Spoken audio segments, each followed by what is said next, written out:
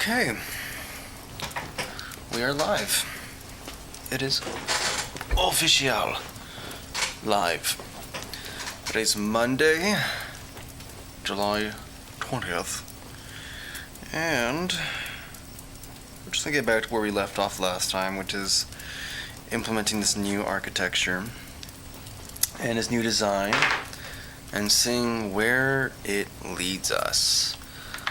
Last time we were breaking a lot of code, and we still have some broken code, and there might be even more broken code today, but that's just how life is, so we're just gonna get at it. How's it going, sir? Elderberry, good to see you, man. Good to see you again. Hopefully all is well. Da, da, da, da, da, da, da, da. Yeah, hopefully all is well, dude. And hopefully the stuff with the GitHub stuff gets figured out for you. Git is always this odd thing, but once you figure it out, it's not a big deal. So, back to here. And what are we doing? Where were we? Right. In fact, I think we're in the process of implementing some backend. So we have shop data here. And I believe I've fundamentally changed shop data, yeah, to operate with this. Cool.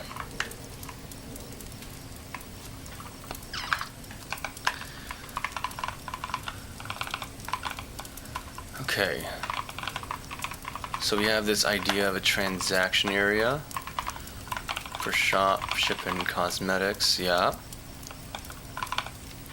You know, I was thinking about how we're going to handle the save data a bit more.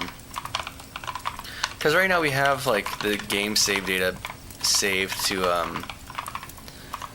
a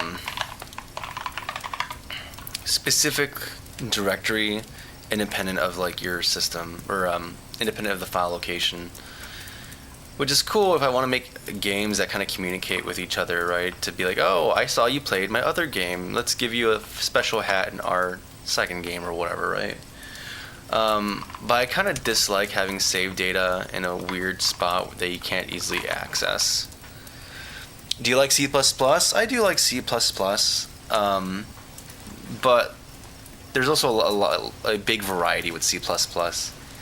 I kind of like just programming in C in general. But I like certain features from C++. Hello again, what's going on, Zeno? That's just me. Probably not the most popular opinion, but I like the simplicity of C.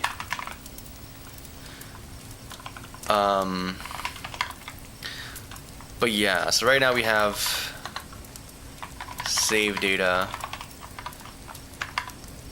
at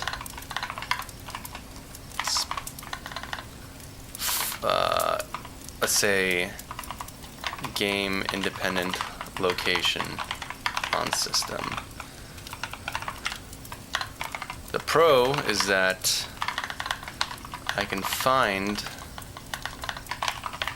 one place where all game saves be. The con though is that it's not going to be very intuitive for the user.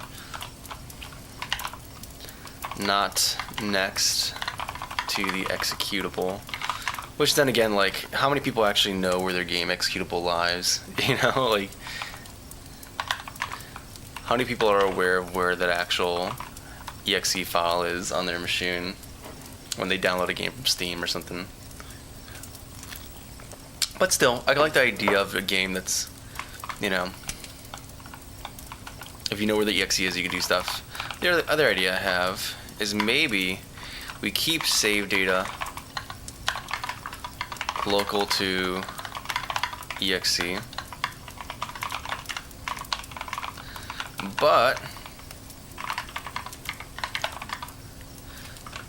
save some other file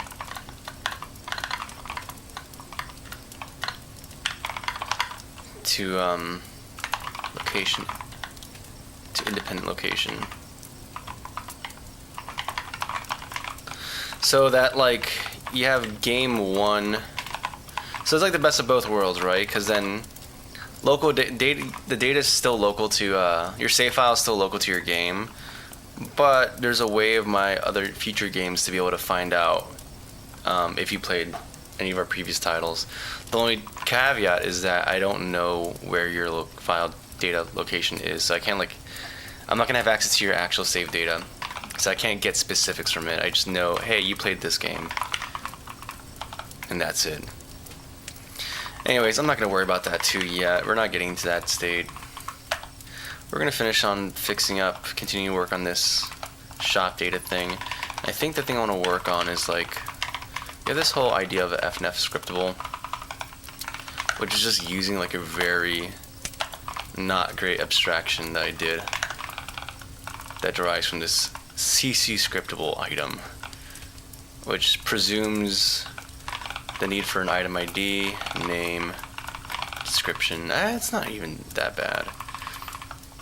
And specifically I add this just so I can have like the GUID generator and stuff. Hey doll, what are you doing out so early? Hey, jeez. Wow. What's going on, Syndicate? Making me blush when you refer to me as doll. How are you doing though? Hopefully you're doing well today on this Monday. I presume there's gonna be a pretty relaxed evening. Pretty relaxed evening. Okay. So let me go up a level here. This FNF scriptable. We do a bunch of stuff here. We have a menu icon and an item sprite icon, which may be applicable, maybe not. In-game sprite, that's not a, I don't even know. And then there's price tied to it as well, and if it's locked or unlocked. We have another thing that's utilizing this, isn't it? This idea of locked and unlock. Oh, that's different though.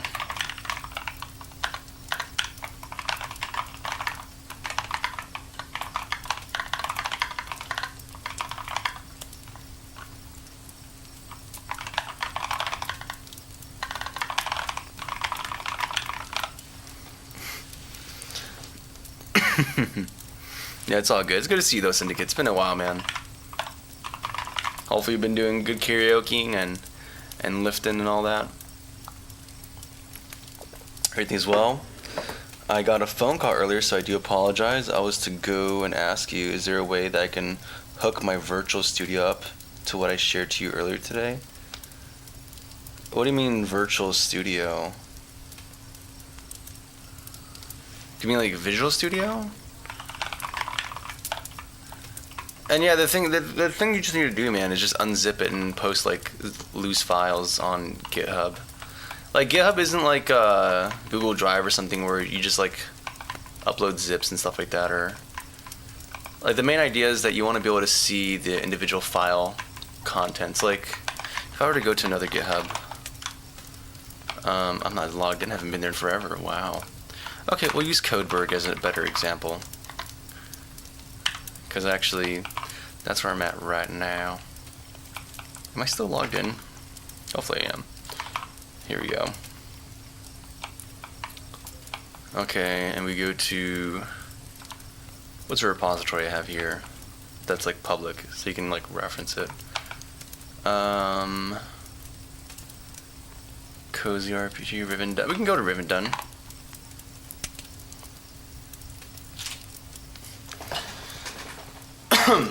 Come on. Come on, load Codeberg. I believe in you. Your PC's beautiful. Thank you, Pepito. I appreciate it, man. But yeah, like, when you see normal, like, repositories, you just see loose files there. Maybe folders. Like, you're gonna have folders and stuff like that, and maybe a few, like, binary file formats, like PNGs or I don't know, STLs or whatever. or audio like dot waves or whatnot.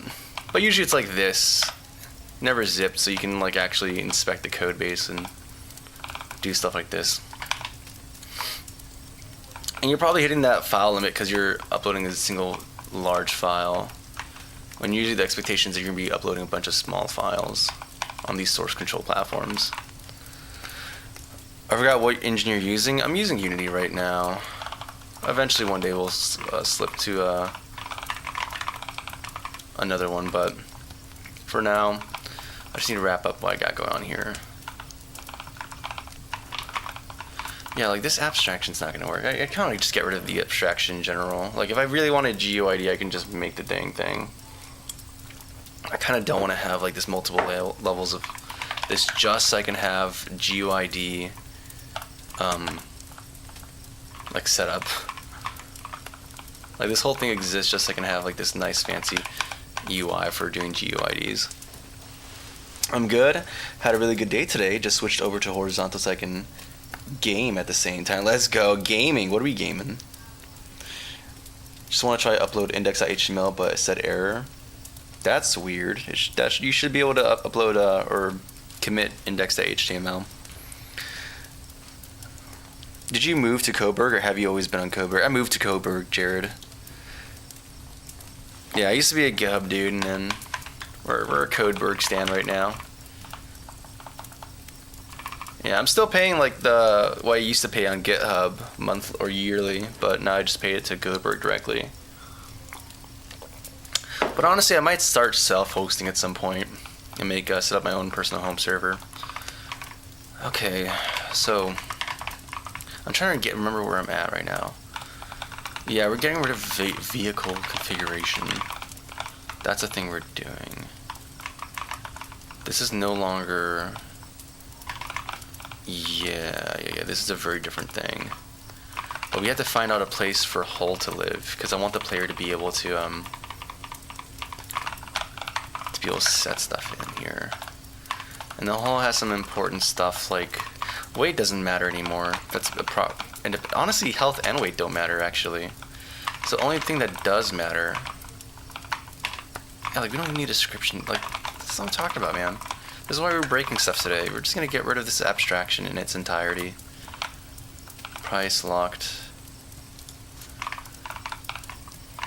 Like this is all contextual to just one thing, which is gonna be the Hull with our new design. So if I really wanted to, I can just yoink all this, delete the F and F scriptable because this makes no more. It makes no more sense.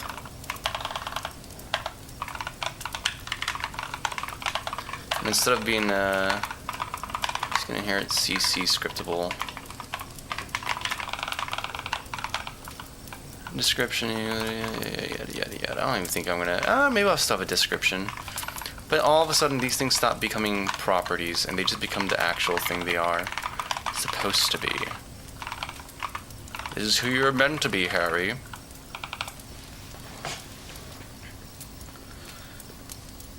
You're still a pro member on GitHub?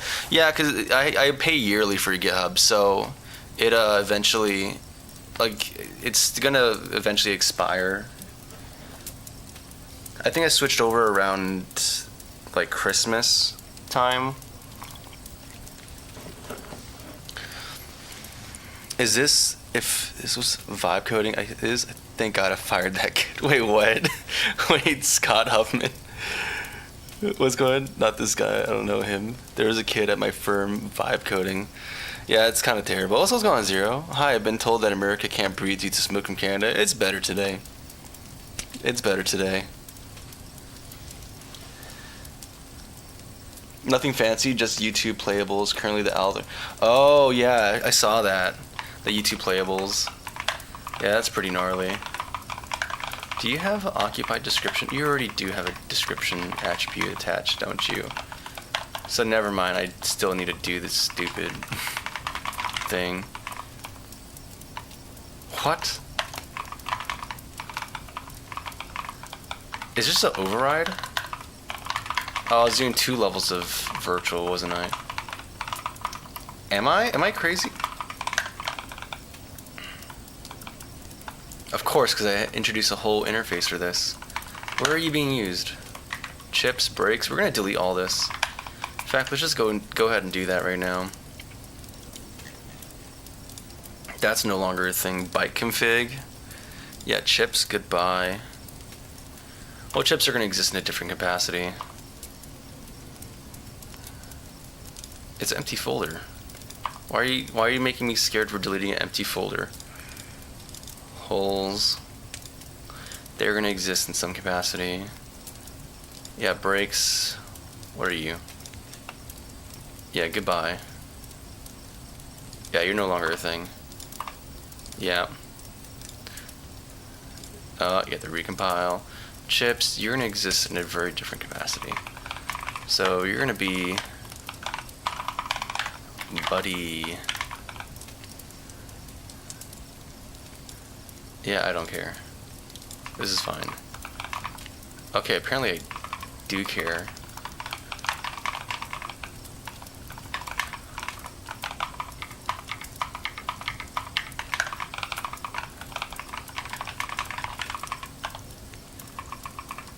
Do I still want to keep it FNF scriptable?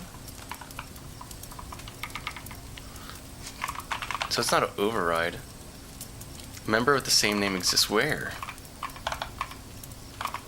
Oh, you. Goodbye. Yeah, we're gonna use the written description now, and we're not gonna use that. Menu item. These are the serialized fields. I don't know why I think because I'm scared about... This is a holdover from another project I was doing where I was expecting other people to actually do some modification, and I wanted to ensure that they're not gonna mutate scriptable object data, which is why we have properties for accessing stuff. But I'm the only person coding this, and I'm not scared of me.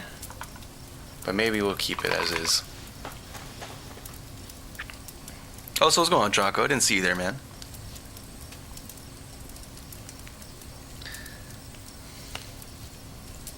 Zero came to join. Yeah, what's up there? YouTube playables suck. How'd I get 3? What's 3YS? What is YS? Okay. Maybe this is like... If I'm gonna re-architect this project, maybe I should actually think through what I want before just ripping... I mean, I already know what's gonna happen, right? Like, the two things that are really gonna be built off of this are gonna be buddies, the hull, which I might call it, make another a more straightforward. I don't know, I need to find a word that my niece can read easily.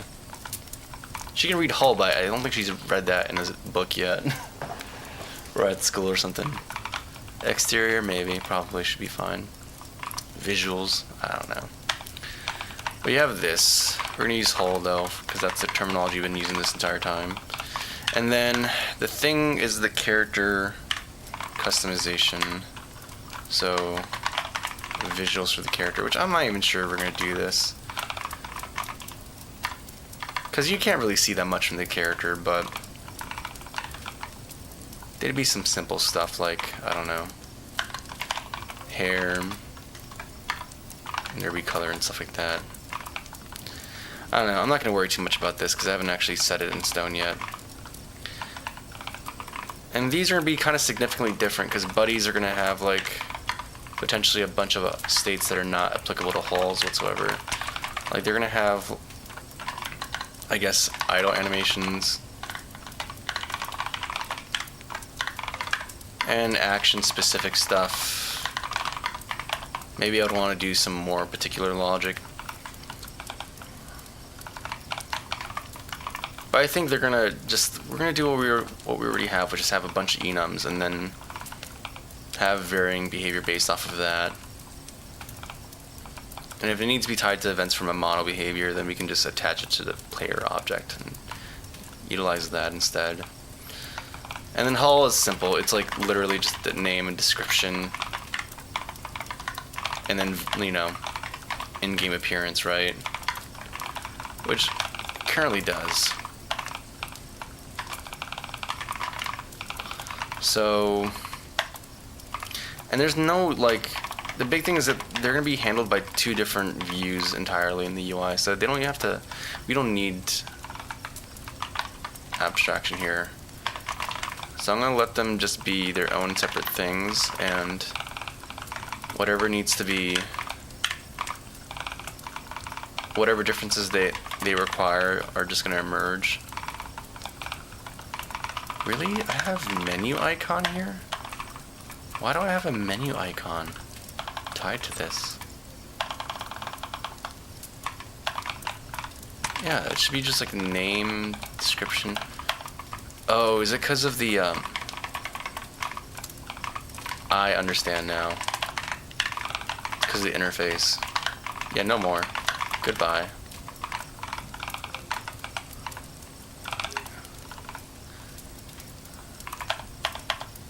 Yeah, before I actually do that.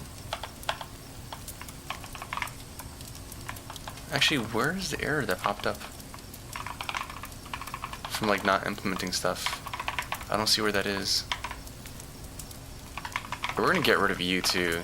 You're on the chopping block. F and F scriptable, get out of here. Get out of here. No one likes you.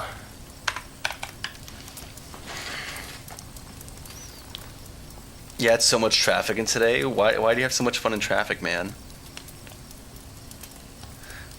When you don't have a stutter, but your fingers do.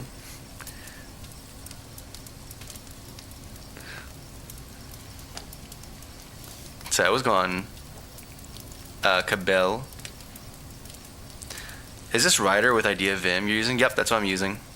To move around my keyboard a lot better when coding. Yeah, I mean, it's amazing what Vim does, dude. Makes life much more fast. Okay, what actually needs to exist? ID, name, description. I'm pretty sure that's the stuff that was required. Yeah, there's no menu icon anymore. Though I'm pretty sure we had a thing where this is gonna have, this is still necessary. Price is still necessary. I think there's something that was utilizing this iShop thing.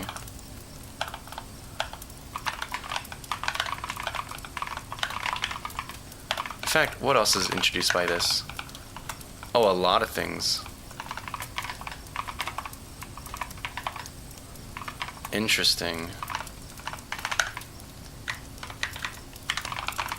Yeah, no more.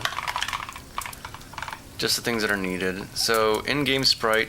The thing is with Hull, it's a bit weird because I'm adding like a multi-layered thing to it. Yeah, so we have this. There's a Hull back and Hull front, which means we don't need an in-game sprite. That's not applicable to this whatsoever. And weight is no longer applicable, nor is health applicable, because that's just going to be an independent thing.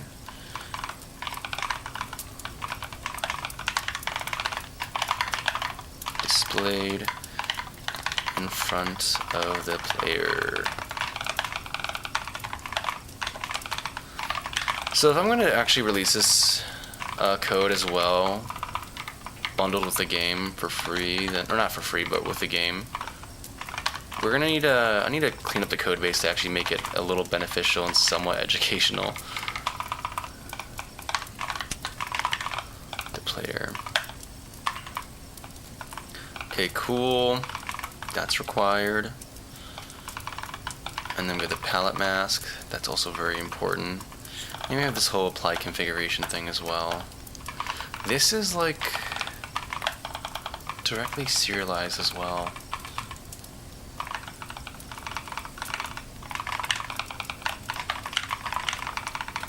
Dude, honestly, I don't know. I think I just want to get rid of this and be like, yeah, dude, just don't mutate. Like, we work in C, man. We work in a language where everything is just inherently public, and I just have to trust myself to not overwrite the wrong things. Like, why not just be like that here, dude? Why not be like, yo, just don't. I don't know.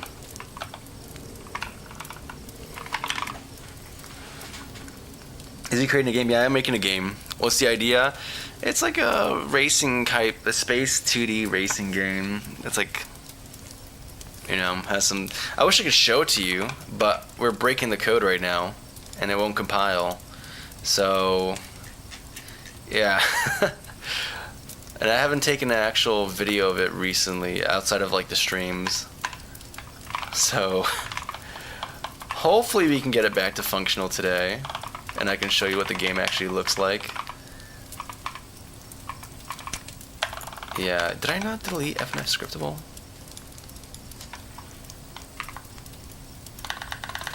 Or what file is this in? I can't tell because all the buffers are super small, and my text is super.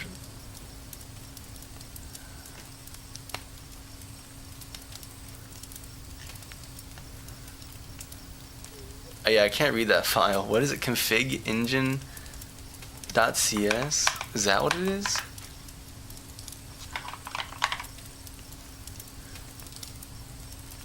Okay. Do you have the things I'm looking for? No, you're just the general config class. What are you actually? Are you another thing that's relying? Oh. Oh, that's just a general file config. That's just a general like settings for the. I closed Writer out by accident. Whoopsie. Let's open up Writer again.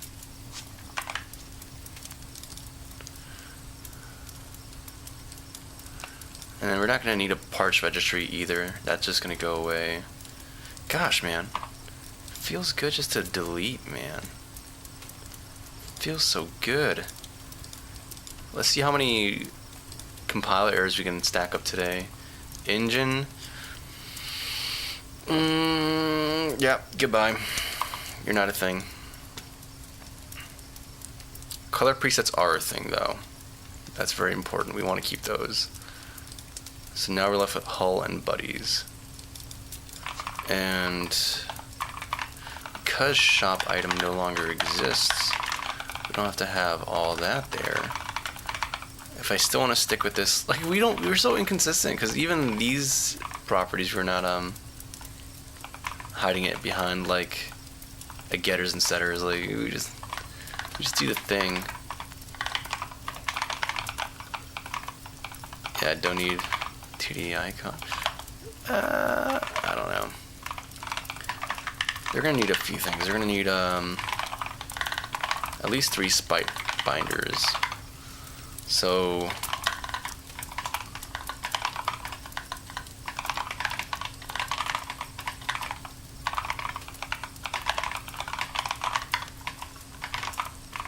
fact, I should probably use this to indicate which context these sprites are relevant to.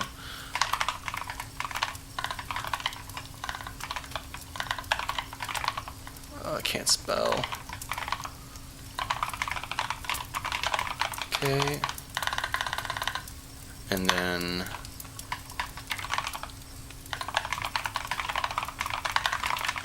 okay.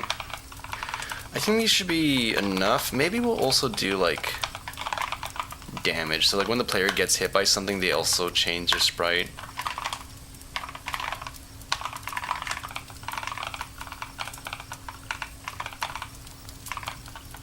Okay, that seems reasonable to me.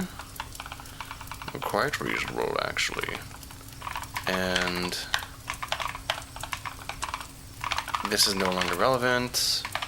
Price is just going to be what it is, which is going to be price, and its lock state is just going to be what it is. And then chip, it is what it is. Count cooldown for the abilities. Yep, I like this. I can just tell what this is doing and how. You're no longer chips, you're gonna be a buddy.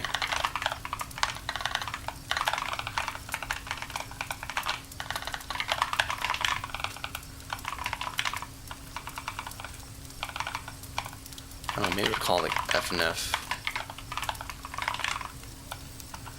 to be specific so I can tell what game. Okay, cool.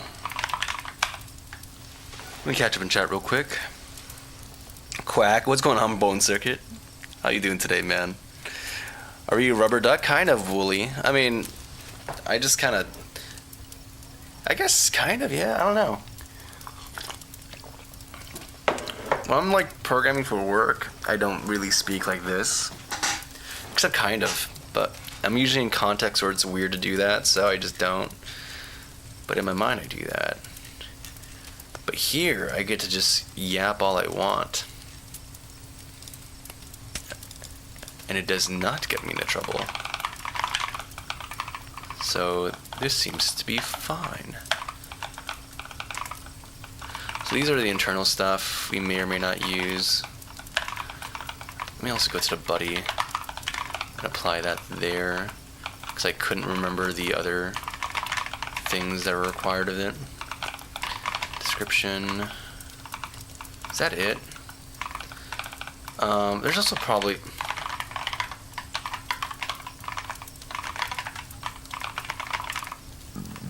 if I'm not mistaken. I know it's a GUID, but I'm not sure if I expose the actual GUID or if I convert it to a string. I do item ID. There we go. The only bit of abstractions I'm going to deal with. And as for these guys, I don't think I want to deal with like this whole property, private, whatever. I'm just gonna not manipulate things the wrong way. And they'll be fine.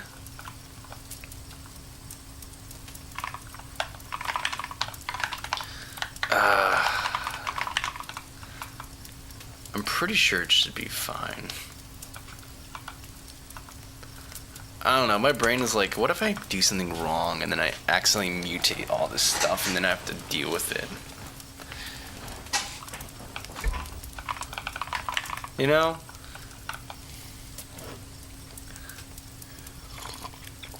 But you know what I gotta say? That's why we have Git. This is why we have Git. This is why Git exists. So I can be reckless.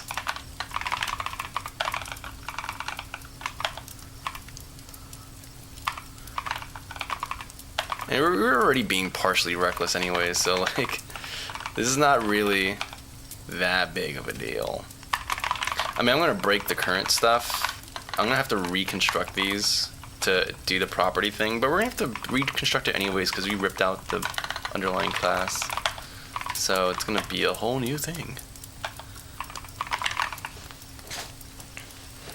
What's your full-time job and how do you get there? I'm a programmer, a software engineer, and I got there by the grace of God, legitimately. When I was hired, I was not qualified. I almost walked out of the interview.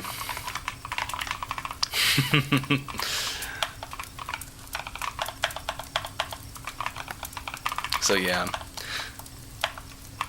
I do want to, like, I like the idea of doing mentorship stuff, but, like, at the same time, people are, like, they want to get a job, a tech job or something, and I'm like, I don't think I'm qualified, nor can I promise to, like, or even imply that I can do that for you, right?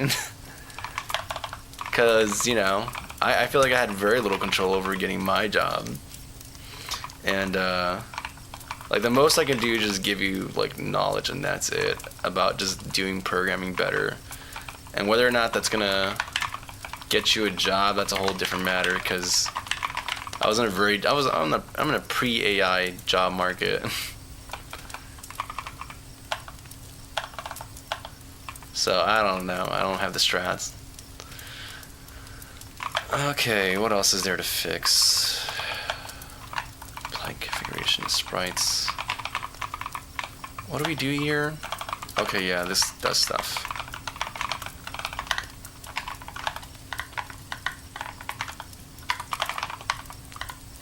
Custom color to material.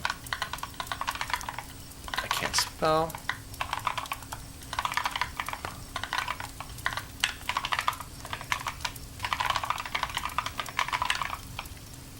Okay, cool. No, not sprite binders. On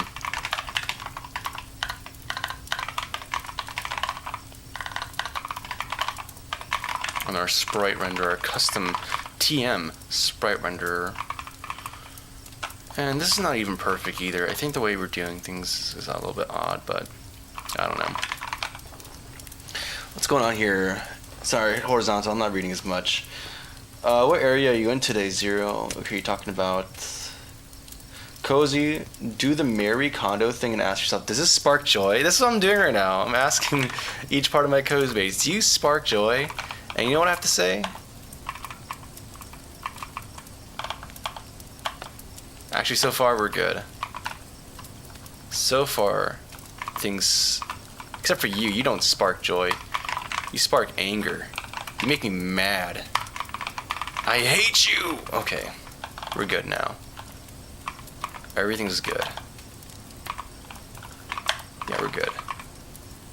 I think. Okay. So what part of the code base are mad right now? I know probably, so we're doing the shop stuff. Yeah, we're not doing this anymore. Item state. We're not using that one abstraction. How many times has this object been upgraded? Upgrade count. Okay, cool. Oh. So shop data did a little bit more than just handle withdrawals. I think it was also handling upgrade state. But we're not doing upgrades anymore. Not in the normal way, so honestly, like, this does not spark joy, so you go out. Goodbye. Let's go, dude. Okay. It feels so good to delete stuff. Item state, locked, available for sale, purchased. That is a thing we do need to keep track of for our hulls. Spent area. So this is like a receipt, really.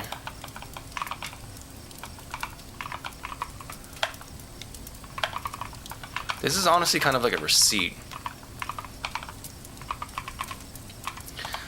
So if this is the shop data, right?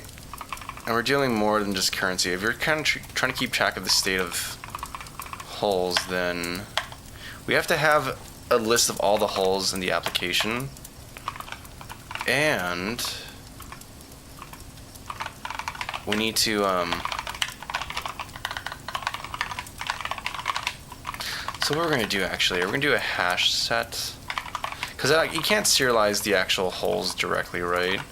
So what I'm going to probably end up doing is doing like a GUID and a hash set, or maybe actually a dictionary would make more sense. A GUID for the actual item, and then like this update transaction here, item state.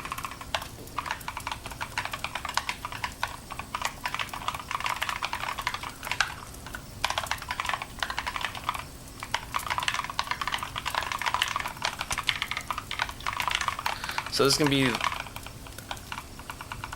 this.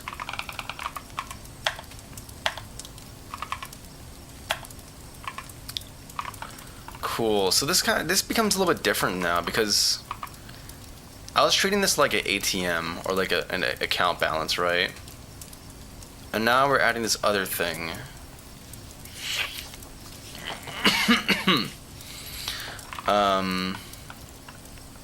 So what do? We either change the role of this or separate this out into like something else, right? Something whose whole purpose is just to manage a state of like the whole. I kind of just don't want to complicate stuff, but maybe it's simpler if I just think about things as discrete units. Go the full OOP pilled way. I don't know, man. We love breaking code bases. Yeah, Kate, it's a favorite. Git branch? Nah, Bone Circuit. We have Git. We're not gonna do Git branch. I just go back and log or stash changes or whatever. Git branch is for cowards. That's why my startup we're gonna be coding just on main or master or whatever it is. High vibe coder. Why? Why vibe? Why am I why what? Cozy official request for a rubber ducky channel emoji. That would be good. Can I just add emotes to the YouTube channel without having to be like enable money? I don't know. Also, it's good to see you, Kate. Hopefully you're doing good this fine Monday evening. Okay. Yeah, because if I have this whole state, I'd feel tempted to have a separate function for like, I don't know, get state. Well, you'd have to, right? You'd have to like be able to get state, and you have to have another function for try, purchase, whole. So it'd be like these specific things, but then like, and this would probably call this function, but then other parts of the code are going to be calling this function as well. But I have to be sure not to use this one and instead use this one. You feel like it's almost weird. It's almost dumb. But like, you know, this is where my mind is going to. So either we just make this like like purely just money, and something else is gonna be handling this.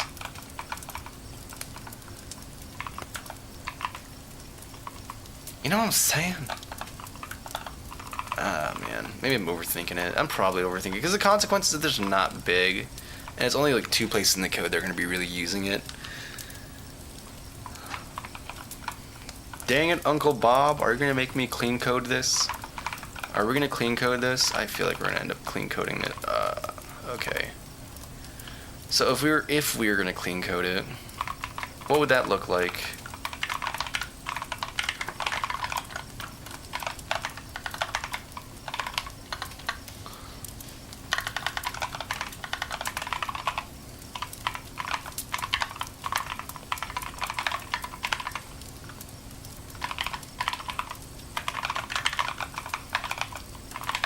It would be another one of these for sure. And then I'd be yoinking. What would I be yoinking? I'd be yoinking you up here. And then we'd have to actually implement these. We'd be using whole, because that's what you'd be, really actually you'd be using the ID. Honestly, it'd be like, oh my goodness. Am I gonna use GUID or if I'm gonna use a string? What do I want to do? Because if I go to whole right now, we're actually using a string. And now that I think about it, I kind of don't like that because, like, I forgot why I did that.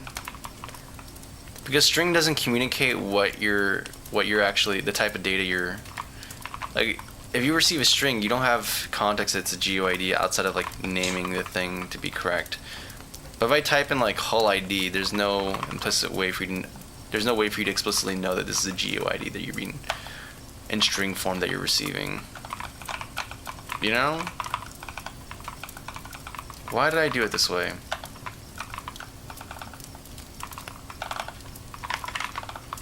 I guess the one thing I could do, and this is like super, I feel like I'm sniffing glue if I do this, but it might make sense, dude. Which is like make like a struct called like hull ID or something, right? And just wrap the string in it. And then like have this return that. But like that seems so dumb, and we're introducing all this extra stuff when maybe all I just need to do is just return to ding dang GUID, man. Maybe that's all you need in life.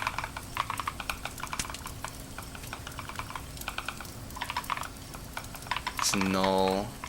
Oh, I think I know. Is that a good reason though?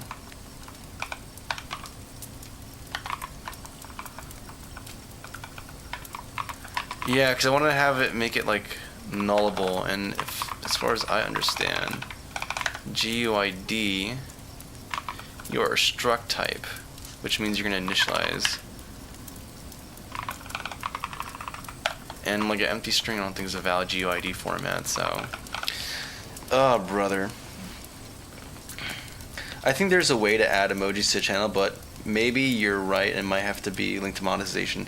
Please tell Kate I miss her, but I'm over here so I can rot my brain on YouTube playables. Odo. Well, there you go, Kate. There you go, Kate. Syndicate misses you in horizontal chat. Live with Morgan. What's going on main? Chad startup. Yeah, live with Morgan. That's exactly it, dude. All we do is commit on main. And we also have a timer on PR. So like when someone opens up a PR, they have like 10 minutes. And if you don't submit a review within 10 minutes, then it just gets auto approved. I think that's the best standards and practices. I mean, you don't want quality to get in the way of getting code merged into master, do you? Absolutely not. No, so as soon as they open a PR, the timer starts. Okay, so yeah, we're not gonna do this. So generate a new GUID, you're just gonna do the thing.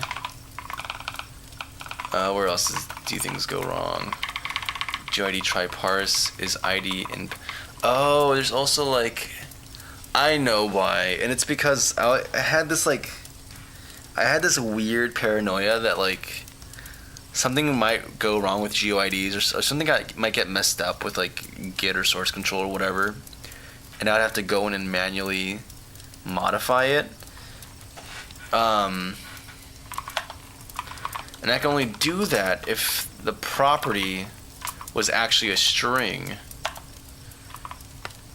I understand why I did things now. And the solution to that, I don't know, that's gonna be like, we'd probably have to have like some buffer string or something.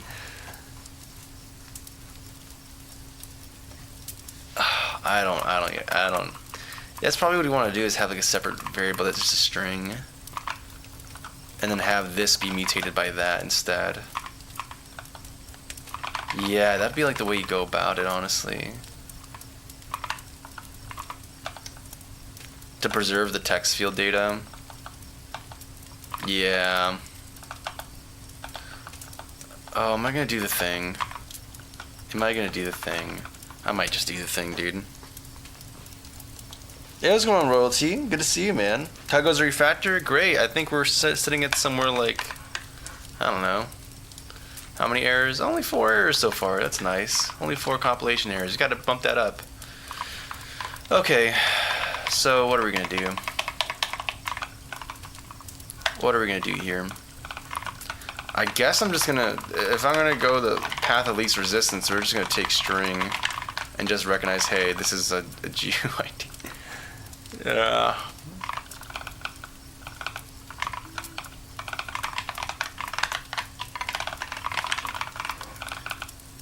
Oh, dude. That feels kind of gross, if I'm gonna be honest with you, but it is what it is, man. It's fine. It's fine. This is not like a critical part of. It's fine. It's not performance. It's fine. This is fine. It's not. This doesn't matter, man. It doesn't matter. It's fine. Okay. Hull ID, and then we're just gonna do. Do we even do this? I guess we could do that. Nope.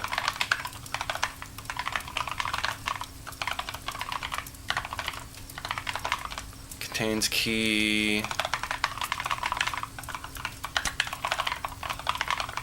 Okay, and then we're gonna return. I guess you want to output the state, right?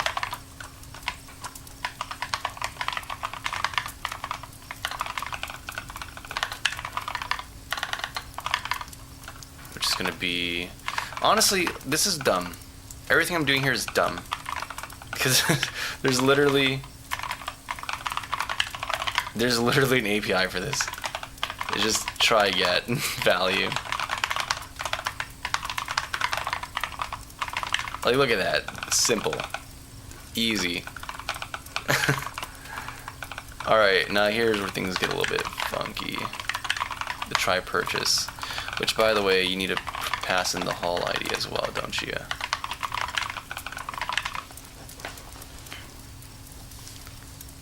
You're just copying... What's going on here? Zyphora? Fake? Nah, dude, there's no AI thing going on here, man. Dog. Yeah, it's not right. Are you in Vim code? Yeah, I'm Vim mode. I'm Vim moding right now. We molding? Yeah, we are, Kate. Yeah, we're Vimming right now. So what are we doing, though? I was doing something. Right, so we have the dictionary here. And state contains key. That makes sense. If it contains it, then we're going to go ahead and do the transaction. Or try purchase. Ah, dude. See, this is where I'm like... Because this is going to have a dependency with our shop data, right? So if it's going to have a dependency, we're going to have to do, like, some kind of public init step. Oh, come on. We have to do some kind of init step, right? And in this, we're going to have to hand in, like, shop data or something.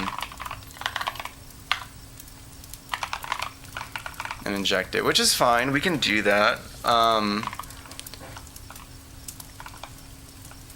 Yeah, I think it's fine. Which, by the way, I think we're going to change the name of this. I don't like shop data. I think we're going to call this, like, ATM or something. ATM data, or, I don't know, balance data or something. Yes, I don't care. So we have balance. Okay, and we have...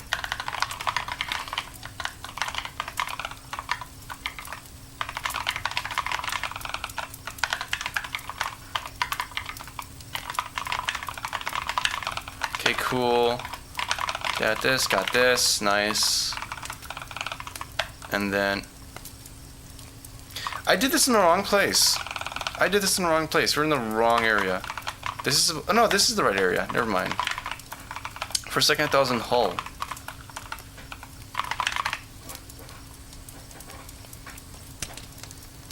What are we coding? I'm breaking stuff. I'm refactoring my code base because I don't like how I... Actually, no. Our design requirements changed.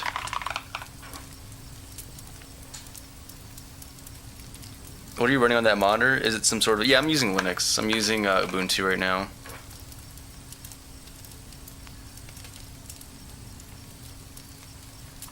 But yeah, so... Got balance. We got this initted. Now we go here, and we can do... I think I'd rather do early return. So we're going to check for exit conditions first. And then... What else happens here? So cool, we check to see if the whole... In fact, we should just do try get, actually. Try get out var state. Cool. Next thing we need to do is get... Oh, you know what? Okay, because we actually have to get whole directly. So we can't just be dealing with this. Like, we want to serialize just the this complicates things a little bit.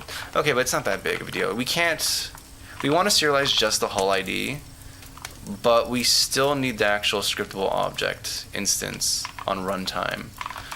So within a init, we need to have like some kind of I don't know, guarantee of all. So we're gonna need some kind of registry for holes. I think that's just what's gonna happen.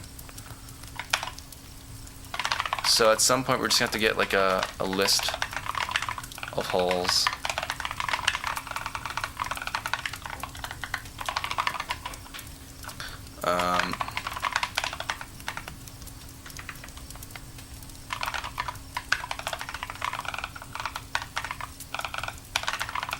Okay, cool. Okay, balance holes. Yeah, we have the list there. That's gonna be a problem for future me. And then get state. Okay, now we can actually. Dude, actually, you know what?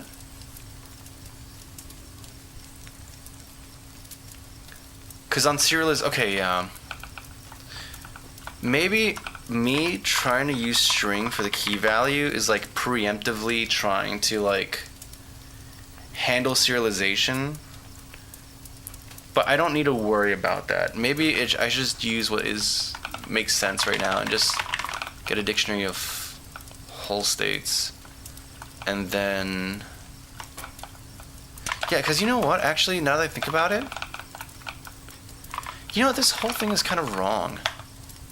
Because I don't think we're going to do locked states. No, actually, there is. Yeah, I think we're going to get rid of locked states. And instead, it's going to be a Boolean, like available for sale or purchased. Which, if it's only 2 states, like I don't think we're gonna do anything special with this. We can't afford to do that. It's gonna be too complex. Not too complex. It's gonna extend development time, right? Which I don't want to, and I don't think there's a big ROI for that. I think I might just get rid of the item state entirely, and like this will be simplified down to like a hash set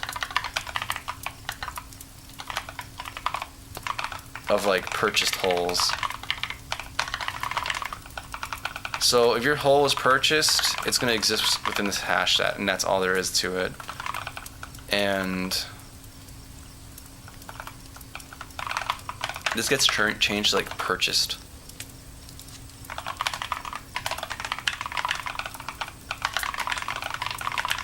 Yeah, this makes sense to me. And now you start checking instead to see, hey, did you purchase this hole? And if so, that's all there is. That's all that matters. I guess alternatively, if I really want to just be robust, we could just have a list of all the holes and just like a Boolean attached to it. It doesn't really matter. Either way would be fine, I guess. Do you will need injunction for use another class shop? Wait, what? Future me. What has that guy ever done for me? Nothing. That's true. Now Pass Me. No, Pass Me is not the GOAT syndicate. Pass Me is the man who's made all bad architectural decisions. Me and Future Me are the ones who are paying the piper for it.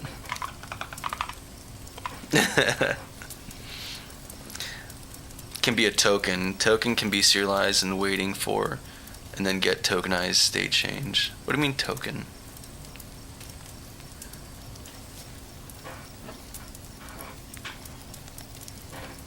Everything purchased can be a token. Token can be serialized and waiting.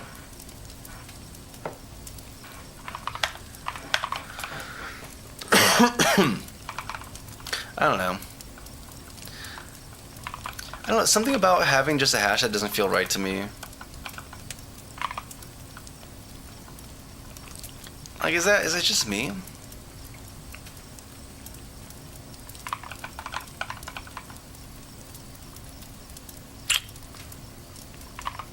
I know this doesn't matter, and yet it bothers me. I can start something with like a Boolean. It just means that now for this we have to initialize it.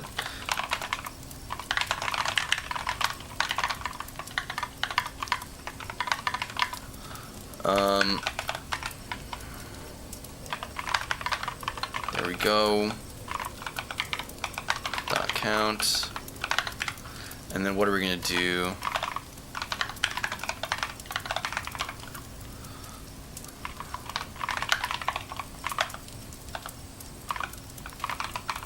And this is gonna go back to being a whole state.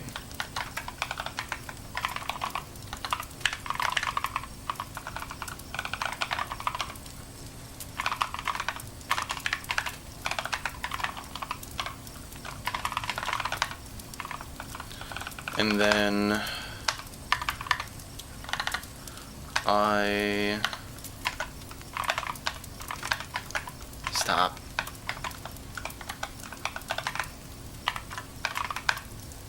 In fact, I should really just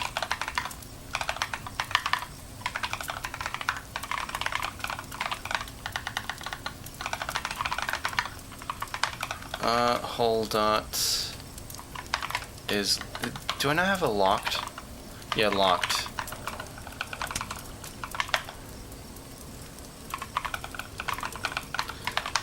So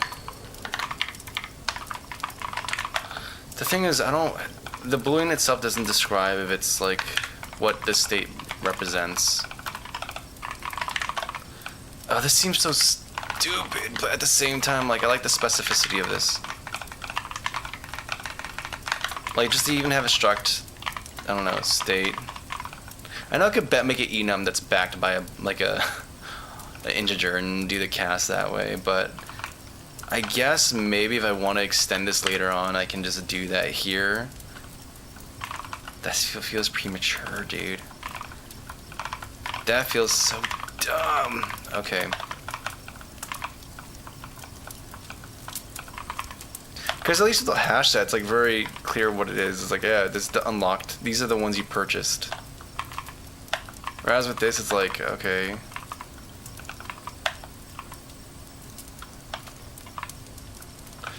Like, this is, I'm wasting too much time, man. This is not, any of the solutions I would have chosen would have worked fine.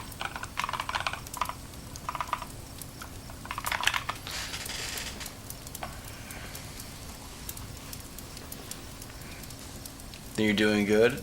Don't forget to like. Thank you, Royalty.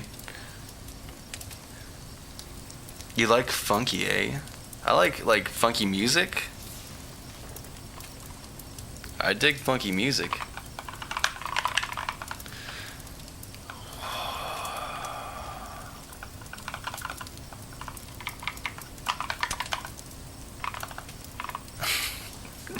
I'm overthinking this, man. I really am.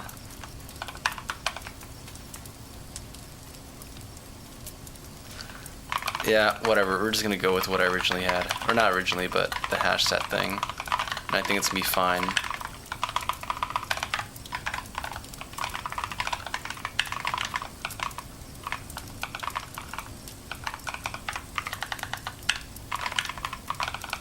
This doesn't need this anymore. I guess I wanted to solve the problem of like lookup though, but alright. And then get state like becomes way more simplified because we're not even doing state. It doesn't even have to be like an out. It's just, it's gonna be is purchased. That's all there is to it, right? And for the UI, you're gonna have to like, you're not gonna be dealing with string. We're not gonna be dealing with the IDs. Like, I think we're gonna save the IDs just for serialization purposes, but yeah, like, I think it wouldn't be unreasonable to expect like them to actually just straight up have the whole. And then this just becomes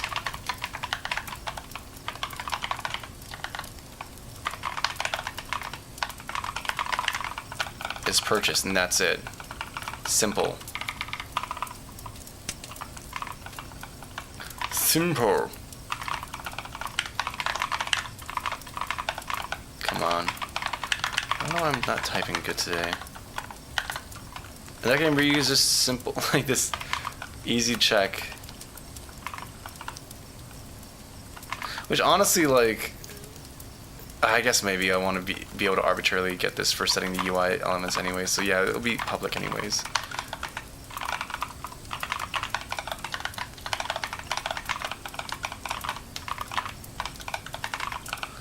So is purchased whole. If it's already purchased, we return false because we can't make that purchase. And then now we have to check to see if we can afford it. So we're gonna do shop, or not shop, but balance dot. Did I not expose your current balance at all?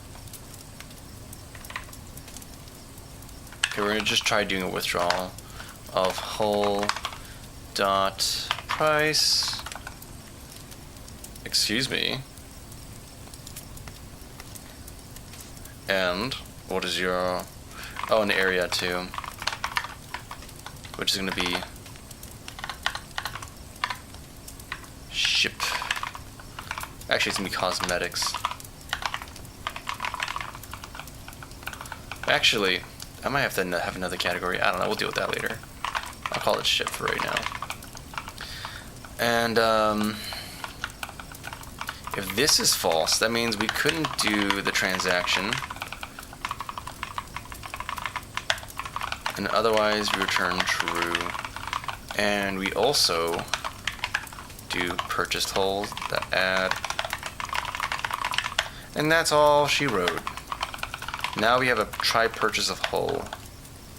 And life is good. Life is good. And what are we gonna do? We got rid of the parts registry, which makes sense, but also, like, you know, I don't know. We have to go to FNF application to add our new added data, which is gonna be here. Here we go, with this dumb factory pattern, which I hate, honestly. I kind of regret doing this, and now I need to figure out how to get rid of that, but I don't want to deal with it.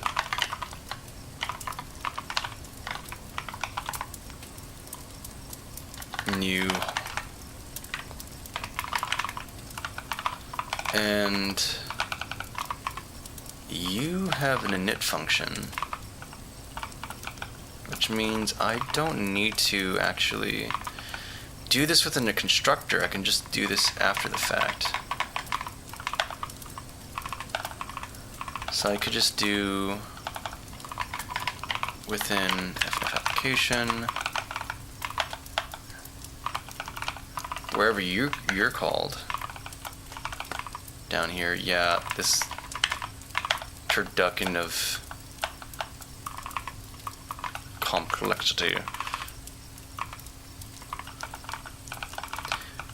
So we have an actual balance data here. Why not also a public? Actually, are you? Okay, we're gonna look at you later.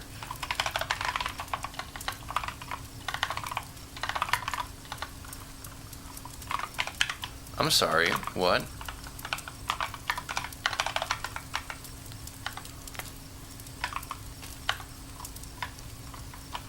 What did I call this?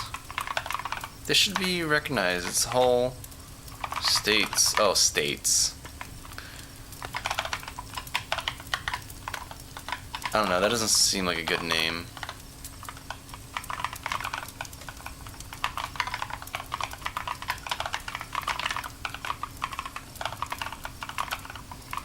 What if?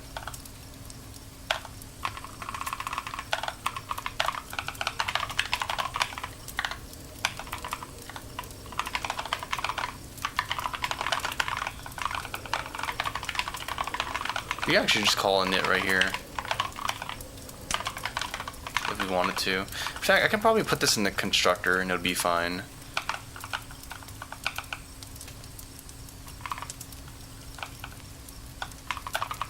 Yeah, I have to deal with that at some point. Anyways, you need balance. No, not back in balance.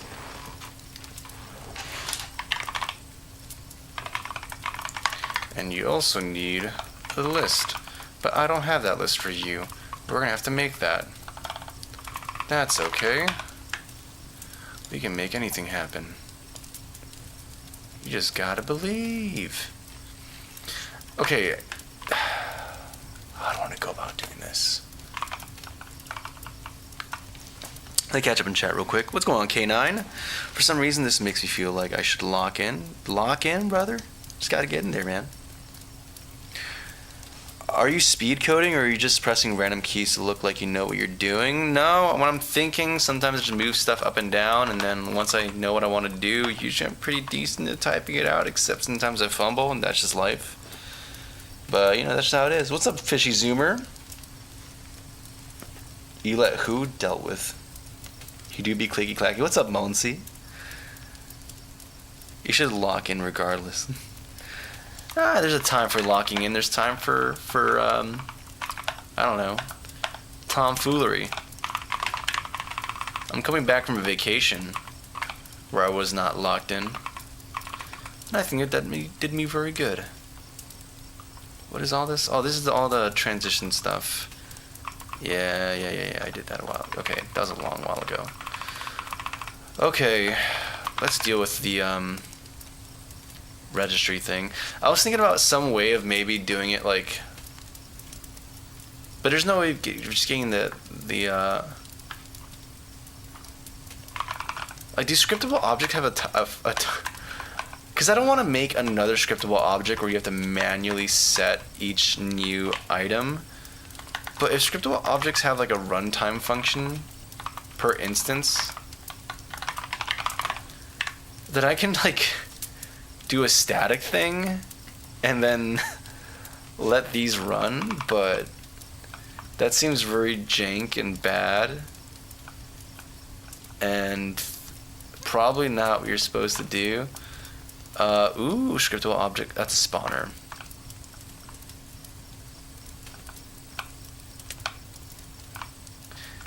Yeah, I wouldn't think scriptable objects would have any kind of like lifetime functions, but you never know. Anything's possible in Unity. Let's see what they've done. Come on, they usually have like a thing that shows all the functions for scriptables.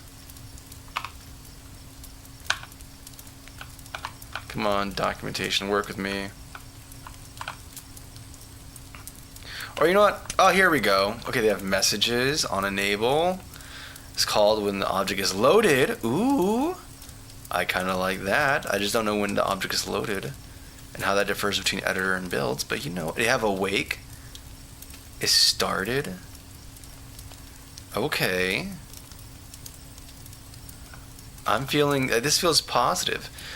Because instead of having like an annoying, you know, I have to make another thing and I have to manually set every single item there, I could just do, this is the vision, right? This is the idea. This is the goal. A list, hull.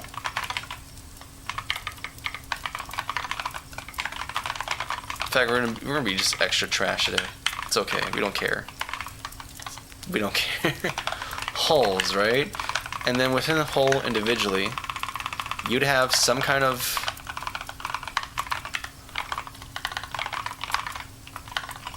awake, which you do, and then you do fnf application dot hulls dot add this. And you know what? Maybe it'll be a little bit more like if we're having double dipping and things are being called multiple times, and hopefully having this be a hash set would be good enough, because then you can just, you know, it would throw if it tries adding the same thing again. I believe that's how it works. I'm pretty sure hash set should throw if you try adding duplicates, but I actually don't know that for a fact. Maybe dictionary. I know dictionaries do that. Do you have to go to MSDN? Hash set add. And let's see if Microsoft has documented what this does if you try adding it twice. Exceptions, any exceptions? This capacity of internal array, this method is O of 1 function. Okay, they don't say anything about it. Thank you, Microsoft. I appreciate it. So we're going to do this. Because they do return a Boolean value, right? True if element is added. False. Okay, no. So, no, it does not throw. Okay, so we're going to make that happen. So we're going to do some big software engineering. Microsoft made sure that this doesn't crash your application. If you try doing something, if you try adding a duplicate value to your hash set, well, we're gonna say, nah, I'm gonna throw anyways. You try to keep me from breaking my ankles on a razor scooter. Well, guess what? I'm gonna do it anyways. Oopsie. Accidentally added twice my B. Splendid. And now we're going to see just how great this works. Also, we should go back to the FNF application. We should probably make a new instance for this so that we don't get a null reference exception. And then within here, we should probably pass in. We don't even have to pass this explicitly in now, because like we just have holes here, but whatever. Also, there's no longer a list. This is a hash set. So make with that what you will. Game. Actually, do we even need this? Wait. This is not used at all. I don't need this. I'm curious though. Let's see what what gets added. Oh wait, it's not gonna work because again, application broken, right? Yeah, that's probably not gonna be good for us. Oh well. Okay. Well, we'll put a pin in that. Why do you use? I'm using C#. I highly recommend Goldlink, my own language. It's such a sales. I'm not knocking your language, man. It's just such a such a funny, like, it's like a salesman kind of tactic. Like, oh, you have this ailment? Here, I recommend my solution, my ointment. Again, I'm not knocking you. The presentation was funny to me. Code River, you're getting more tied to the engine and not just serializing your own file.dat. Yeah, it's true. I can ride with no handlebars. Yeah, I like having an engine agnostic dev kit, but there's also quite a bit of the dev kit that's like, or still tied to it. I don't know. The whole idea is that eventually I'm just gonna switch to my own thing anyway. So a lot of stuff is like a sunk cost anyways. Hey, what's going on, Clem? The server. You feel me? You know what I'm talking about? But yeah.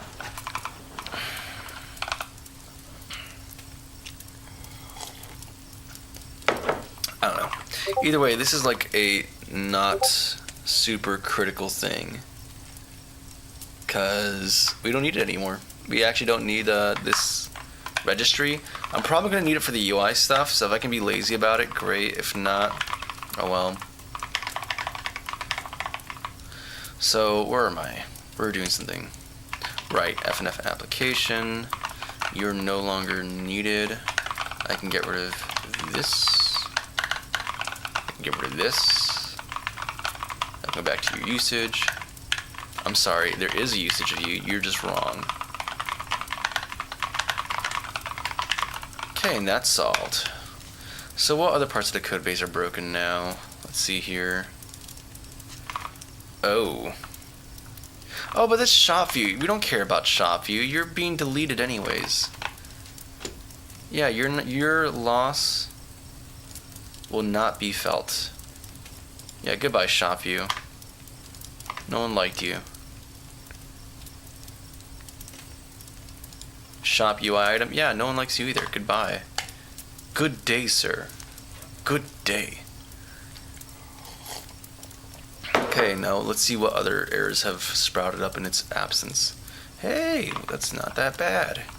Garage view. Yeah, there's no more shop view. I do want to make a new one though, which is going to be, we're going to call it the, I don't know, folder. I'm sorry, I thought I created a folder. We're going to call it online shopping, or the online shop view. That's not describing what it is. Machine view, I guess. Vehicle view. Whatever it is. Actually, you belong there, actually, now that I realize that. And in fact, do I want you to be isolated, or should you be tied to something else? We have the whole set. Yeah, this is all like stuff just to set up the presentation and view. And then we have the logic here for handling incrementing and decrementing. Okay, cool. So that's not bad. That's not bad.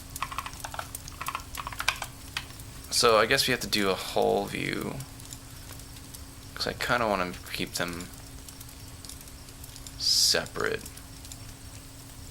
because they should be separate.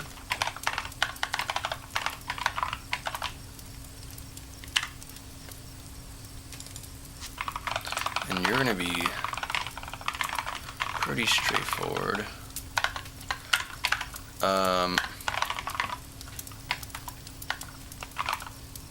Yeah, we don't even cache it. We could just directly access it. Okay, so what is needed for this? We're probably going to want to have buttons for left arrow, another one for right arrow. Okay, I'm sorry, you're wrong. You're not a, what's a HID button? No. Yes, this is fine.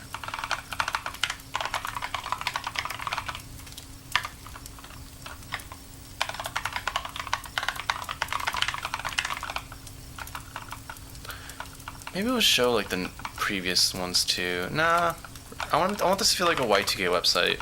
They don't have polish like that. And then finally, purchase, which may or may not have other text too.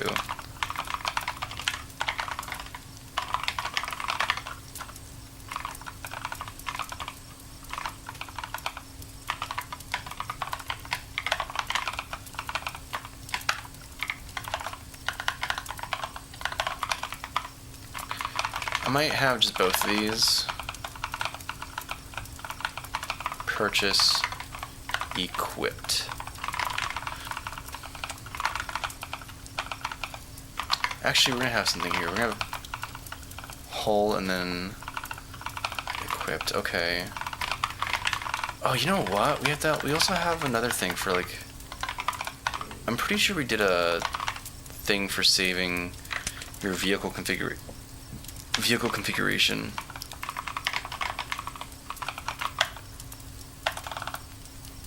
Yeah, what is... Oh, yeah. We're replacing you. And now you're going to be... I'm probably going to make one unified shop view or something. It's going to be different. Okay, so we have these assets, or these references that should for sure happen. We're probably going to have some kind of index as well.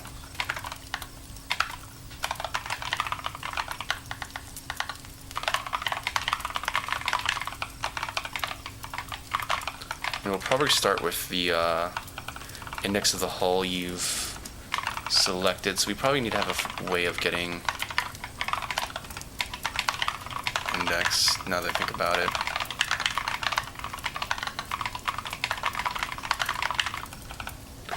Let's go on here. What is this, i3? Yeah, we're using i3. Life is good in i3. I'm glad to hear that, Travis. Do you have any recommendations for someone getting into coding for video games? The only recommendations I have is just to get into it, man. Just start using an engine or a tool. Start coding. Honestly, the most important thing is just doing stuff.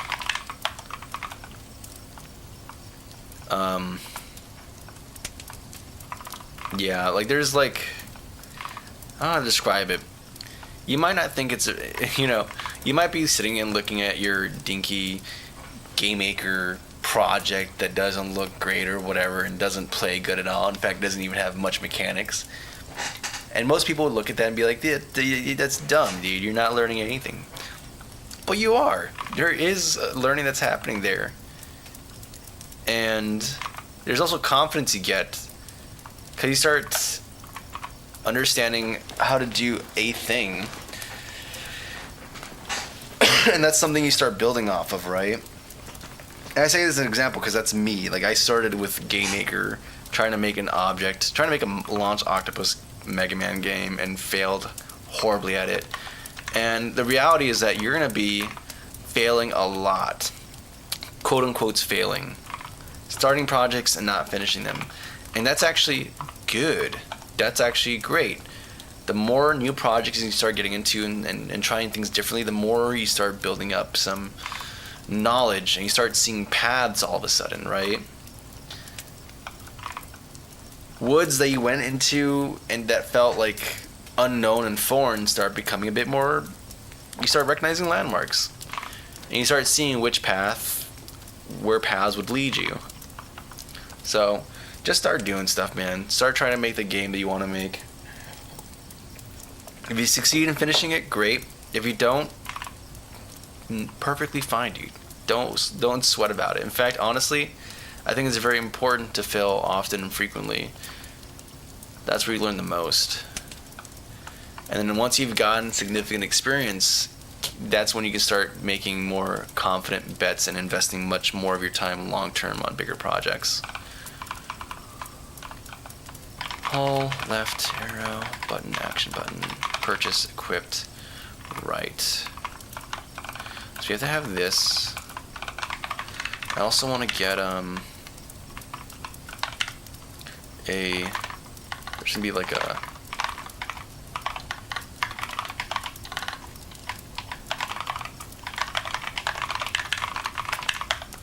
with a configuration.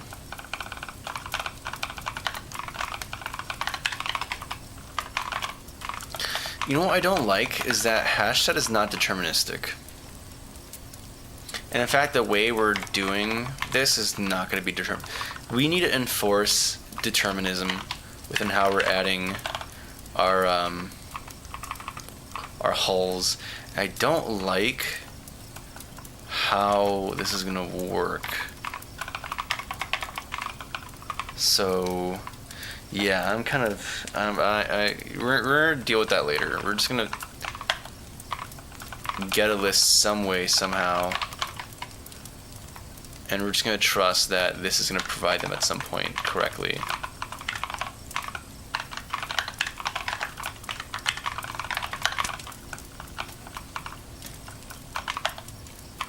Oh, you know what? We also have to get like the current equipped one. Do we have? I feel like I did something before. Maybe I deleted it already. For saving data. Let's go here. I'm glad I actually put all my game data in one spot. So you have balance data, chip, upgrade, save. Interesting. I don't think we're using you anymore though. Oh, but we can upgrade a buddy. Maybe we'll keep that still intact. There's hull color save, which is probably going to remain just as is for the time being. So I'm cool with that. Nope, we're not going to. Hull color utilities, that's not save data. So I might remove that. Run record, ship config. Yeah, I don't think we have something for saving your vehicle config. So let's do that. Now we're just defining all the data that needs to be saved in the game.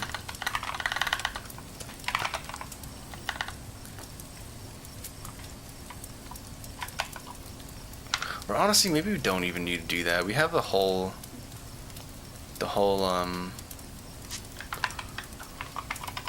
whole state, right? I mean, this sounds kind of not great, but what if we had this, you know, just save whatever hull was currently selected.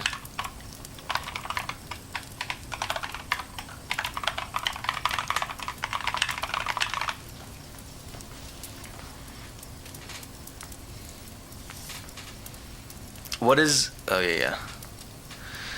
Honestly, I gained a jump in passion for writing, but instead of writing for my game, I said screw it and started working on my fanfiction. Hey man, that's totally fine.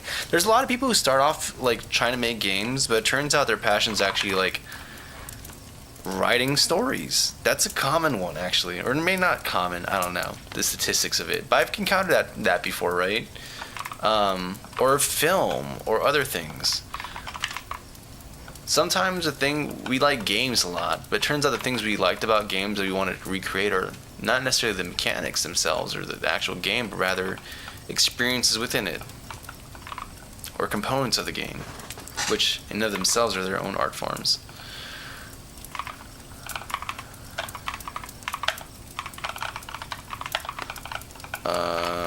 Yeah, what are we gonna do here?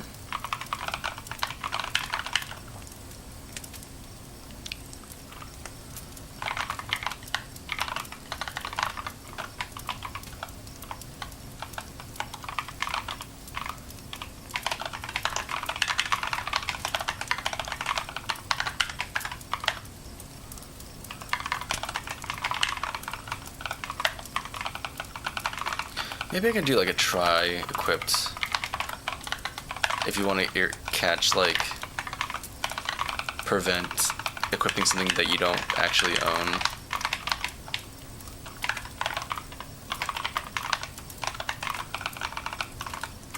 So if you don't contain that, you return false. Cool. I like that. I can dig that.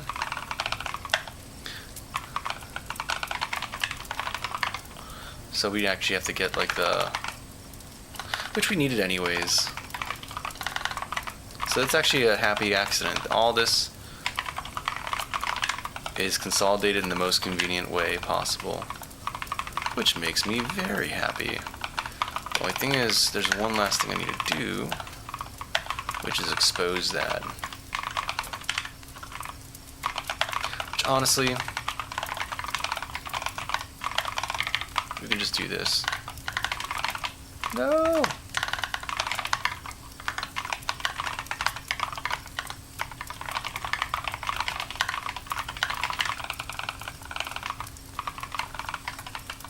And then you simply become current selected. Cool. And then here, take the whole index.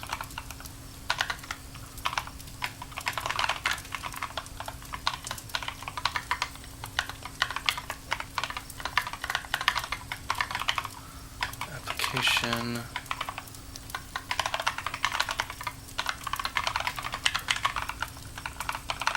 Of course, you have to do count. I'm realizing now that hashtag may not be great for this because, yeah, I'm gonna have to like do.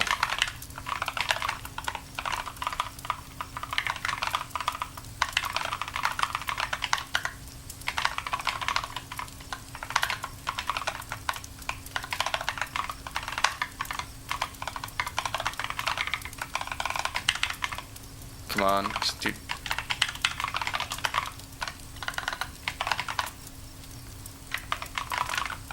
Don't like that, but whatever.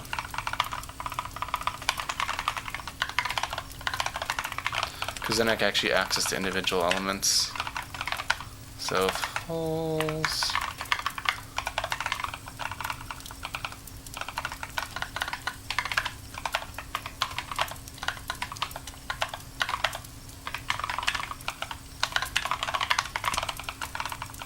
And then if not, I don't know, -1, let's say. You'll deal with that error case later.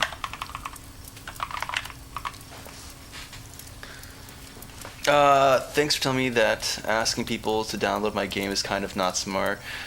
I uploaded to GX Games now, so they won't need to download anything. Do it way better. Let's go, Fishy Zoomer. Glad to see that, man. Can't wait to give it a try then, on my end then, dude. Pretty smooth, just like a tight lager. It's like 4.6%, not super strong. I can drink like 2 or 3 beers. I'm chilling. Oh snap, dude. Doesn't refresh rate of the screen and the blur pixels hurt your eyes? Not really. I don't know. We'll see when I visit the doctor. Make a simple game and see like magic numbers with printf and then same. What was going on here? I was stuck in tutorial hell for a bit, building calculators and calendar apps I would never actually use. When I found a project I wanted to build, it was a whole new game. Let's go, dude, royalty. I'm attempting to learn Unreal Engine, but I don't understand C++ at all. Scripting isn't very easy either, but I do understand it a little bit. Also, Royal, I'm currently stuck in tutorial hell. I can't seem to retain the info from these tutorials and constantly have a reference. Some merit to it. I just have to focus on storing information. I see like magic numbers with printf and C++. Yeah, I could feel that. I feel that. Bone circuit. That's usually kind of what I recommend. Yeah, like tutorial hell is like, it's bad. And like, you mentioned not being able to absorb stuff, and I think there's something about it where, like, information that you're just getting for the sake of information doesn't quite stick, right? But information that solves a particular problem in a goal you're actively trying to pursue, that sticks. Like, I know the example for me is that, like, you know, I was taught about interfaces and abstract classes in college, and I was like, I don't get the point of this. This seems kind of whatever. And then, you know, later on when I was at work and there's a problem I was designing, and the dude was like, hey, have you tried using a strategy pattern? And I was like, why? What is that? Why do you want to do? And they explained, and I started seeing, oh, there's actually how you, like, an application of the interface, which is cool. And then I decided to never again and just use enums and okay, I'm joshing a bit, but you get the idea though, right? So like, as opposed to doing tutorial hell, I think it's better to just have a project you want to do, and then you're not going to know the stuff for it, but you can start by learning the building pieces to get to where you want to go, right? So like, if you know nothing about making games and, you know, you want to make a 2D platformer, and you hear, oh, there's, you know, you should use engines and whatever, all right, pick an engine, great. And then the first thing you ask yourself is like, okay, how do I get like a sprite on the screen? And you do a little bit of Googling, maybe watch a YouTube video, and bam, you got a sprite on the screen. Cool. How do I make it move when I press like D or W or whatever?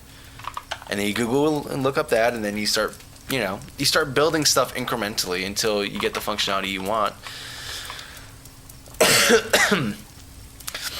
And that's a very fun process, and it's very different because then all of a sudden when you learn that way, things stick, because that's like, that was a block that you needed to do the cool thing. And it's not like a calculator app, or it's not just like it's your own personal thing you're doing.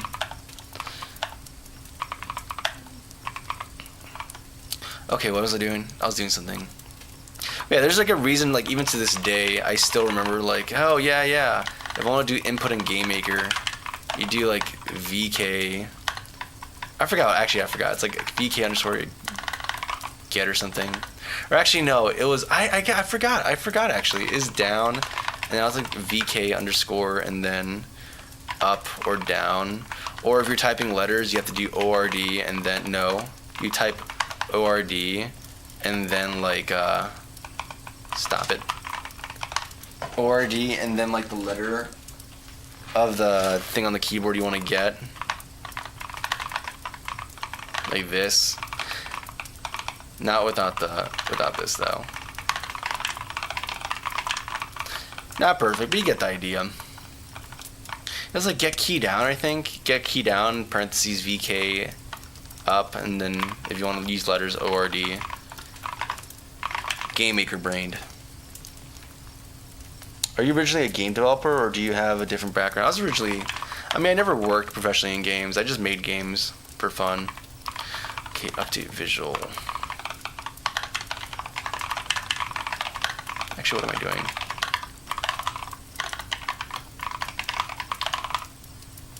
No, not.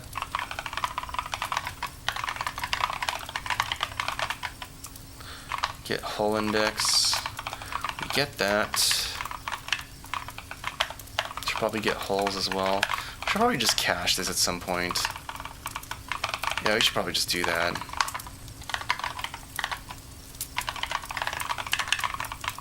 Or actually, better yet, instead of doing a knit, we'll just use the lifetime function.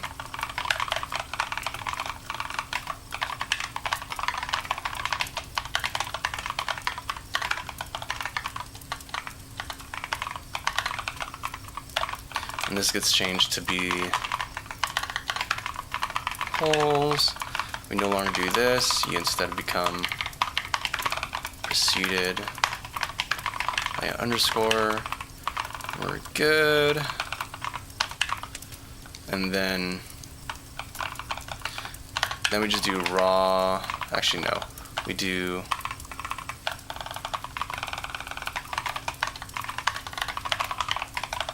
I like this more.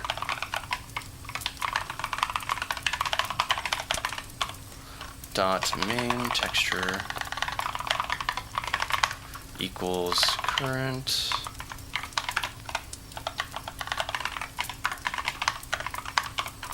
dot image. Where are you? Where are you? Whole front. Oh, we might have to have like a couple here actually. Yeah. Oh, this is gonna be a little bit of a pain. They have a sprite binding animation system. You take in just texture. Oh, wait,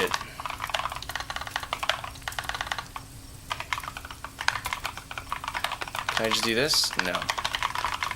Okay. Do I really need to make my whole sprite binders? I don't know. That was an open door I gave to myself, but I'm not sure if I'm actually going to utilize it. What's going on, Sis Hall? Good to see you. Hopefully you're doing well. ASCII sprite, triangle, Gaussian splat. Oh my goodness, the pipeline is crazy. What are you working on? I'm doing some big refactors on my game project. So we're breaking stuff, but it's good. Sometimes you just gotta do that in the code base, you know? Just rip out everything. So we get this, we set this. We should probably, yeah, there's other things we need to do. There's gonna be things like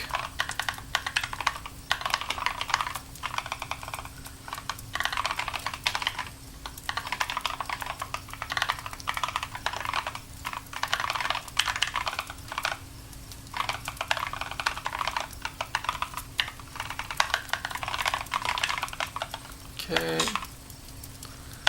And what are we gonna do? The simple logic of this is going to be equal to, we have to do math utility wrap. I have a wrap function. We're going to be wrapping, and I forgot the order of this as I usually do. Okay, and I did overload, so I can't just, yeah. Yeah, you tell me the data types, but not what is what. There's value and min-max. Of course, I should have just known that. Okay, value, min-max. Okay. So it'd be current index -1, 0, and then holes count. Okay. This makes sense to me.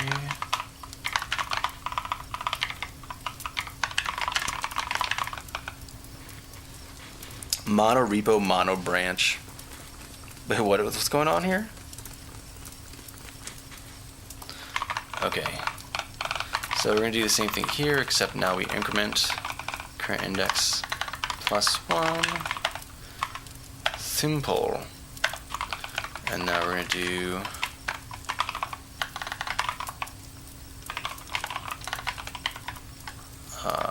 clicked observable as observable. Yep.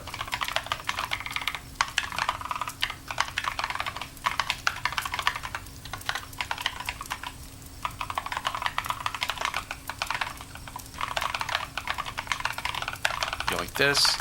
Put it right here.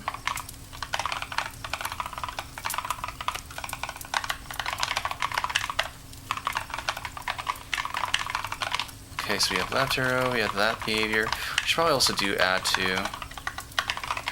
That'd be kind of important. Cool, so we have left arrow, we have right arrow. We should probably, yeah, we're calling the correct function for that. Perfect, okay.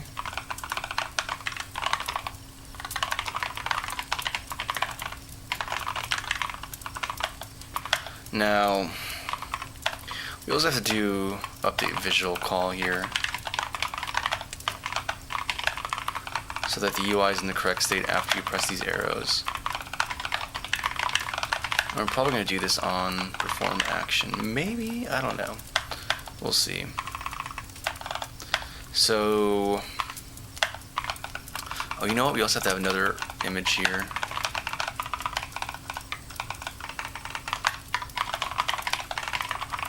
Indicating what state the hole is. Is it purchased? Is it available for purchase? Do you have too much, too little money? What's the deal here? The coding manifesto, no dev, push straight to prod. Oh, mono as in one, so one repo, one branch. Exactly, dude. That's beautiful, man. That's how it's supposed to be, man. You can't be out here wrinkling our developers' brains with branches and Git flow and CI, continuous integration. Don't do that to the developers, no. Honestly, just having a repo is kind of too much, man. If it was up to me, we'd be on flash drives. We'd have one big script that is the entire code, all within one file. One computer, which is the programming computer, and in one chair, the programming chair, and each developer gets a time slot on that machine, writing onto that one file. Beautiful. That's how development should be. Mono file, yep. Mono file. And the cool thing is that we never save the file. It lives only on heap memory. We never write it to disk. Because backups are for cowards. And we only build once. Mono build. And if it works, it's great. And if it doesn't, the company goes under.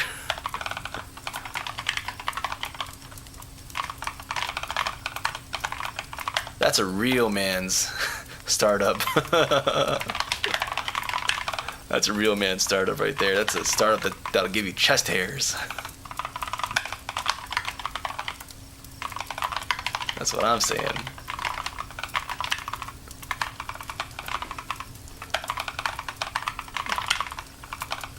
Oh yeah, we have to figure out what we're gonna do here. And right, we have to have current hull state, which we have to kind of derive that from a number of factors. In fact, maybe I should just do that here. So the enum is going to emerge again, but it's going to be very contextual to just this. Or maybe not, I don't know.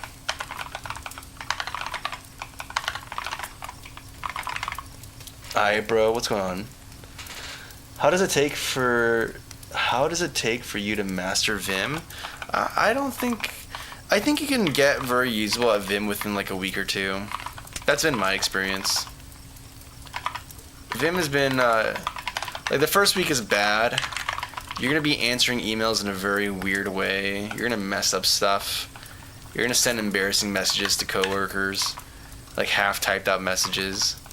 And that's just going to be your life, okay? However, Once you get past that 1 week and a half, you're gonna be, that's your brain enlightens, and you're gonna be able to just do stuff. Because really, like Vim, there's only so much you really need to know, honestly, to like do a lot of the things you need to do. Like, yeah, you're gonna have to get used to navigation. So JK, HL, that's one thing. You're gonna have to get used to the idea of just being in a certain mode at any given time. But then, like, you know, after that, and then end-lined, end of word, and beginning of word. That's not that bad. Like, think about it this way, right? The E key takes you to the end of the word. The B key takes you to the beginning of the word. So that's not a big deal. And then like up and down, like jumping up and down, it's just Control D for down, Control up for up, Control U for up. It's actually not that bad. And then, like, yeah, there's visual mode. You could do a bunch of stuff with that. But, like, you know, you just need to know Shift V, and that's like literally all I do. Shift V to delete. And then there's, of course, there's yoink input, right? So Y and P. But that's about it. Like, that's literally all there is, man. That's all there is. It's gonna be beautiful, man.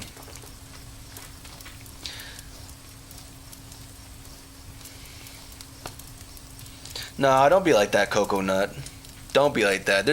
I understand the trepidation for Vim. Vim can be kind of scary, dude. It was scary for me. I remember the first week of doing it, I was like, oh my goodness, is this alright?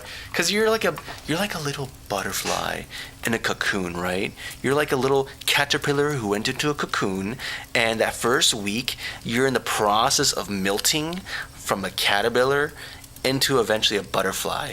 But you're not a butterfly yet, so you're in this like weird, soupy state, and if anyone rips open your cocoon, GG, now you're just living like a like a puddle. Right? But you just gotta commit to it. You're gonna be in the cocoon. Your body's gonna be melted. But once you get past the cocoon, you're gonna come out as a beautiful Vim butterfly. And you're gonna be flapping your wings over those who don't use Vim.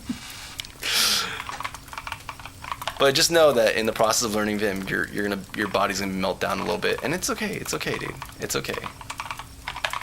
It has to happen. Just don't get out of your cocoon early, and you're gonna be fine, dude. The configuration, Adam, you don't need to configure Vim. I'm using a default Vim. That's all you need. That's all you need is default Vim. Life is good, dude. And there's actually a website called Vim Hero that has some type things to help to learn Vim hotkeys. Let's go. Royalty. Out here with the elite knowledge. Vim Hero.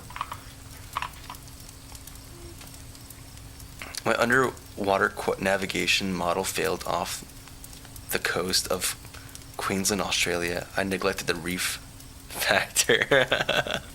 That's a good one, Timothy. That's actually a good one. I'm convinced. Let's go, Kai. We got a Vim believer in the house. Space Max Force. The butterfly is not the same being as the caterpillar. The brain literally dissolves. But another fun fact, Strophin. The butterfly carries the memories of the caterpillar. The butterfly carries the memories of the caterpillar.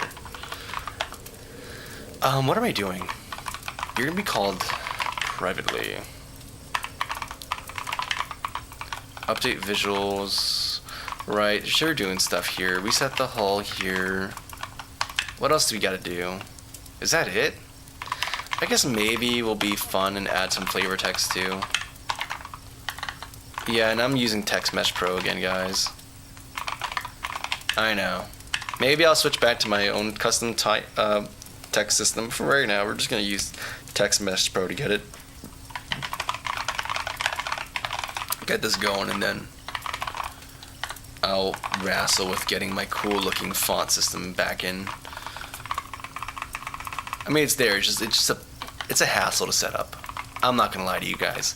The system I wrote is a little bit of a hassle to set up, but when she's going great.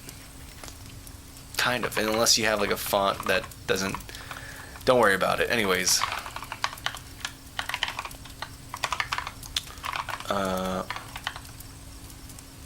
What are we doing? I should just... What am I doing, dude?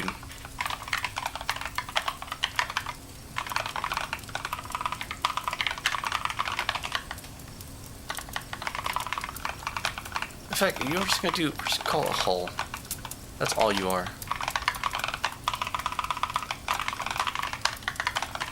Oh, there's some other things like DAW to like delete a word. Just little stuff like that. Little stuff like that. Becomes handy though.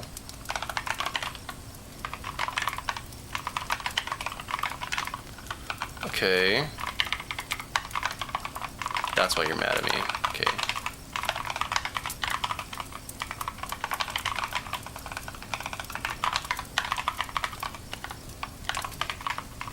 Okay, cool. So we have this, name, description. We're gonna add some fun flavor text. Does it have the memory? I know caterpillars have things called imaginary discs. Those are the things that don't dissolve in the goop and they know which parts to become. Yeah, so there's like a research paper that was done where they, I forgot what it was, but they did some like operant conditioning to a caterpillar. Or like, I forgot what it was. I think they shocked it like when... I can't remember what it was. It was some thing where they introduced some stimuli to it with a sound of like... with a certain sound. And they conditioned the caterpillar to like, you know, react to it. And then after it turned into a butterfly, the butterfly reacted to the same stimuli. Which indicated that the butterfly still had the same memories of the caterpillar. Which is pretty gnarly.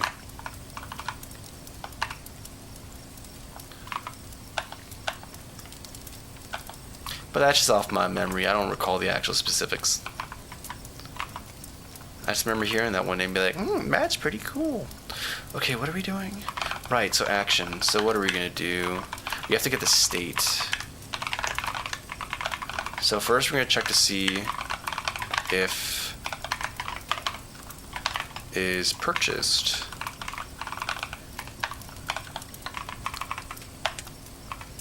Darn you, Dinkelberg. Am I going to have to do this every single time?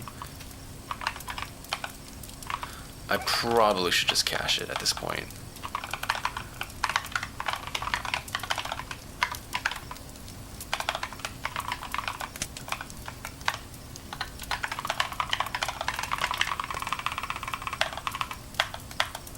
Okay, what are we going to do? We're going to be changed.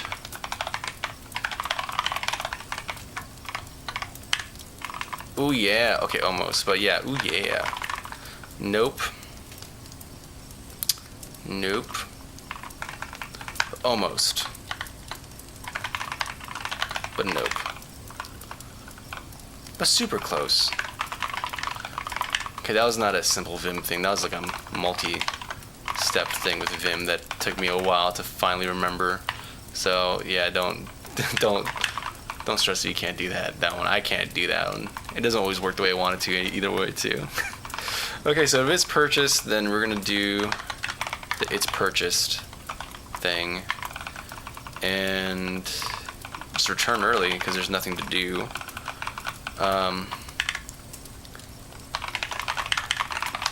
If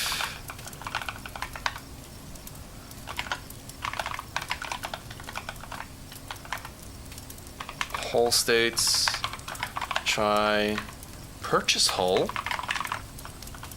Actually, this is going to change based off of the state of this button, because the button can be in a number of different states that have different like desired behaviors. Now that I think about it, there's a state where the hull is like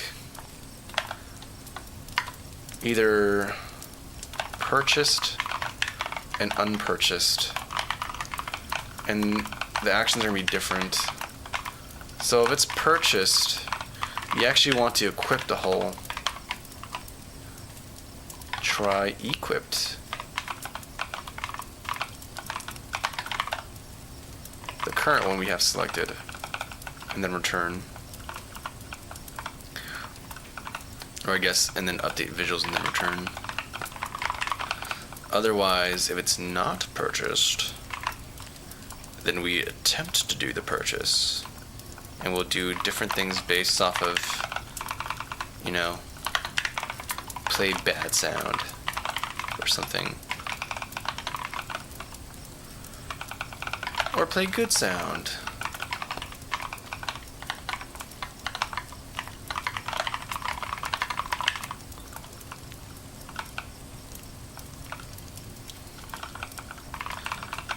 And then change state to equipable.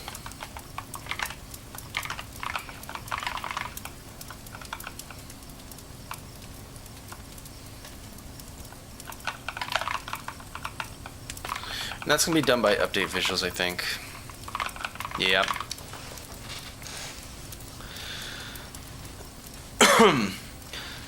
I'm going to try it, to be honest. Let's go, royalty. Accidental Sora, what's going on, Accidental Sora? Hey, he's back. Yeah, I'm back. Hope it's going well. Thanks for being an inspiration to me. Keep learning. Well, I'm glad I could be an inspiration, man. But you got it in you, man. The desire to learn, the desire to do that stuff, man. You got it, dude. It's all in your wheelhouse. Don't put stock in put in discipline, drive your boat. I can't say the same thing, Strofin. I'm very much like a by the wind. I don't know. I know we've done some streams where I'm like not in the mood to work on this game. And, you know, we just kind of powered through it. I'm not sure if that was beneficial or not. Probably, but I don't know.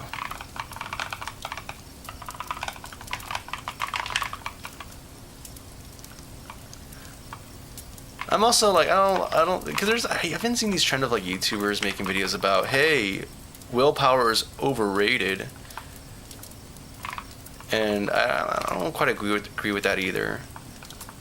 But I think there is some value to like capitalizing on just, hey, dude, I'm inspired, I'm motivated, I have a vision for the thing I want to do. Let's just rip it, dude. But I think for me, I'm very much oriented around like the vision, right? So I'm pursuing it not necessarily because out of discipline, but maybe out of like I see the thing, I see the end goal, and I feel like I'm so close. I don't know. I also just enjoy programming, so it's always fun to do this kind of thing. What are we doing here? Because this is going to mutate state. This is going to mutate state. So when we call update visuals, it's going to fundamentally like update it correctly. So like we're having something respond to the user input directly, but then we have update visuals just setting things correctly based off of that. So the thing we need to do is button state.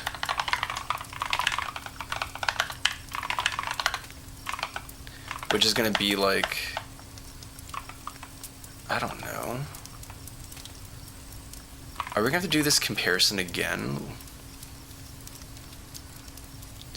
I guess it's going to be based off of is purchased. Oh, I guess we have to have another thing.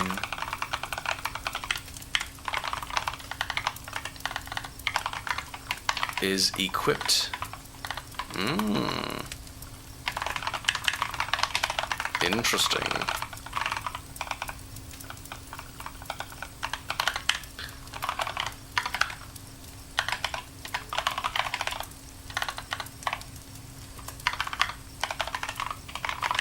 So these are the same, that means you equipped it. Nice. Bad state, no way, what? This is application. You're not my UI logic, get out of here. Okay, now we're gonna have our divergent behavior. So how we're gonna do this? Whole states. And, no, not net, is equipped. And another one of is purchased. Yes.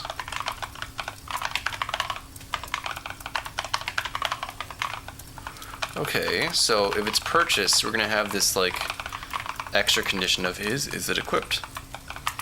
Otherwise,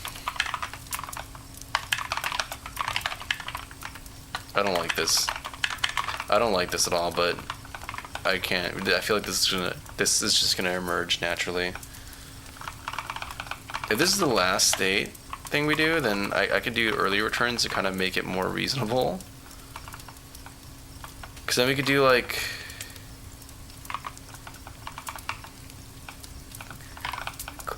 Cryptid. Here we have to check to see if we can afford it too. Can't afford. That's an important distinction. And that requires something else.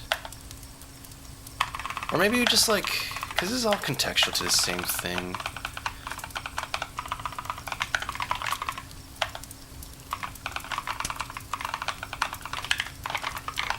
Can afford.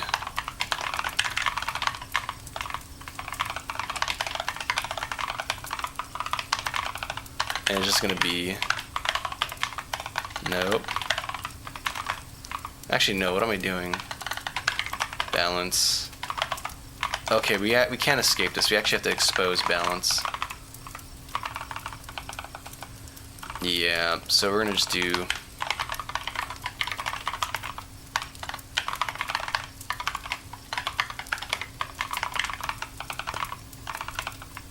I'm pretty sure that's how that works. Or maybe I can just do like a public get and private set thing. I'm pretty sure I should be able to do that. Change that little b to a... No, not valence. Valence. Valence electrons, dude. You guys know about valence electrons and the octet rule and about ionic bonds and covalent bonds? Neither do I. But it's fun to say those words. What kind of keyboard is that? It's a Ergodox split keyboard. I'm new and I think coding is hard for me, but I like it. Should I pursue coding or do I need to learn the basics? I mean, coding, what basics is there beyond coding, man? I mean, if you like it, just do it, dude. I think that's actually the best way to approach it is, hey, I like programming, so I'm just going to keep doing it. Irrespective of, hey, is this going to give me a job or not or whatever? Nah, dude, just program.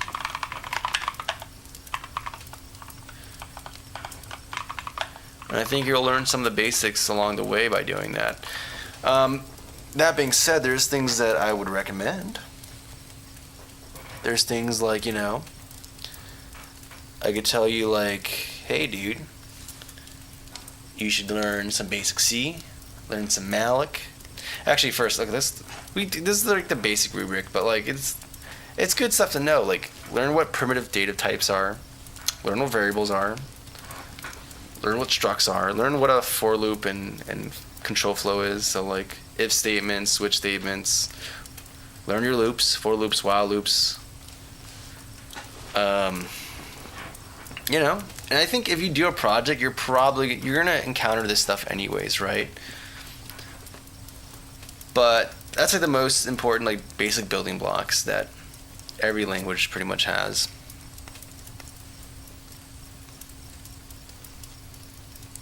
Wait, what did you said? Crap and strudel. I have a machine that can tell your country of origin just by listening to your accent. When I used it on you, the result was 80% Naples, 20% cat, meaning you're a cat from Naples. The magical kingdom of Naples and the magical princess of cats. You're a Neapolitan cat. Hey man, you know what? I'm down. I'm cool with that. Oh, this is in Japanese. Okay, I don't know enough. I need to practice.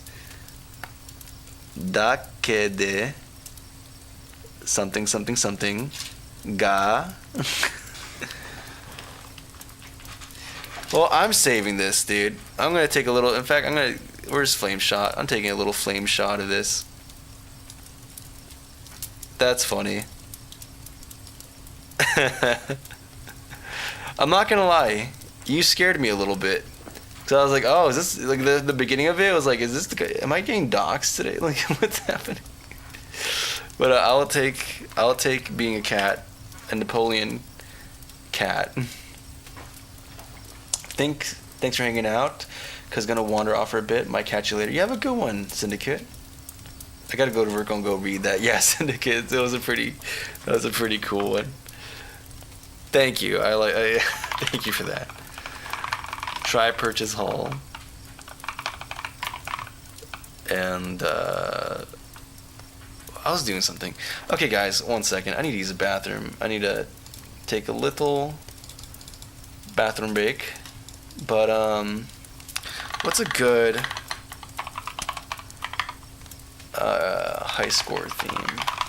Let me put some music in the background real quick. I'll be right back, guys.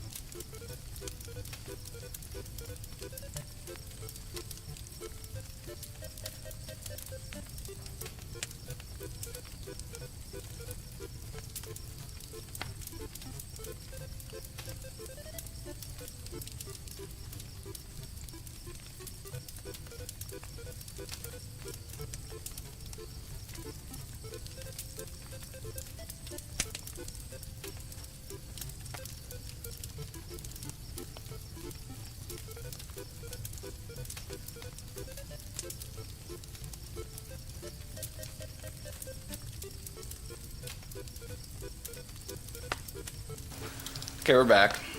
That wasn't that bad. That was like 1 or 2 minutes. That was a quick one. And you know what, guys? Remember to refuel. Remember, it's time. You got to refuel a little bit. Nothing's more refueling than some Cheetos. Gosh, dude. I wish I was I don't want to be. It's weird, right? I have a moral conundrum, right? Because we're not monetizing this channel. I don't want money to be involved. I also feel weird taking sponsorships. However, I'm not gonna lie. If I was sponsored by like Cheetos or something, or like Famous Dave's Barbecue, like we'd make a whole thing out of that. Like, it'll be hilarious, dude.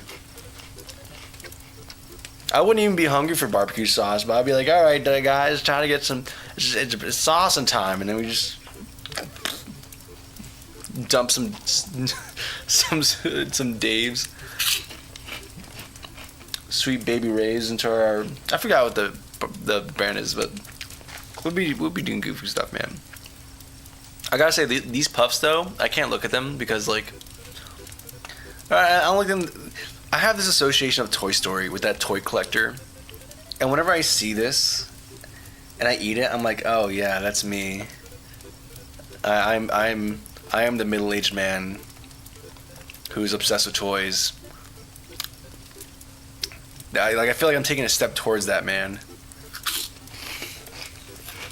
But it's delicious, so like, what can you do, man? And hey, it has no food coloring, so it's totally healthy, guys. No food coloring in these, so it's basically an apple. Baja Blast sponsorship, yeah, dude. Yeah, if I get a Baja Blast sponsorship, I'm gonna be like, all right, guys, you know what time it is. My keyboard sounds a little dry. It's time to lubricate it, and we're just gonna pour a Baja Blast all over the keyboard. Some people use lube for their key switches. Here at Cozy Cabin Games, we love using Baja Blast.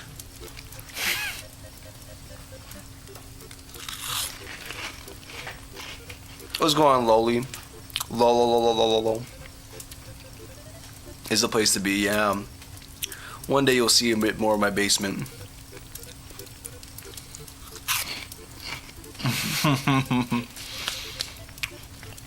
Great movie, yeah, great movie. Great movie, Toy Story. Alright.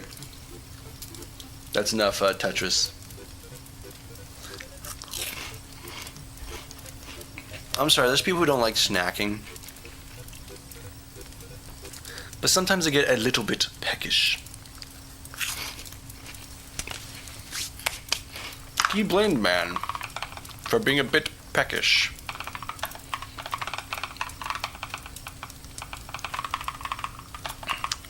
I don't think you can.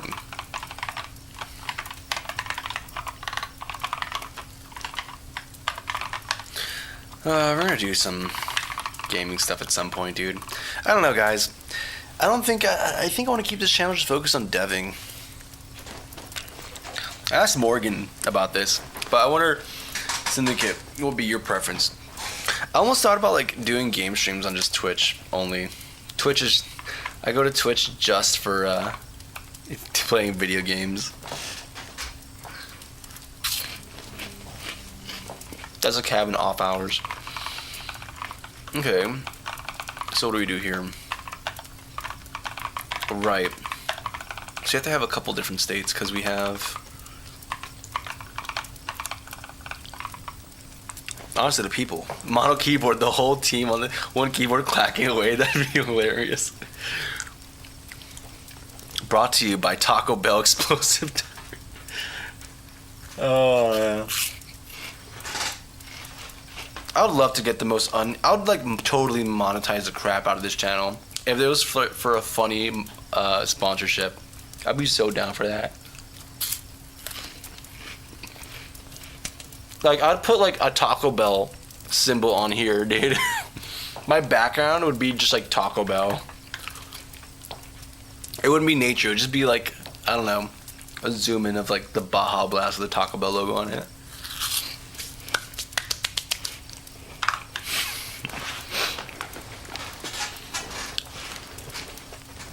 I would get like a little bath and have my keyboard be inside of it. And it'll be like programming on a keyboard submerged in Baja Blast ASMR. I'd do something so stupid for that.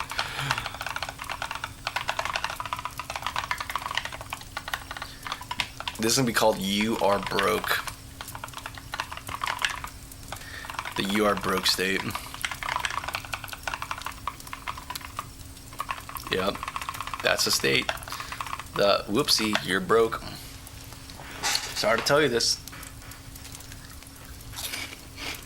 If you don't like snacking someone definitely hurt you as a child. Y'all need to use some like punctuation or something. I read these statements and it makes me think you're like a crazy person until like I fill in the gaps. The bathroom breaks would just be the bell gong sound on repeat.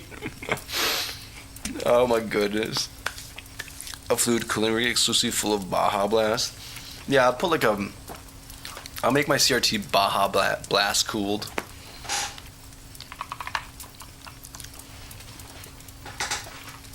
Go Baja Blast everything, dude. Go Baja Blast his whole code base, dude.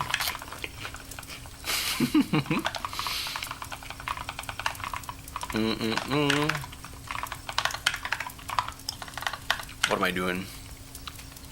I'm doing something. I don't know what I'm doing. I'm gonna copy these. That's what we're gonna do. That's what we're gonna do.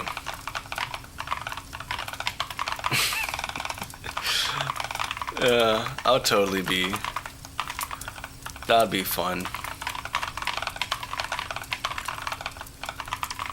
I should probably put my email out so people can contact. In case Taco Bell, like in case like the VP of marketing is watching this stream and they're like, geez man, I want to get this cozy guy to sponsor our Baja Blast. They gotta have a contact. They gotta be able to contact me.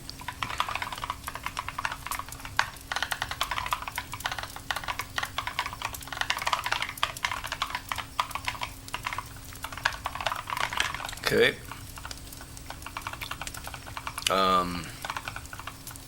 No, you're gonna be false. And you're gonna be... we can condense this into like... Oh, this is gonna be so beautiful. You're gonna see like this whole thing get condensed. Oh, baby. This is gonna be beautiful. Unless it's not, but I think it's gonna be absolutely beautiful. Just you wait. So truthfully, we only have 3 booleans here.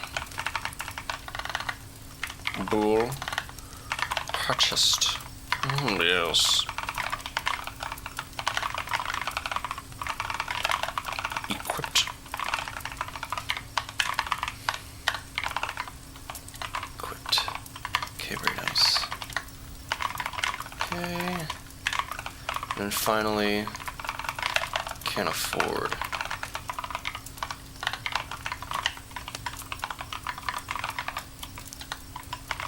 Because we have these things. So, the purchase button is only available if purchased is false and equipped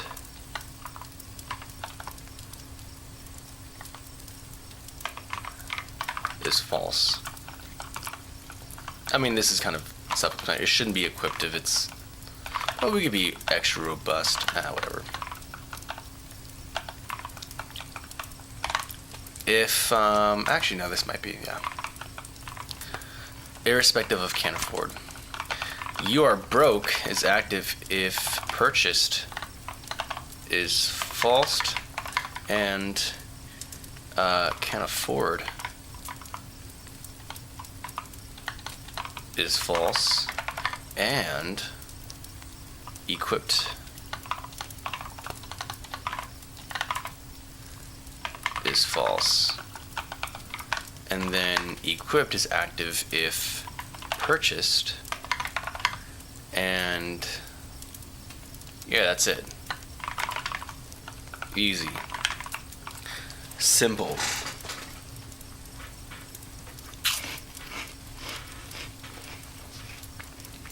Gaming crowds are toxic. I get toxic myself when I'm among those groups.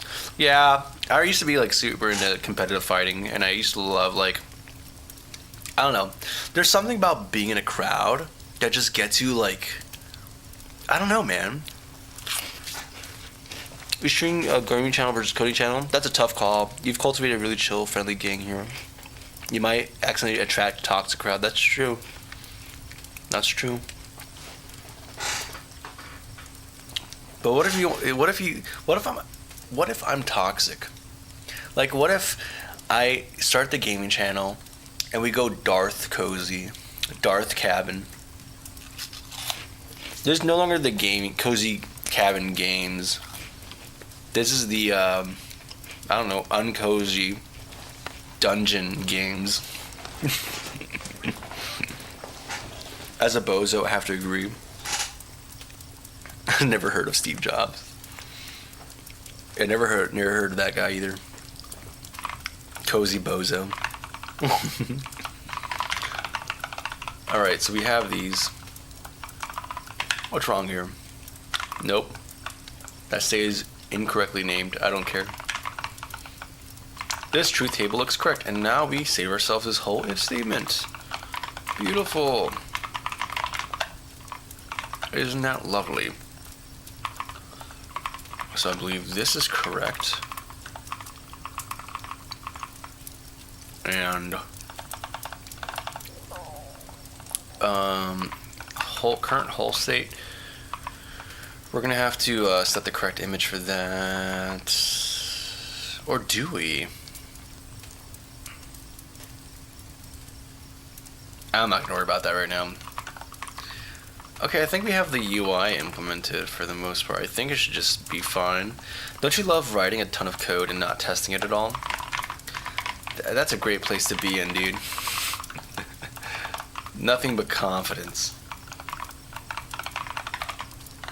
What was it doing? Huh? What? Oh, right. Balance. Yeah, we're doing balance is greater than or equal to hull dot price. Yep. Okay, we're good there. Would this compile? Of course not. Why are you mad at me? Oh.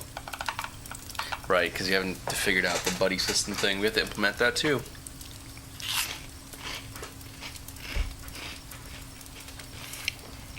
The dark side.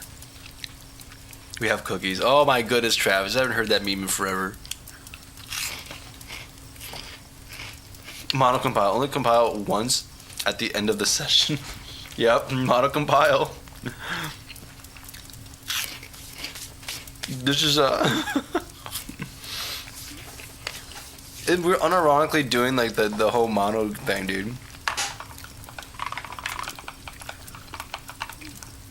Splendid even. Okay, we have a thing here for the buddy. Buddy, I'm less confident about how we're gonna implement that. If I'm gonna be real with you. Not sure how to handle that. If it's gonna be based off of, are you purchasing buddies? Are you discovering buddies? I think we're discovering buddies. I don't even know what the UI for that's gonna look like, honestly.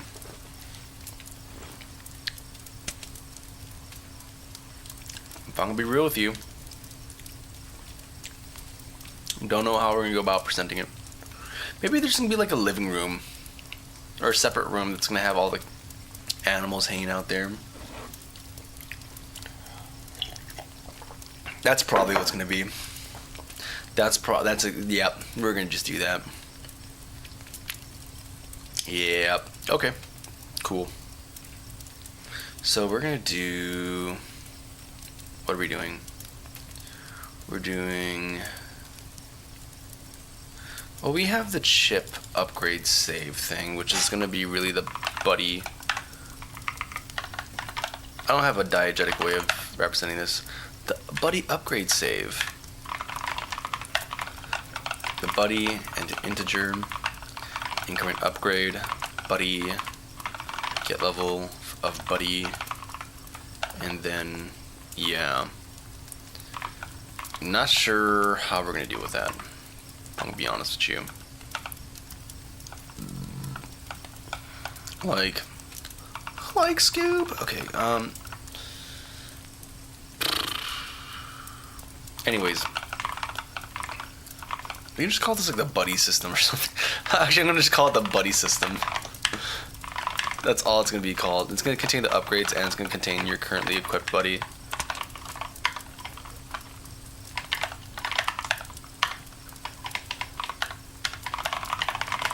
Yeah, I like the buddy system. I like this. You can have a little bit of fun in your code base. Why code recreationally? Am I right?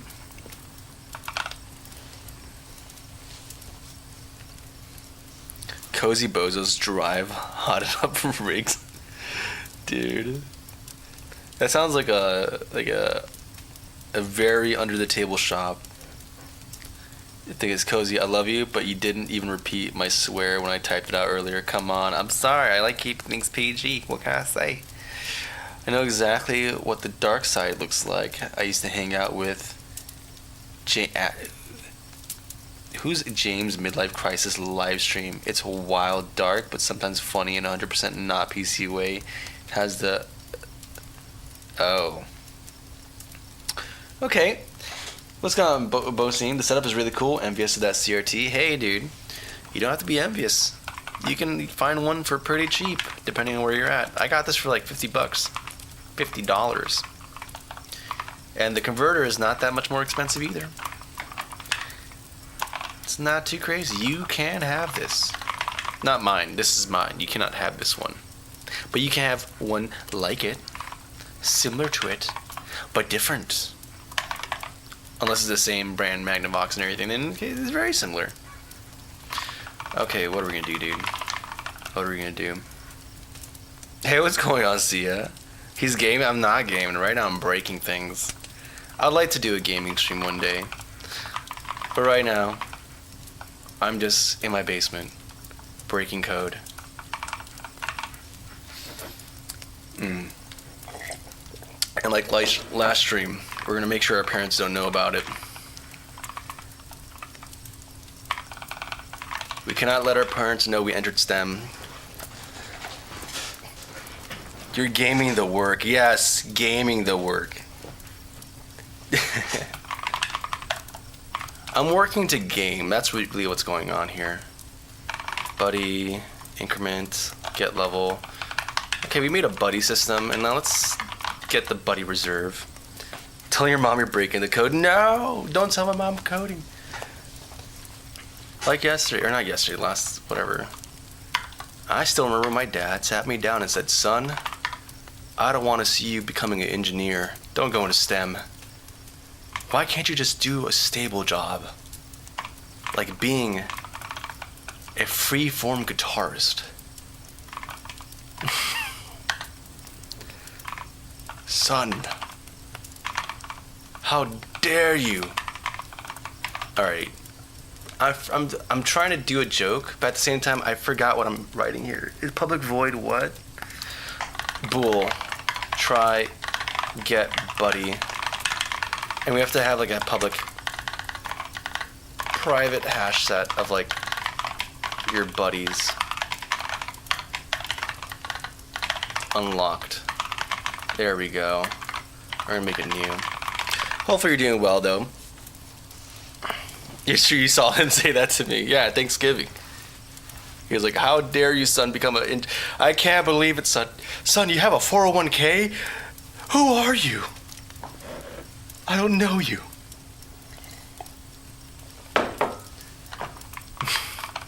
Hopefully you're doing well today, though. Hopefully the 3D modeling is treating you well. Getting that work done did. Bool, try get buddy. Try equipped buddy. That's a better way of saying it. Equipped. Equipped. Maybe today we'll do some pixel art.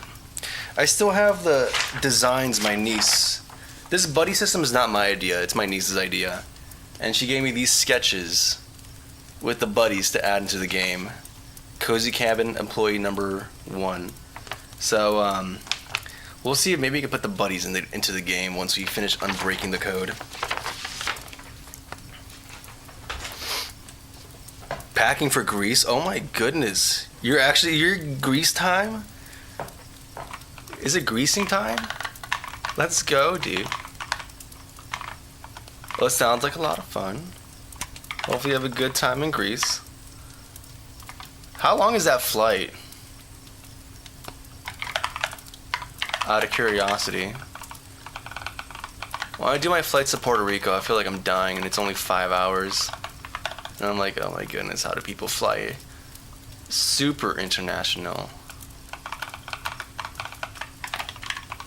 Okay, if unlocked contains buddy,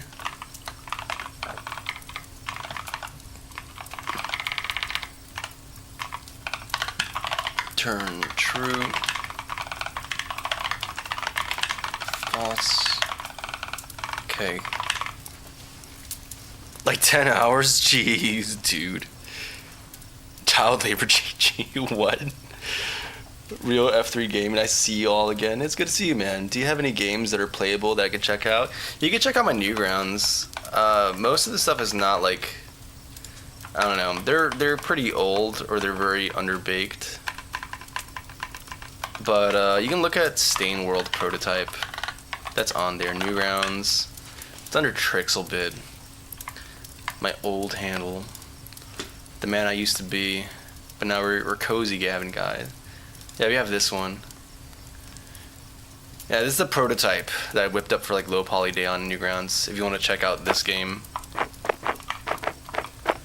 Yeah, it's a whole thing. You know, for as rough as it was, I really like the ambience of this game.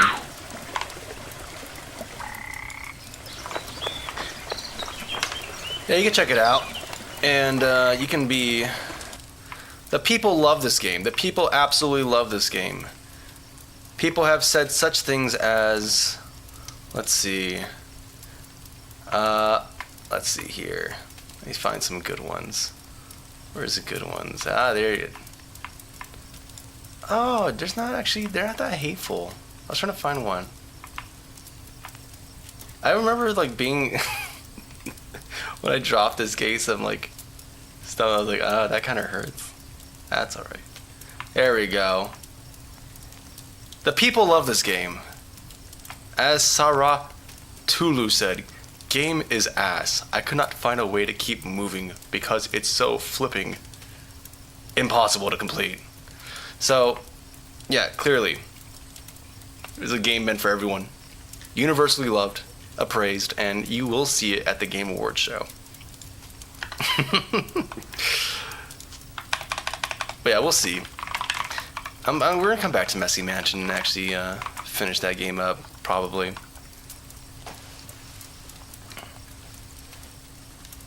Like technology model on that plane.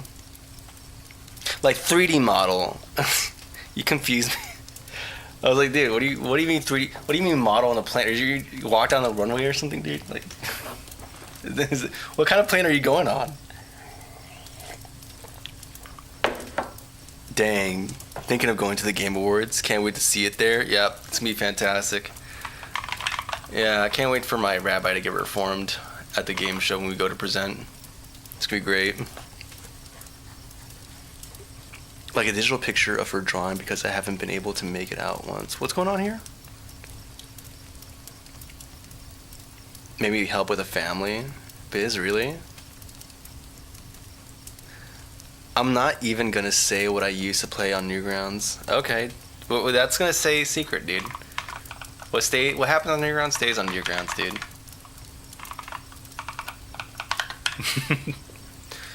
What are we doing here? Right. Current equals buddy. Otherwise, we no opt. Perfect. I'm happy with this. I need to figure out the UI for this, and then. Well, we're gonna have to do some assets very soon. Guys, I have some scary news for you. You're gonna have to see me 3D model some point soon. It's gonna be terrible. It's gonna be rough. Okay. But we gotta do it. We gotta do some 3D modeling. What can I say, man? We gotta get that 3D flip phone modeled out, and we have to do the cool menu idea now that was brought up last stream.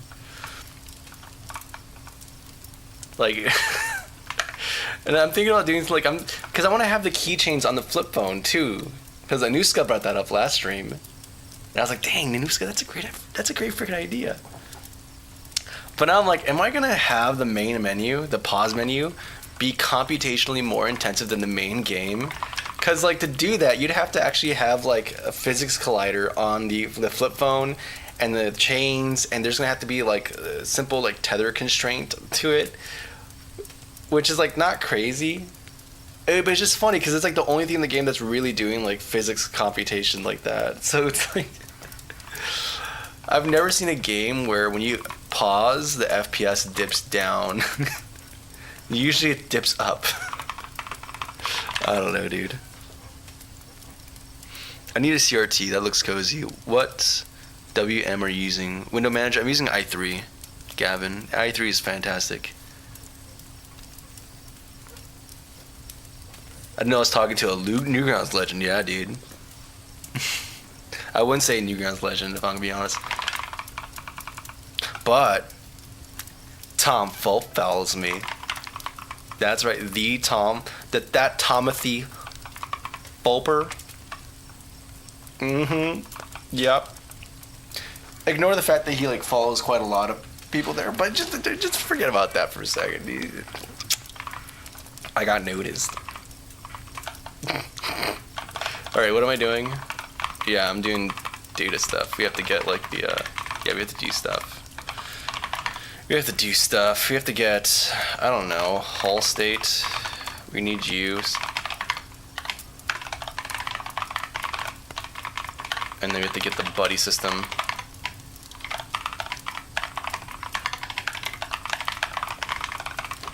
No, it's not gonna be crazy to do. What's going on here? Couldn't you make it an animation play out instead of simulating physics? Yeah, I was thinking about like potentially baking it so that you don't have to do that. But there's two caveats. I don't know how to do that in Blender. I don't know how to do that. So that's one thing. The other thing is, it'll be kind of cool if it was a little interactable. Like if you move the phone around to have it actually react to your user input. I don't know, there's something that's kind of cool about it. I mean, I'm kind of joshing about the physics computation costs because like we're not actually gonna model, like have the actual things used for physics calculations actually be the geometry.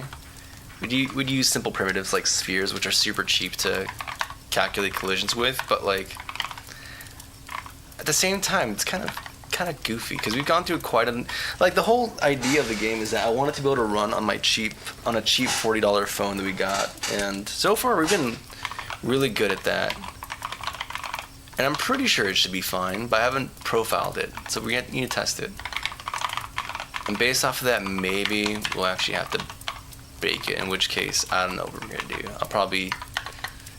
I don't know. I'll figure out something. Oh, dude, we can always do like an FMV. That'd be actually kind of funny if we don't actually use like, we don't bake the 3D animation, but instead we do like, we just render like a GIF or something and render that. Oh, that would be so goofy. That'd be kind of, that might kind of fit honestly, but. Oh, dude. That's also like really goof trooping. Maybe I could do like some kind of because you can access the CPU information, so maybe I can be like, alright, your phone's strong enough, we'll do the actual thing, and then for those with super old phones or something, or underpowered phones, we just go, hey, you get the you get the GIF treatment.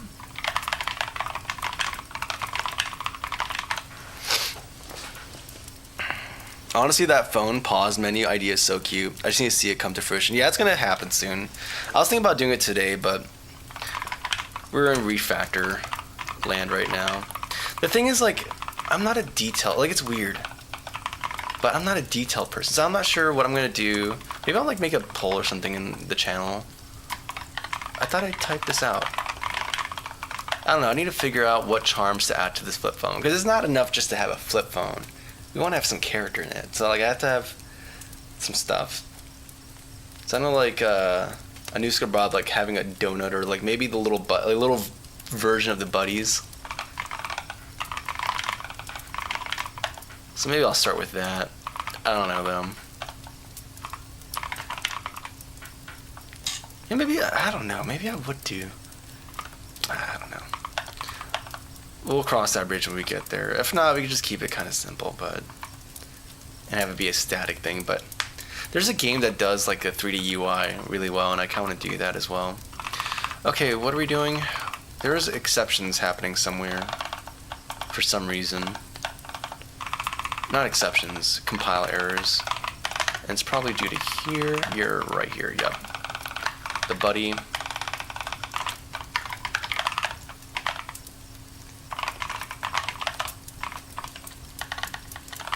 I actually love that we have, it makes me so happy typing in buddy system. It's like, oh, I have a friend in the code. Usually the code is my adversary, not my buddy.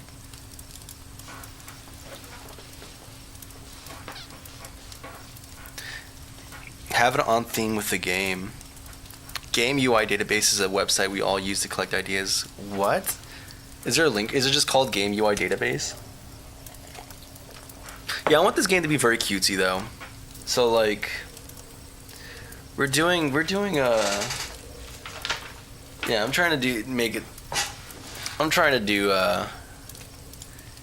integrate all the elements together. Yeah, but it'd be kind of cool to have like at least little charms of the buddies on the phone as well. Maybe even maybe the charms change and reflect the state of the game. Like you have buddies, you can upgrade them. You have like your engine and stuff that you can upgrade as well. So like maybe you have different charms of the buddy. Like maybe how many stars the buddy has also gets added as charms there, and how many whatever engine component is like the most upgraded thing is like a charm in there as well. That'd be kind of cool actually, because then like it's not just random. It's like actually representing parts of the state of the game. I don't know, but at the same time I want to have something more unique there though. Something that's not just game data, but rather like communicate something about the characters themselves. I don't know. Ideas. Equip charms as you level up the charms to change. Yeah. Or maybe it might be cool to have the player be able to customize that too. Just a little detail, but that'd be kind of cool. Hey, is the game not broken? Can I run?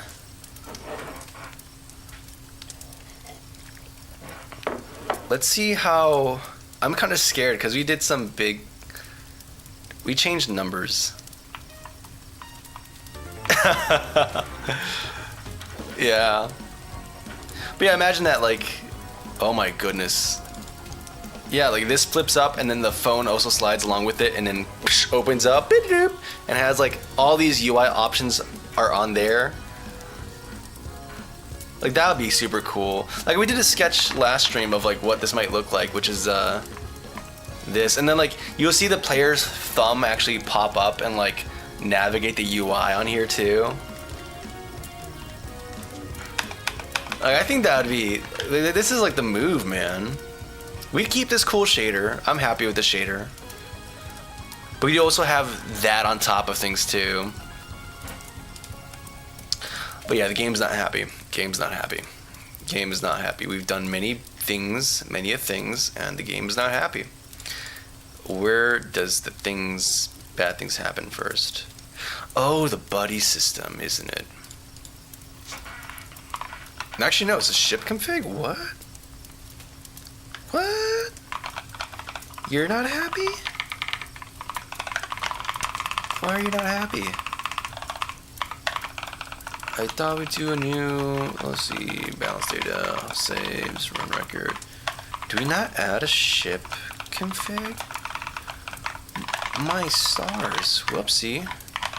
Let's fix that real quick. And we also have to add the buddy system. Easy. Hey buddy, have you worked on AAA type games? Nah. I'm low screaming, I love the idea. Let's go. No, I haven't worked on AAA. I'm working. I work adjacent. I'm a software engineer in a not game related field at all. But a lot of the skill set transfers over, honestly. And honestly, a lot of the engine development stuff ideas I have kind of like been inspired by things I encounter over there, which is pretty cool. It's like so bizarre because I see like super crazy cutting edge stuff, but it's like not applied for games at all. It's applied for a very different use case, but like it's very odd. But it's really cool too. It's really cool. But yeah. We're gonna see what happens in Messy Mansion, man, because I'm still like I'm on the cusp of like just saying, yeah, we're just gonna rewrite it from scratch in our own engine project. But I don't know. I'm probably gonna take a break and we're just gonna do the ASCII quest game and then go from there. But yeah, I'm thinking actually, like, do I want to do the charm upgrade thing?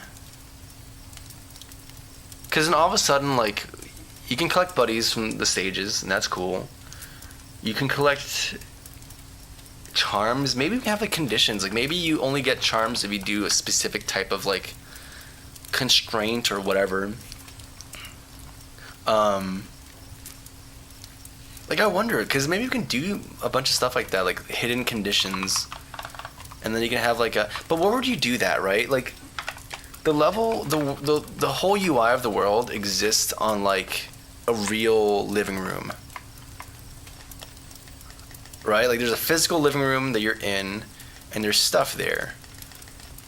So like the shop, yeah, we're gonna make like a Y2K website, and you're gonna be on a CRT, because why not? And you're gonna be buying stuff physically from like a website for your machine. That makes sense, right? The buddies that you can find in the stage, like you're gonna have a living room, and each buddy you collect is gonna be like sleeping somewhere on there or relaxing or doing something. So like, and that's how you select them. So, you know, maybe one of them is like watching a TV over here, or maybe one of them is sleeping on your couch. And then like, as you find more buddies while playing the game, they're gonna populate in this living room, and that's how you select them. You just choose them from here, right? So there's a physical place for that to exist. The leaderboards, you have a physical whiteboard that it looks like the character is actually drawing their best records on this whiteboard. And it's in the physical area, right? The camera zooms in, you see the high scores, great. So like, we have physical locations for the shopping, the buddies, high scores, but we haven't figured, where would the charms be for the phone? That's the thing I'd be thinking about. Cause like maybe the character pulls up a phone or something on the UI as well. I don't know. Or maybe a drawer. Like, I want the environment to be really interactive. And I'm trying to think of what would work there.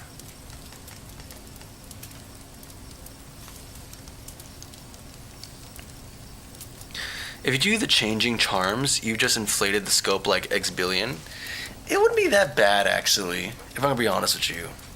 Like, the changing charms could come back, like, that wouldn't be hard to implement. What would be hard to implement is the conditional unlock.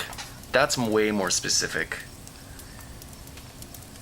But having charms based off of like configuration, like what you've implemented or what you've, you know, what upgrades you set here, or what buddy you have equipped, that's fairly easy to do. The bottleneck there would be assets. The conditional thing would actually require some architecture. It wouldn't be that crazy though. It might be actually. It'll be very variable. Yeah, the conditional unlocking would be crazy. That's kind of what happened with Crimson Crown, is that the conditional unlock stuff which got insane there, and I was like, all right, we're gonna come back to you once I'm a better programmer, and then we're gonna see how I can architect it. And but actually, not even a programmer, it was designer. I'm a bad game designer, so it's very hard to foresee what I'd want because I don't know what I want. But here it's a bit more of a tighter scope, but I don't trust myself with that either. So yeah, not sure what to do with the charms. Is actually a great idea for charms. Okay, so like maybe there's a kitchen area or something, or like a little wardrobe, and the camera zooms in and like a drawer opens up, and like, I don't know. I don't know how this works. Like, would there just be like a, I guess we'd have a tray here, and then you'd have the different charms you have access to. And I guess your phone would just be boop, boop, boop right there. And then like, it'll be folded up too. And you'll see what charms get equipped on there. Dude, I kind of, like, if we keep the charms very small and finite, the conditional thing wouldn't be that crazy. And I can make a constraint. If I make a constraint where it's like things that are known,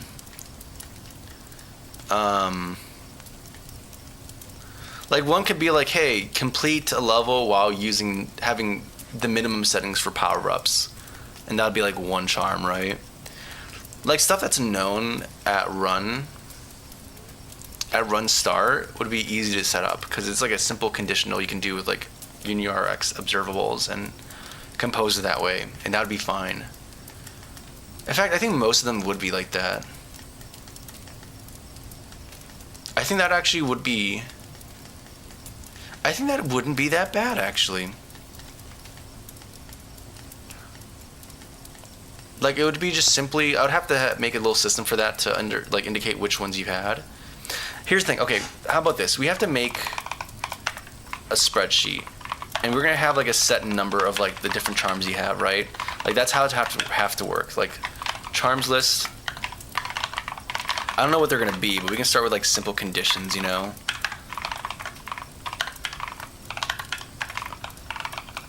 And we have to have, like, a predefined list of them. So, like, I don't know. 6 might seems reasonable to me, or maybe 9 or something. You know? I don't know what to put here for this, but, like, it could be challenges like beat a level with lowest... with no upgrades. That could be a simple one. Collect like, or get a streak of a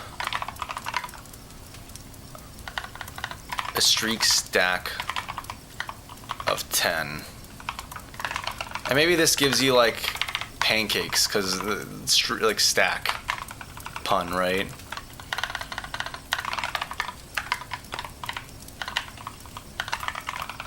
I don't know. I think it'll be along these lines. Cozy, what's going on? Did you call me? Or in couch cushions, like when you find change in your couch cushions, okay. Or like gumball machines. Or you know what, actually? You know what would be better? Like, maybe we could do this, right? But what if we encourage the player to actually interact with the environment? Because they're putting a lot of work in having a space here. So what if like if the player clicks around in certain places, like you mentioned, Travis, with the couch cushion or something, maybe they'll find the charm there. Or maybe they click on a drawer from like the main menu. Oh, there's a charm there. So you get like the player starts exploring the environment, and it'll be like a nice little thing. We still have to have some kind of like, I don't know. Maybe do we want to have UI? Maybe we don't. Maybe we don't want to have this at all. Maybe we just let them have a massive amount of charms on their phone, and that's like, oh snap! You really played this game a lot. Yeah, so maybe the charms will be like an Easter egg behavior. Actually, I like that. Actually, I like that a lot. I actually really do dig that.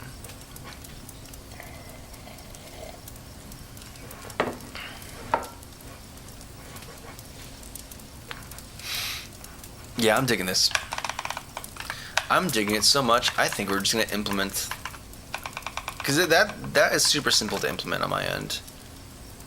I kind of like the idea of achievements or something kind of like achievements, but... Or I can tie it to something else. Like maybe you can unlock certain buddies by doing certain challenges.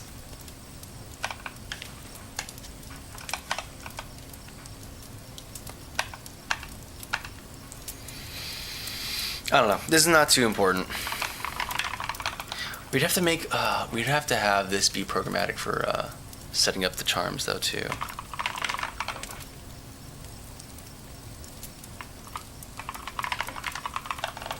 Let's see here. Okay, first of all, let me just see if my fixes have fixed everything.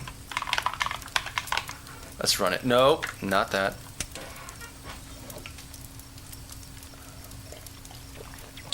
Yeah, I have to think about this. I like the conditional thing, because it reinforces the main gameplay. That's the thing, though, for me, is that. But maybe it's fine, or maybe I can have like certain, I don't know. Not set. What's going on here? What's apply? Oh. You're never assigned, are you? Yeah, you're not. So if you're not assigned,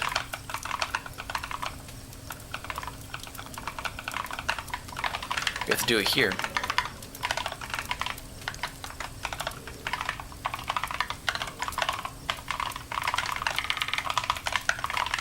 And then, what are we gonna do? You have to do onload as well. What's going on here?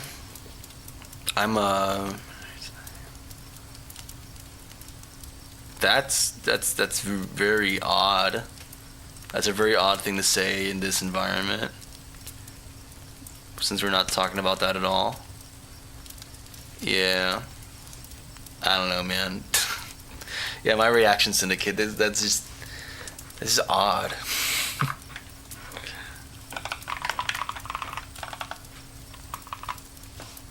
This game, but if there is, you could implement charms similar to gem badges from Pokemon. They can unlock drawers, cabinets, even safes. Yeah. There's not really bosses, but there's the ability of there's clearing levels, right? Or clearing runs. Which, by the way, we haven't made a decision on this yet either.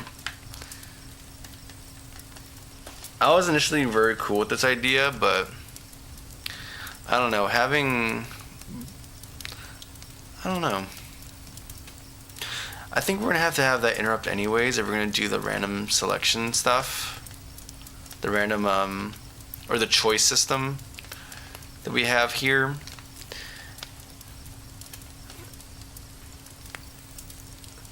And I want to keep with the theme of speed, but I don't know. These two things kind of slowed things down.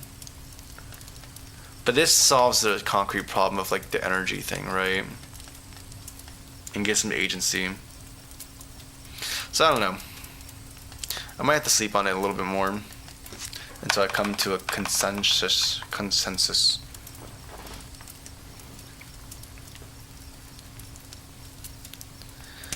As achievements, but they all accumulate. And you have 3 slots keychains to show them on your phone and swap them what you like. That's a good idea, Syndicate. So you unlock them, but then you can choose them from there.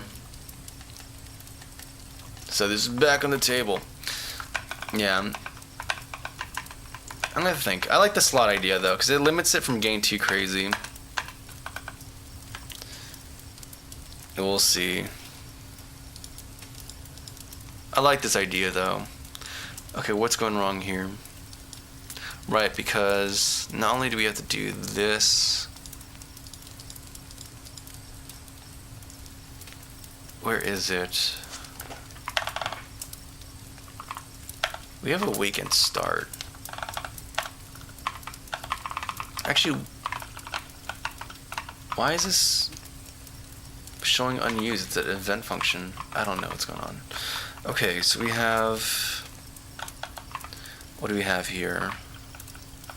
Here we go. We have select our whole here. And we have current selected.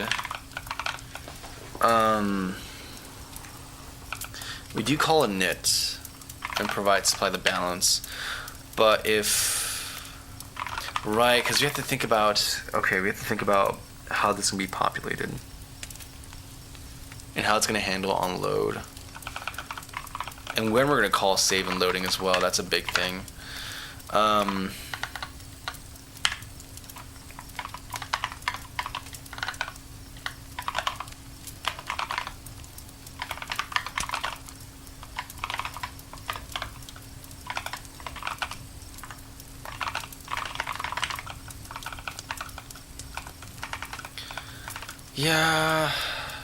Yeah, I know it's the issue. Let's do list. And that's going to cause certain things to break, unless it doesn't. But I feel like it should. Yeah, it's breaking it over there.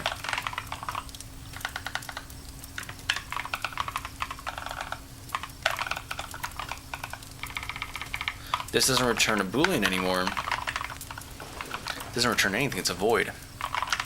Let's see here, I have a Napoleon. Okay. Ice creams. As I get close to my little project polish completing. Let's go, dude. I was going real. My bad, dude. I wish I knew what you were talking about. Either wasn't paying attention or missed. Yeah, and there's also another chat too. So sometimes there's some context that's missing because there's another chat that's going on.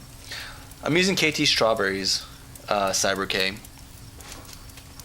Is my top tier talent. I could probably come with thousands of ways to implement them. Yeah, it's fun. Brainstorming is super fun. It's helpful too because as a programming this, I get very zeroed in and focused on stuff, right? So there's things I kind of neglect or don't consider. That's why it's always helpful to have some other input.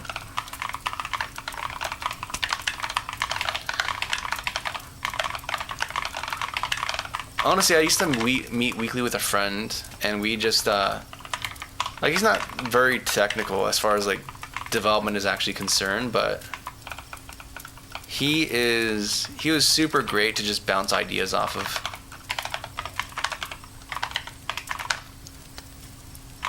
Good friend of mine.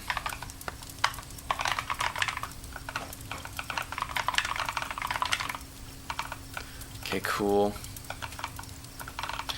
This should be good for now. I'm not happy with it. We're gonna have to actually do a asset thing, a registry or something, but it is what it is, dude.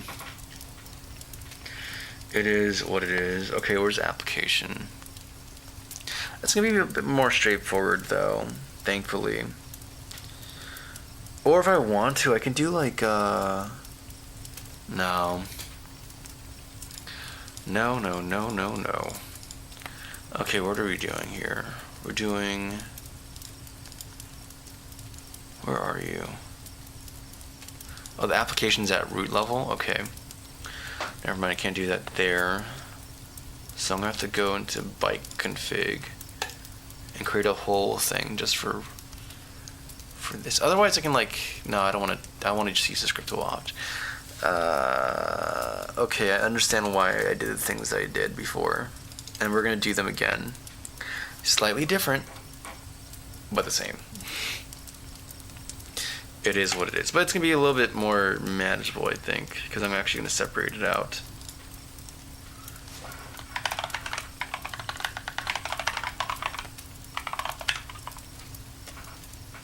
Hull registry.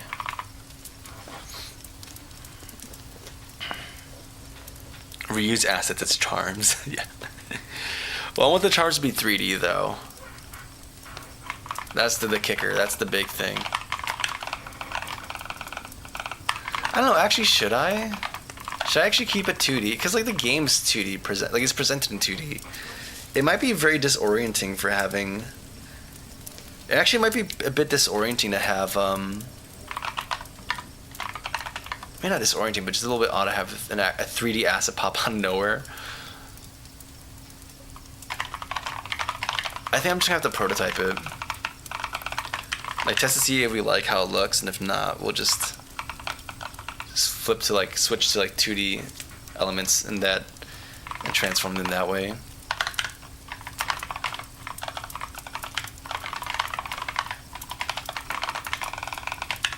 I don't know, but I like the 3D though, dude. I like the 3Ds. There's a part of me that just likes it.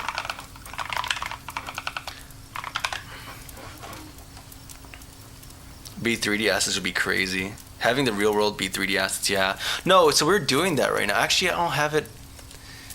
The game is not. I think it should. Let me see. The game itself is broken, but let me see if the garage or the home scene is working. I mean, it's programmer 3D modeling, but hopefully it should work. And it's very empty. Yeah, it works.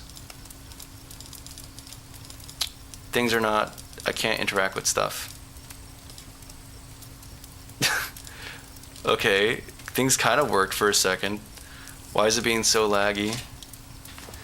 Am I throwing that many exceptions? Come on. Yeah, but the home area I want to be super nice and...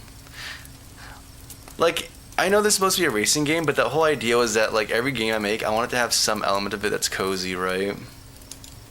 Yeah, the buttons are not reacting at all. So it's not, I can't go to different scenes.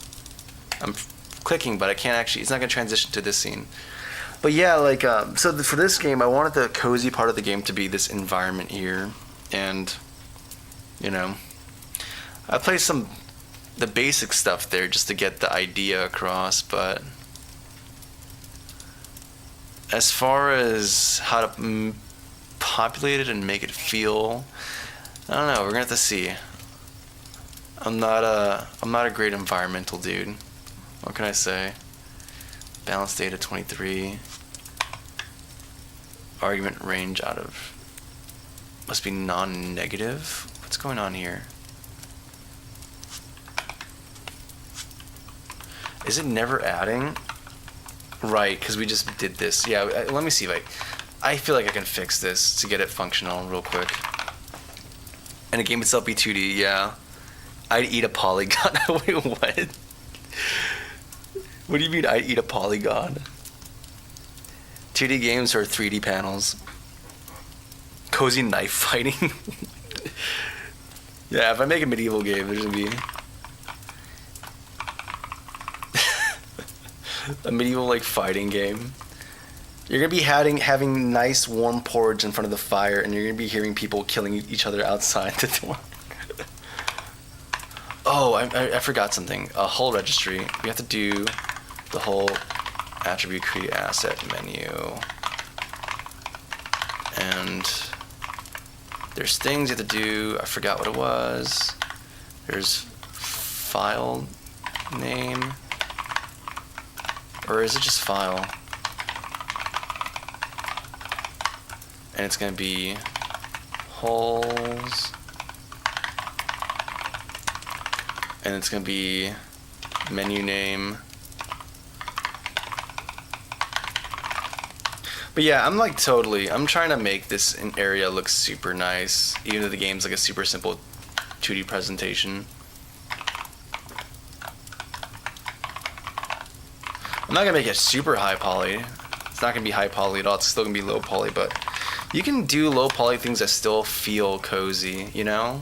There's games that achieve that feel. And I think we can achieve it. I believe. I don't know. I might have to like get like a, I don't know.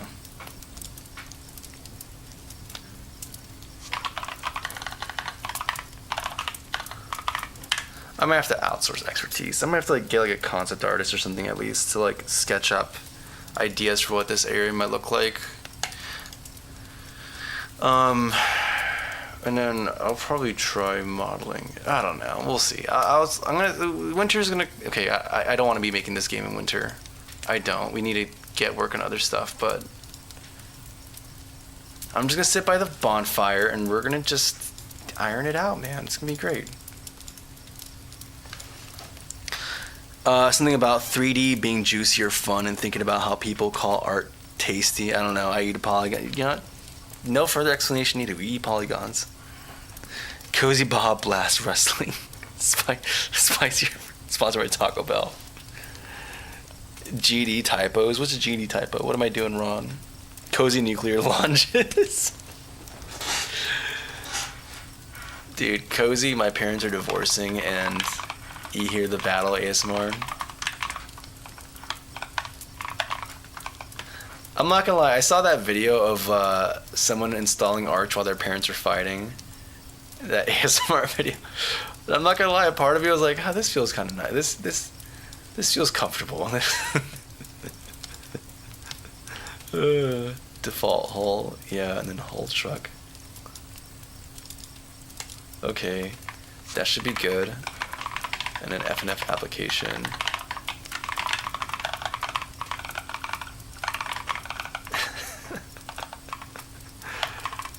Oh man.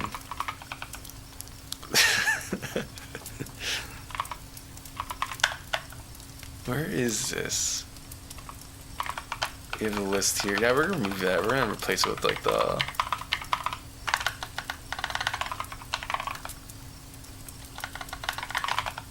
Not cozy registry. We're gonna call it whole registry. My typo's embarrassing. Hashtag. Does anyone even use hashtag anymore? No idea. But anyways, hashtag. Hey, someone joined the Discord. Let me check something. Also, I'm debating, guys. I'm thinking about doing office hours at some point.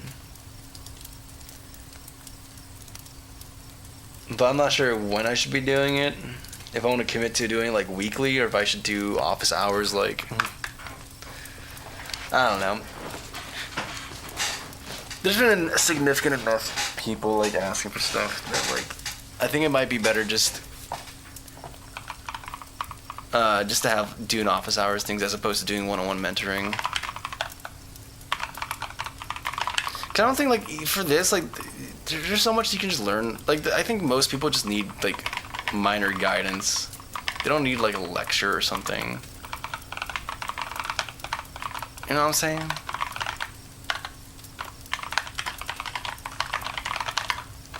Like oftentimes, like, I know for me that's kind of all I needed. So I'm debating of just doing that.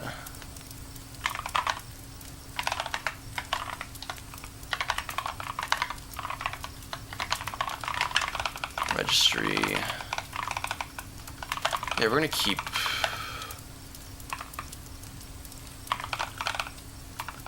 current selected.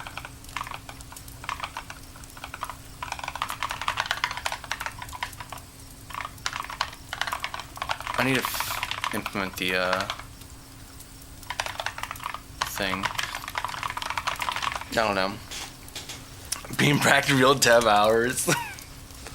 No, real dev hours is like, I don't know. It's unhinged. Real dev hours is where tea gets spilled. Where where deving does not happen. I guess it kind of did, though. But did it really? I don't know. What's going on, Juicy? I guess your name is Juicy? That's what I'm going to call you? Welcome to the server.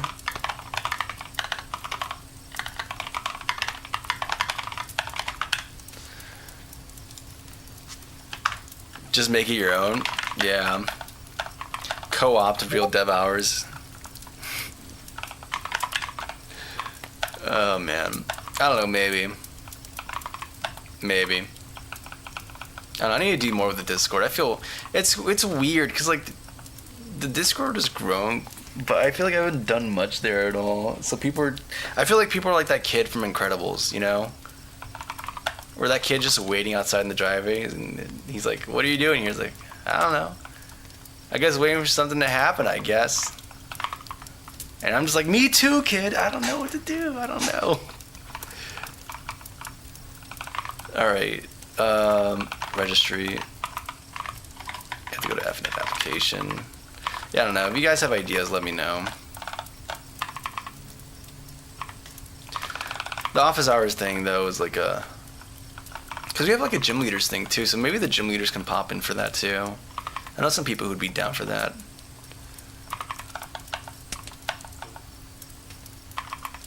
Where is the error? The error is here. You are the error.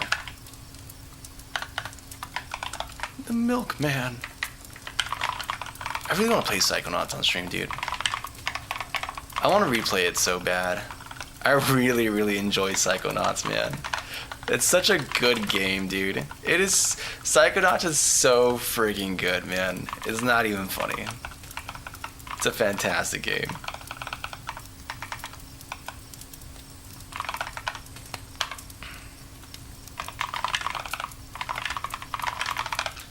What's going on? Hello, Go. Actually, in an Enviro art server I'm in, they just started doing like work along where everyone is muted and just works together. That's pretty sick. And shares a stream if they want. I'm down with that. Maybe I should just start doing that in the server. That's actually a great idea. Anyone else have small lag problems, or is it on my end? Promote it more during stream. Yeah, I don't bring it up on stream. Honestly, like, any success, like, I'm still surprised, dude, with this whole channel and everything. Because I've done, like, I feel like I've done the opposite of what people tell you to do, and it still somehow has grown, which is really odd. I don't know. I just take it from God, man. That's the only explanation I come with, because I'm like, I feel like I'm doing everything opposite. But yeah, I need to have, like, maybe I should do that on, like, my off days when I don't stream. Just hang out in the Discord and just everyone just do some deving. I don't know. I need to get more regularity in my life, though, to be able to do that regularly. Action, get hull index, update visuals. Did I fix all the errors there? Are we just good? No, we're not good. Because we have to load for resources from FNF application. It's not enough that this contains a field that's static. We have to also populate it on awake, which is going to be hulls, null coalescent operator, resources, load,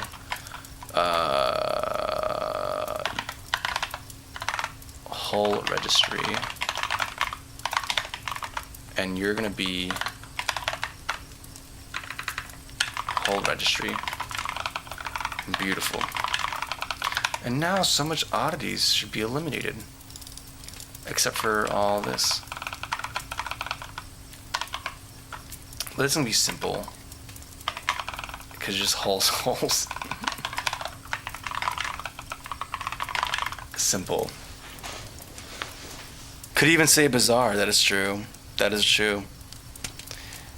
I'm sorry, what's going to go on here? Everybody jump, add a game miler, nuke game, make Minecraft. Hey man, really, do you do scripting classes? Just wondering. No.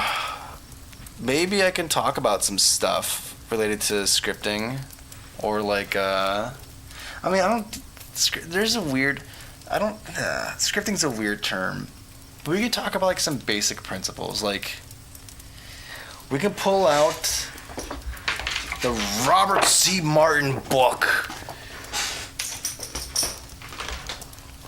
and the Grady Booch book, and we could talk about object-oriented programming and all this stuff. I don't know. What would happen if everything gets deleted? What are you gonna do? Well, here's the cool thing, right? I have something called Git, and that lets me not worry about that.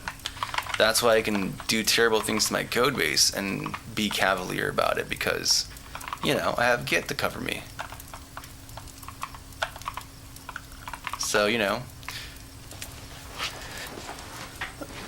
Git's like the diaper, you know? If you miss the toilet, well, good thing I have the diaper, man. Everything's good. Everything's fine. Is there any compile errors still? Are we good? I think we're good. Oh, one last thing. For hull, you don't need to do this awake thing anymore. Goodbye. We're not doing that anymore. Git is pain. Is it pain? Git is fantastic. Git is love, dude. You learn like 3 commands and then you're a professional.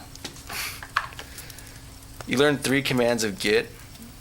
Oh, it did the auto-translate bone circuit. You said Git is a DeLorean, but it translated to pain. That's funny. Alright, let's see if we get compile errors. How to build games? Or you just start, man. You start by Googling. I started with GameMaker. Oh. Well, that's strange. The rendering of things just died.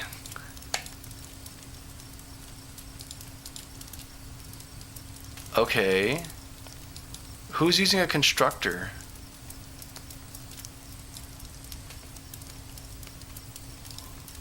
Hull registry. Oh! Because I used this. Oh, you're not supposed to use initializers. My bad. Whoopsie. Okay, let's try this again. But yeah, you just start Googling, man, and you start finding some crazy, crusty YouTube video from like 2009 about how to do a specific thing in GameMaker, and all of a sudden you have an object moving on the screen, dude. And you know, you start with drag and drop, and then eventually you start finding it easier just to write code instead of drag and drop, and then you start feeling like an uber hacker, and then you know, you do that for a couple years and you start getting more knowledge, more familiarity, more comfort, even, I would dare say. And then, you know, do some game jams. You'll learn a bunch there. You'll meet some cool people, and then the biggest ROI is getting a job that you're not qualified for, and then learning as much from people there. That's like the best way to learn. 64. What's going on here with 64? Oh, because you're... Darn you, Dinkelberg, with your compile time initializers. Okay, let's try it again. Ages ago, I was asking if you ever read No, The Black Art of 3D Game Programming. It was literal tomb. Wait a second. I don't think it's that, but I do have a... Well, honestly, it's not mine. It's not mine, but I got it from work that I'm going to return at some point, so the people who have this book, you know who I'm talking about. It's going back. I haven't forgot it. This is kind of like a tome, Mathematics for 3D Game Programming and Computer Graphics, 3rd edition. It's pretty decent. There's another one I want to get, though, for physically based rendering, but I never done that. And then there's another one that's a little bit more chunkier than this, which is like game engine architecture. It's from a guy from Naughty Dog, I think. It's on my Christmas list. One day I'll get it, and then I'll read like 2 pages. Is SFML? What's SFML? Pragadala. It's so large. It's not. There's some. It's chunky. I'm not gonna downplay it. It is chunky. You'll be surprised. There's quite a number of chunky boys out there. In the programming. Actually, most programming books are not that chunky. There's some that are like go into the weeds, but they're not that bad. Yeah, the ones I'm thinking about, they're thinner than that one. I think the only one I might rival is the Game Engine Architecture book. Hey! It's working! Yeah, this is all broken now because we're not using it anymore. Yeah, let's go, man. Let's go. Yeah, look at this. Peak 3D modeler, dude. Peak 3D modeling. Let's see if the game runs now.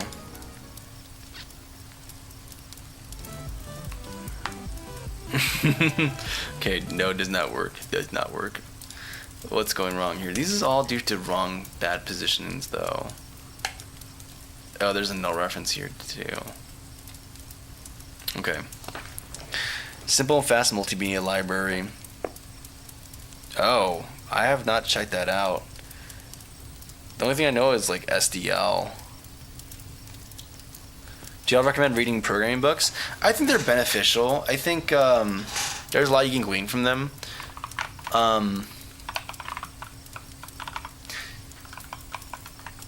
But I think it's very important to apply practice, right? But yeah, programming books can be very effective and very beneficial, or at least helpful, like as far as references are concerned.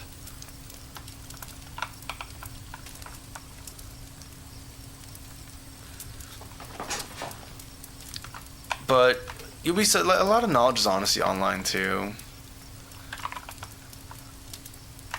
What's going on with Hull? Why are you null? Why are you null? You're null at 201. That means you're not assigned anywhere. Why art thou assigned? We do hull equals hull states current selected. But that may be null. But by this point in the application, if it's null, we assign it to registry holds the first value, right?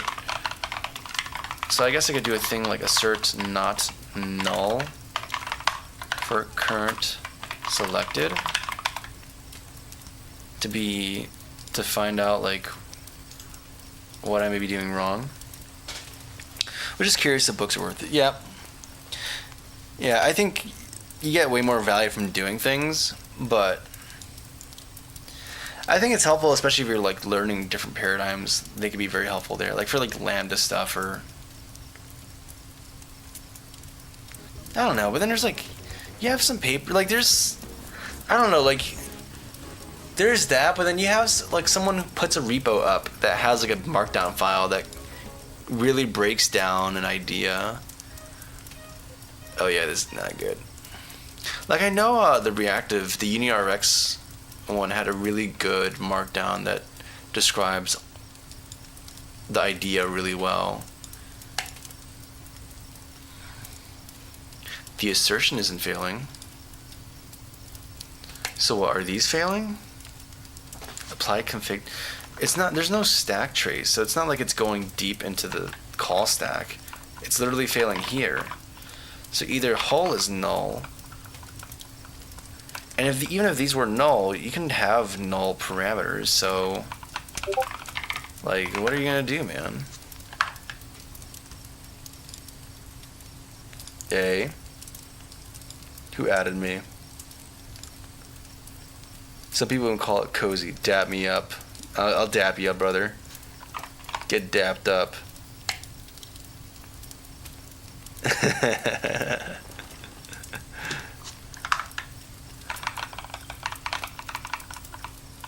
But yeah, what's going on here? Got rid of that.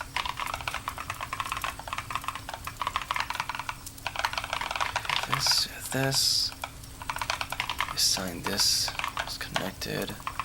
This happening at 201. Maybe it's just this is beating the condition. That would be weird because I'd assume start happens after awake, if I'm not mistaken. But I mean, let's try this out for size.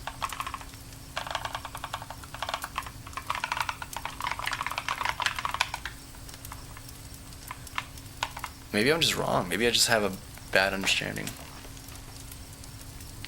I love your monitor screen. I want to get one of these. You can do it, man. Go to a vintage fest or something. I know there's like vintage festivals that happen regularly. That's where I've gotten most of my old peripherals, like this PS1 I got at a vintage fest as well. Like you'll find a bunch of stuff for pretty decent, dude. And then the converter is not expensive at all. So you can live like this. It is doable. It's affordable.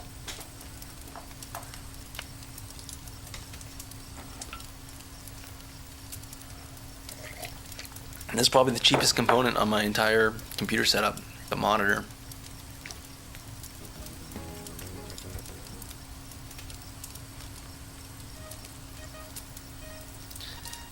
Still happening. Okay, so maybe is the registry null? Is that what's going on here? Maybe that's what's going on here. Let's go to by config, hulls, resources, hull registry.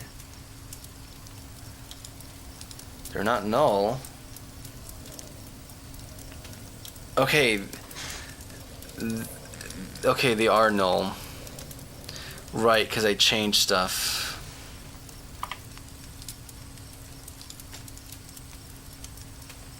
The truck is fine, but yeah, no. Also Facebook Marketplace, yeah. I mean, I'm kind of about Facebook Marketplace. People die. But hey, if you feel cool with it over there, man, go for it, man. Where's the default hull?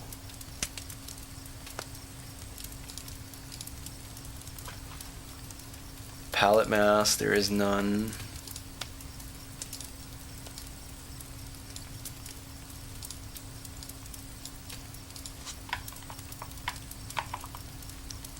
Yeah, there's no palette mask. We're not doing that. So we just do... There has to be a hull front, that's for sure. We have... Sprite binder... Red blaze, there we go. Nothing for the back. Cool, and the whole truck, whole front is truck. Okay, save it. Let's see if running it fixes this. Nah, you have a good one, Travis. Yeah, have a good one, dude. Okay, press play.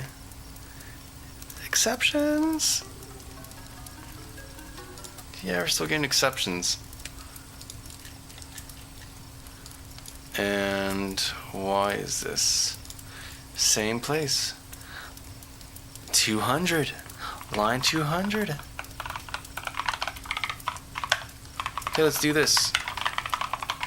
Let's start figuring out what is the null culprit here.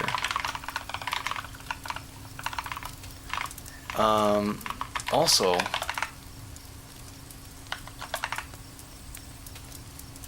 hull states. Is init being called? It should be. I'm pretty sure it is. Yes, it is called here. So if current state is null, we set it to the first element in our registry. That seems pretty reasonable to me.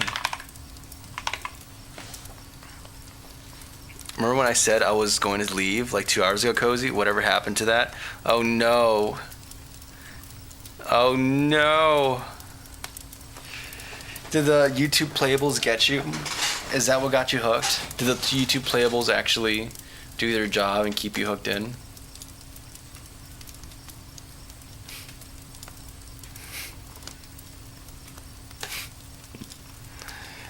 It's funny, the generation that always told me don't trust what you see on the internet is the same generation that loves the AI slop.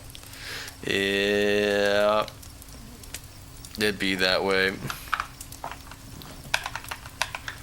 I don't know, I feel like most people enjoy a bit of AI slop. Not yours truly, no, absolutely not. But other people. Did I call this tri-equipped hull? That's funny. Is it equipping? Is that how you spell it? Or is it equipping? I'm pretty sure it's equipping. I don't know, I'm not literate. Not literate over here, guys. I'm not a literate guy. What can I say? Yeah, no, it's terrible though, dude. I can only do playables on horizontal. The chat company is good on vertical. And I got sucked in. I can't believe we got sucked in Syndicate. It happens. Come on. Come on. Okay, press play. Come on. It's funny, when the screen goes dark, I just see my face, and it's very... It's almost like a jump scare. Okay. So, assertion failed. And yeah, it's null right here. So this is null. That's what I'm seeing here, is that this is null. Despite calling init, despite presumably assigning it.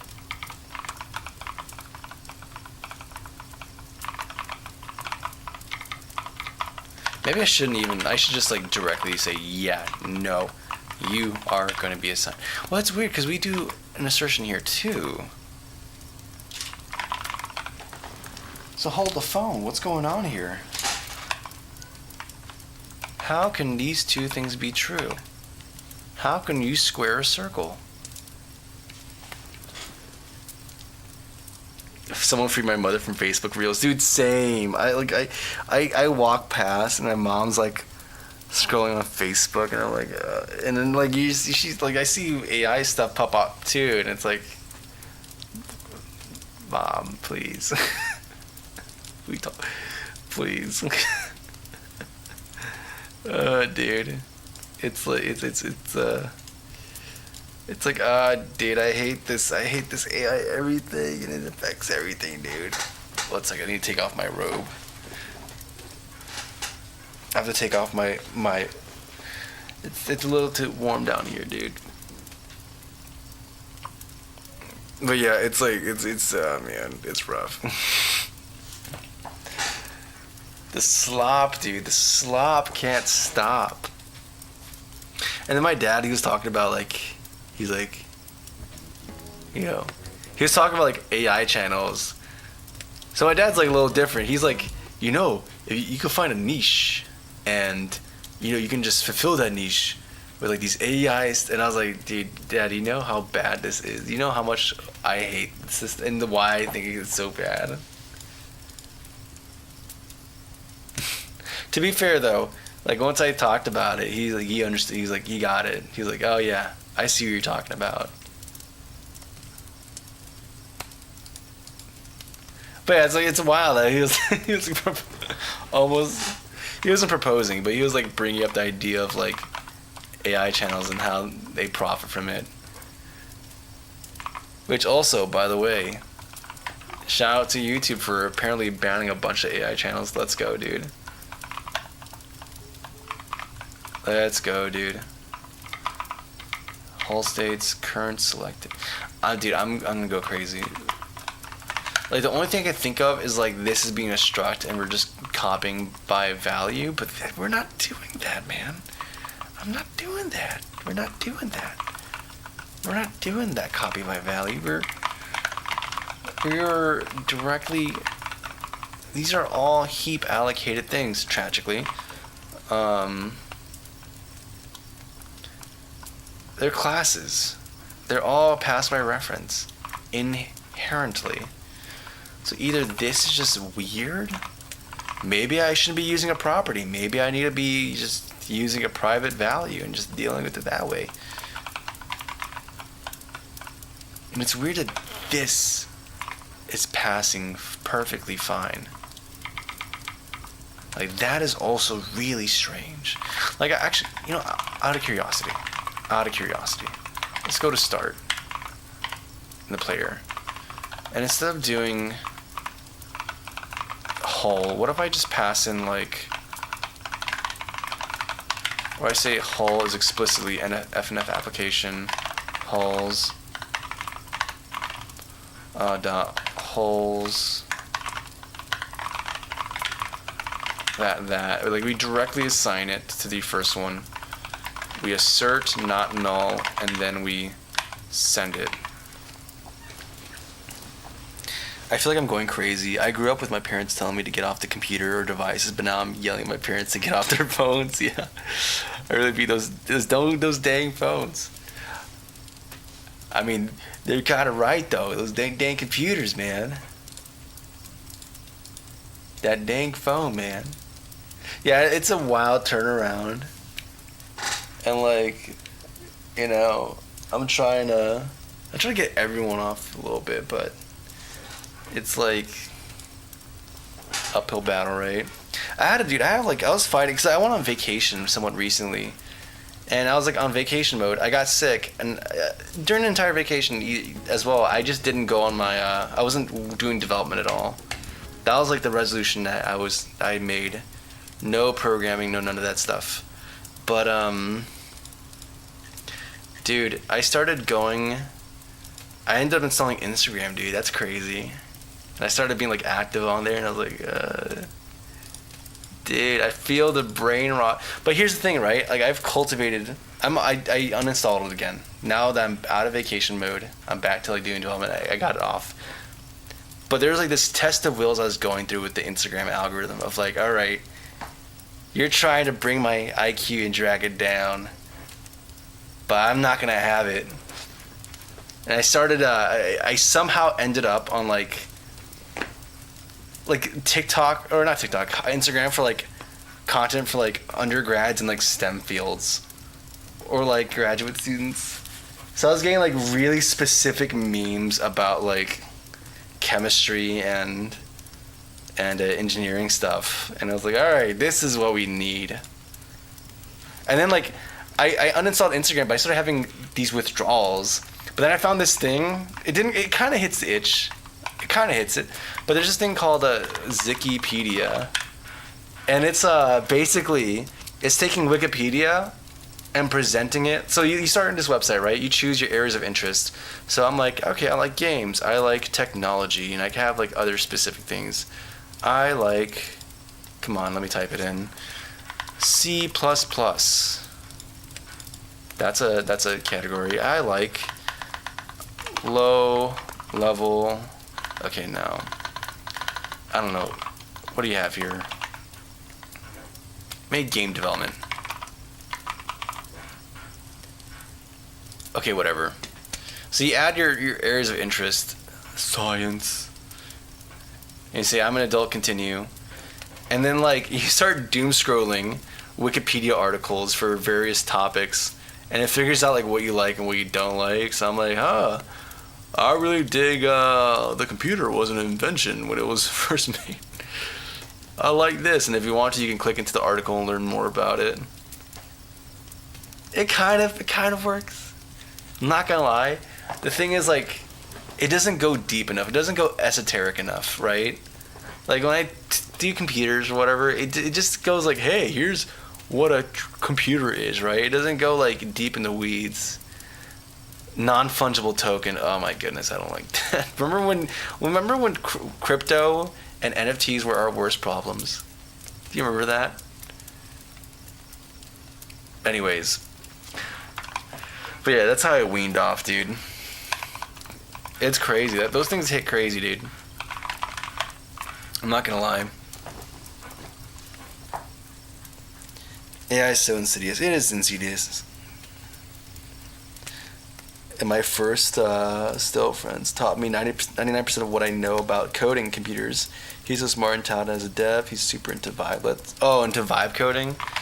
Yeah, well, it's like I can't fault. I don't know. It's like, I don't know. Cause there's this is a prickly subject, the whole vibe coding thing.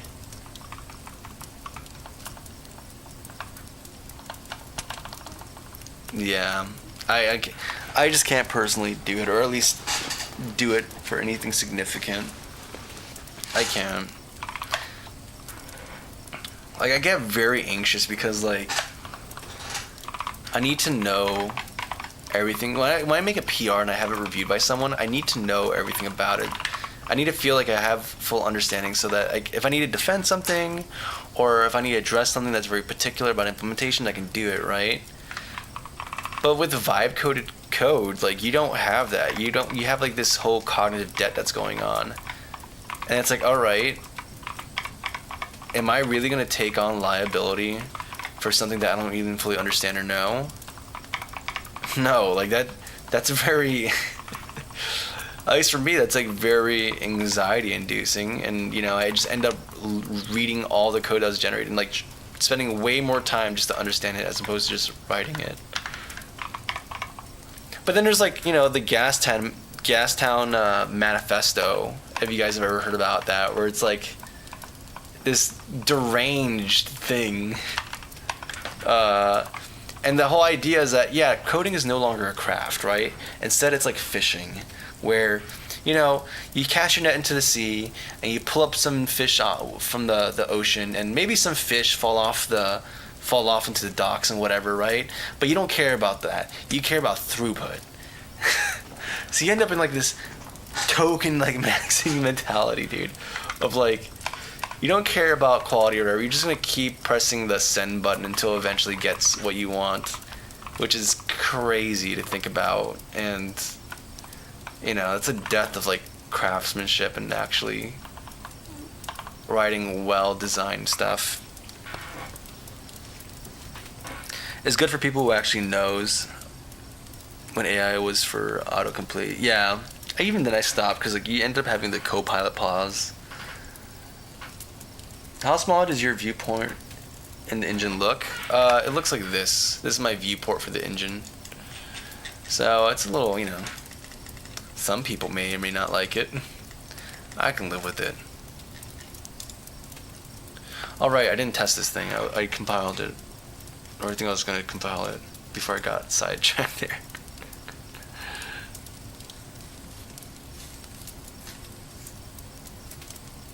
Bro, what is your type? Type of what? Navigator.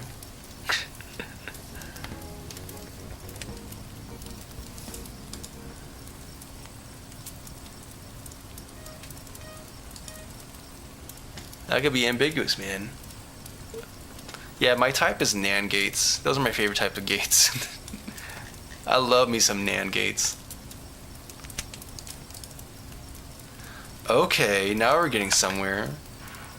So what's going on here? Character is not valid. Fidget body velocity assigned. Attempt for character is not valid. Input velocity is nan. Why are you a nan? Not a number. What's happening with not a number? Where are you being derived from?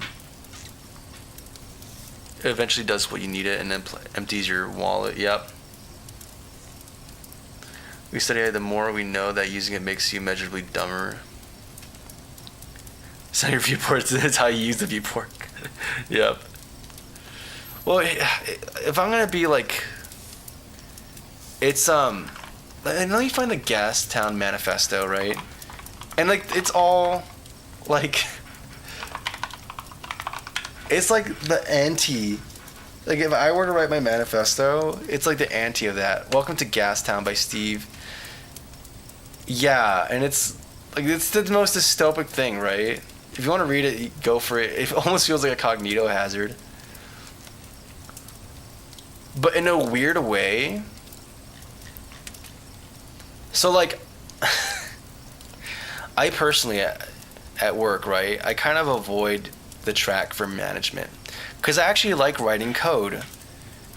But in a weird way with this whole thing, the goal is that you become a manager, right?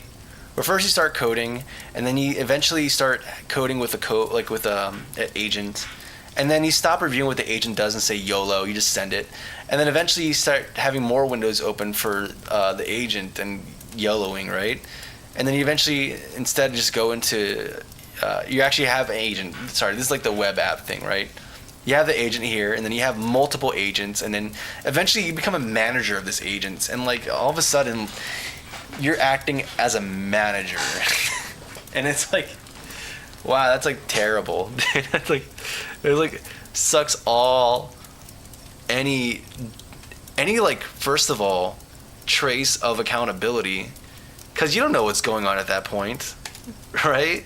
You don't know what's happening. And then the thing that happens is like the less you program, the less you use it, the more you forget it. So like you're accruing this crazy cognitive debt about knowledge for your code base. And while that happens, you're also becoming less, I don't know, you're becoming less proficient as a programmer. So your ability to even comprehend code and make decisions based off it deteriorate, right? And it's like, you know, how can you make architectural decisions if you don't have these fundamental, like, I don't know, you're not reinforcing your fundamental understanding of programming, right? Like, I think I've talked about this, at least when I was talking with a student, someone recently, but like, or not a student, a former mentee or whatever. But I was like, yeah, programming is like eventually becomes, you start becoming an economist. And the things that you're working, decisions you're making in this economy are between like CPU performance or like execution versus memory versus like human maintainability or like understandability. And but if you're not engaging with that, how can you continue to make good decisions about it? And it's worrying, because it's like, I feel like we're gonna end up in a spot where there's a book called The Machine Stops, and the whole premise of the book is that society gets to this point where everyone in the world becomes reliant on this machine, right? And this machine performs all the functions, so most people just have to worry about leisuring. The problem, though, is that the machine has fallen to disrepair, and it's been degrading over time for like decades. And at that point in the book, no one knows how to fix the machine. No one has the knowledge to actually address the machine. So the machine continues to deteriorate and fall apart.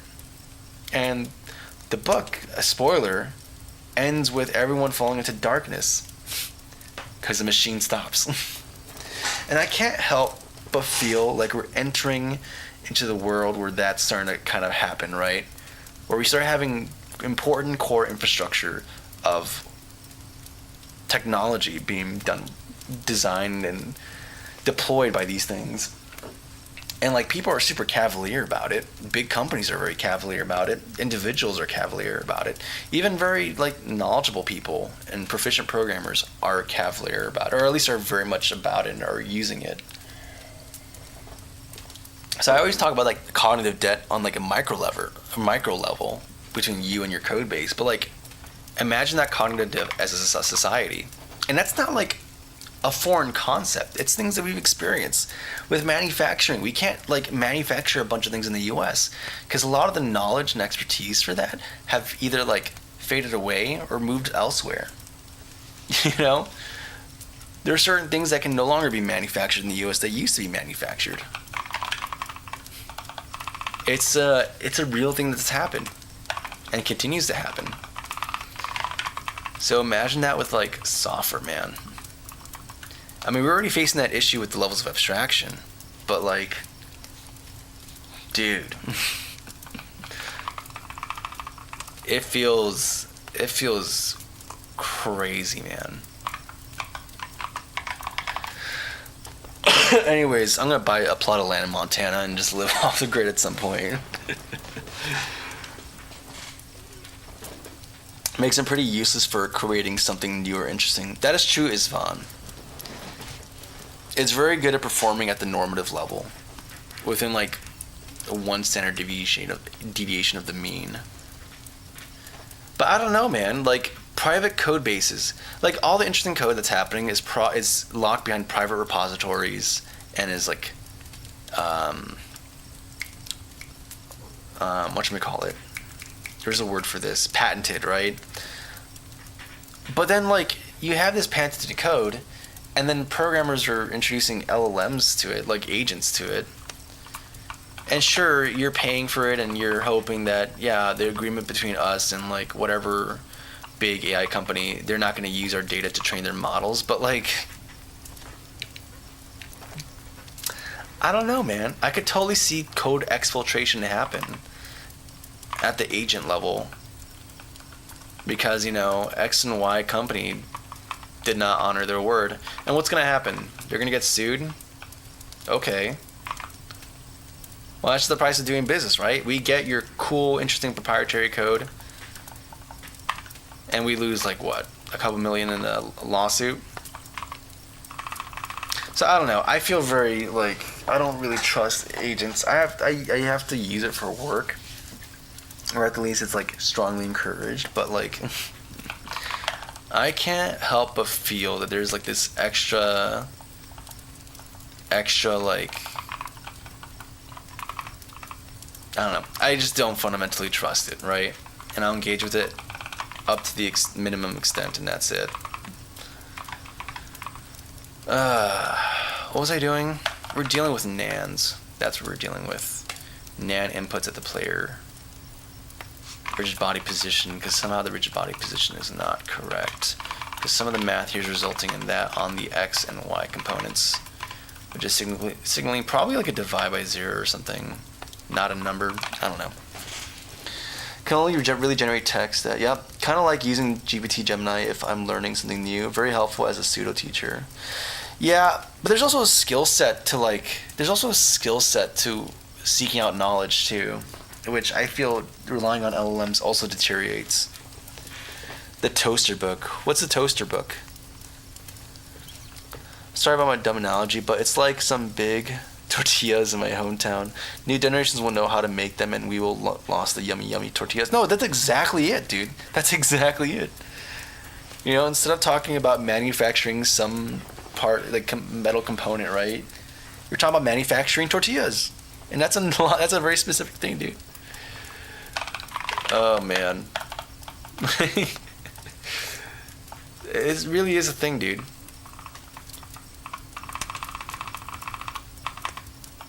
So, yeah, I don't know. There's no point in it. This is just me espousing my current understanding and thoughts about this and my feelings about it, my worries about it.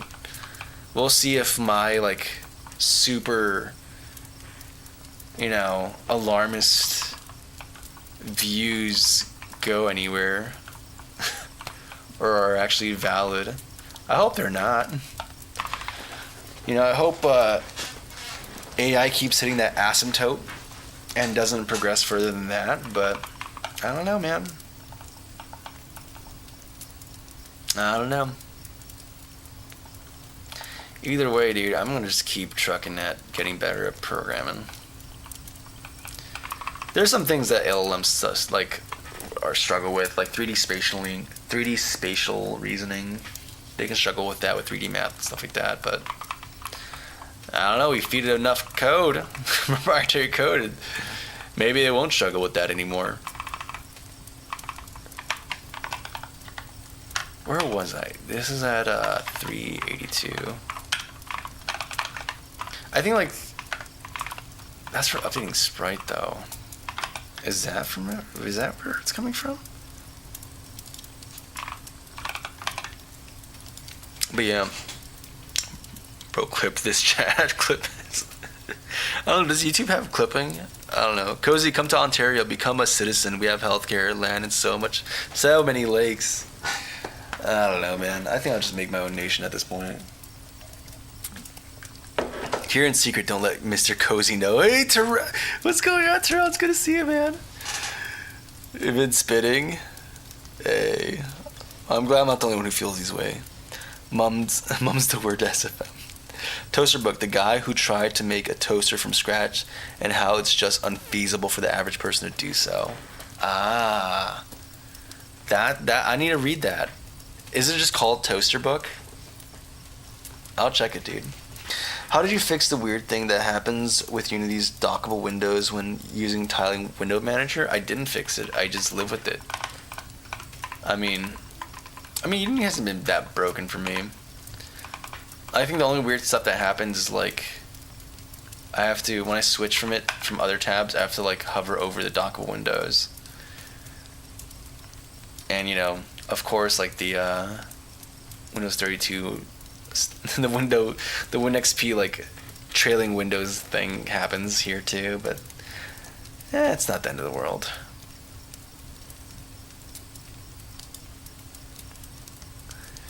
Player position. Somehow we're getting NAND values, and I don't know at what place or point we're getting that. So what we're gonna do, is there a way for me to just check to see is valid or something? It's probably not a property. You have to probably compute that. I don't know. Is there no static way to verify it? I don't know. Hello, Breaks. Yeah, but that book, the Toaster Book, reminds me of Destin from Smarter Every Day trying to manufacture a grill scrub completely in the U.S. and like it was just unfeasible. And he ended up like even his final product ended up accidentally having some components from China because, you know, he wasn't trying to make it in America. He's just trying not to make it in China. And it turns out the chains he ordered from India were actually from China. So, you know.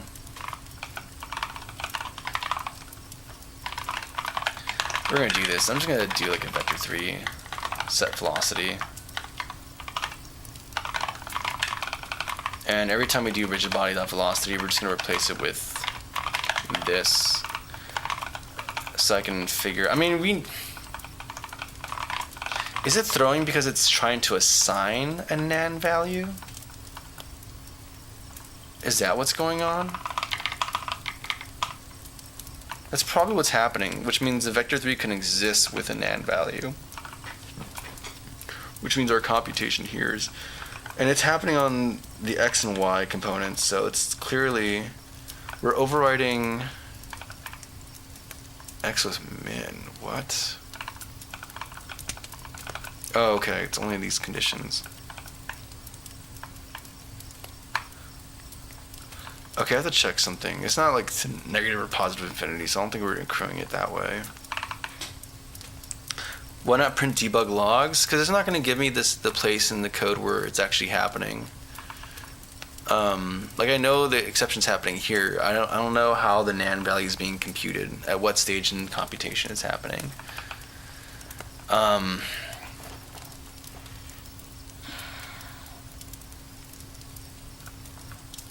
At least that was under the assumption that the exception was being thrown from just the value being procured, but it's actually legal for the value to be procured. It's just illegal to assign it to the rigid body velocity, so maybe I should just print out at this point every single part of the equation and understand what's going on. But this part I know for sure works previously, so I'm guessing the place where things go wrong is in our acceleration values and how we get it here. We get current 0, 1. So maybe the value here is just bad. Yeah, I'm assuming it's actually probably happening here, because this produces the output that is then piped into physics, I believe. Why can I actually understand what you just said, SFM? Hello.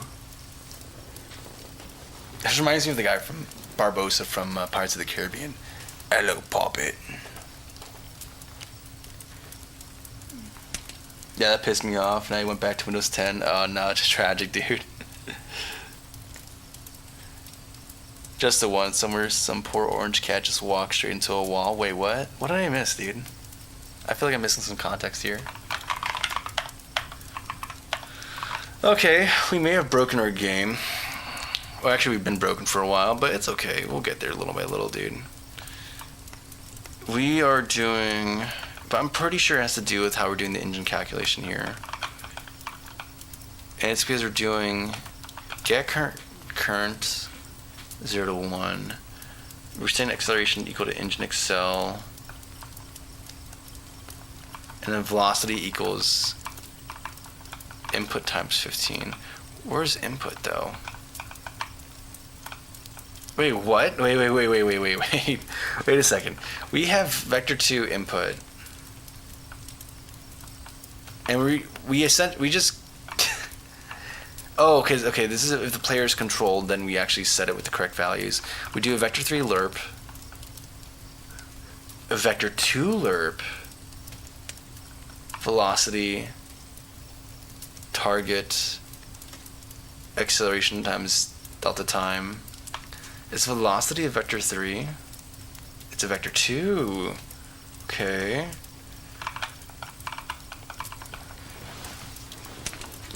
Would this actually, okay, you know what?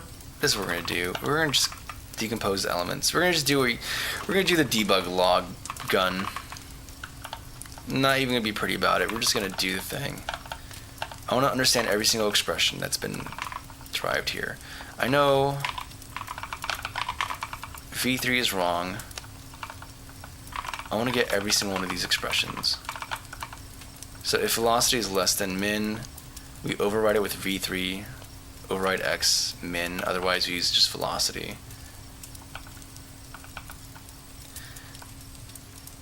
Which no matter what, it's still going to come down to the velocity values over here, so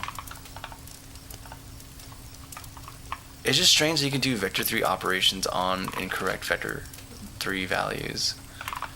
But let's just do this.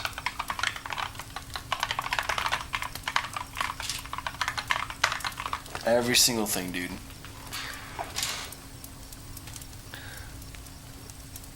No initialization. Yeah. Actually, you're probably right. It's. I'm gonna start from the source here. So target equals input times. Oh, you know what? Speed is probably. We haven't set up all the other components of this.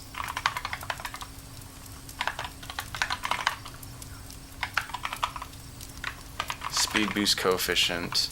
But I'm highly suspecting it has to do with this.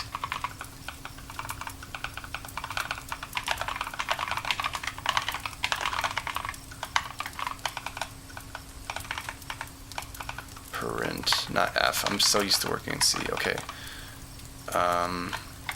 V equals lerp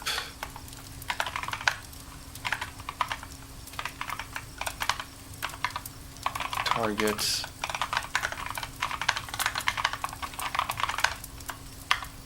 and then acceleration times time that delta should be fine, but why not just be ultra.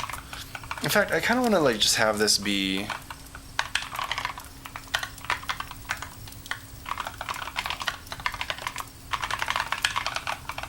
and then we're just going to do a little bit of this action. Yeah, I know, it's allocating a string. I should be using stream builder.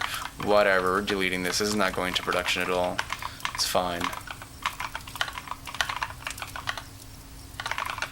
This is fine.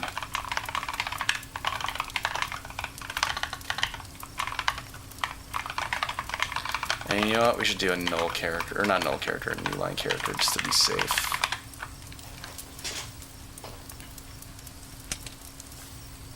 Okay, let's see where we're at now. My kleptomania powers are taking form. Oh no. My body's a temple, I'll have you know. Ancient and crumbling. No.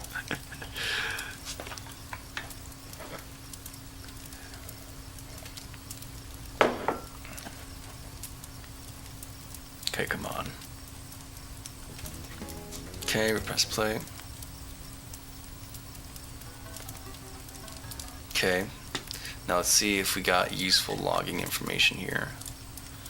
Okay. Okay, so everything is just 0. In fact, we're getting nans. So lerp nan nan nan. So the first two terms of the lerp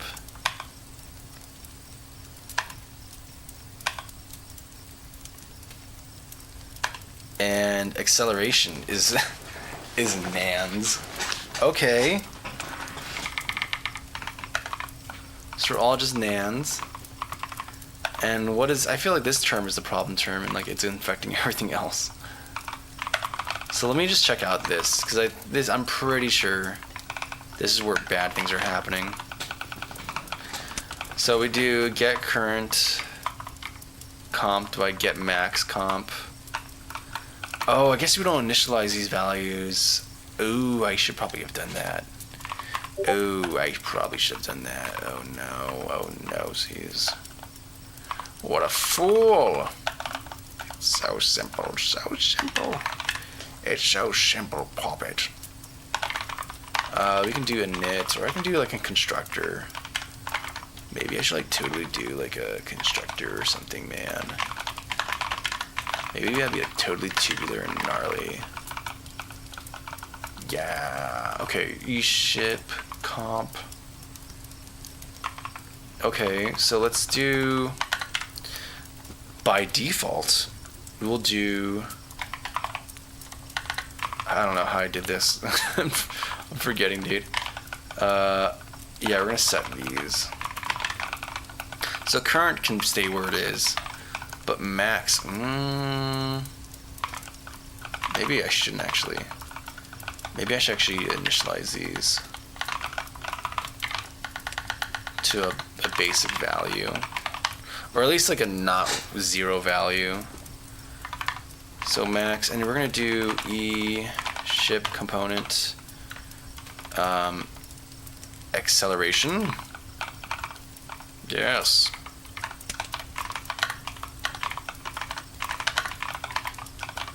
Acceleration is going to default to, I don't know. Let's start with like 2 or 3, and current is going to equal to 3. That sounds reasonable to me. And we could do this for other components like health. Or maybe we don't want to do this as maybe we actually want to add like a padding. I don't know. Maybe we start.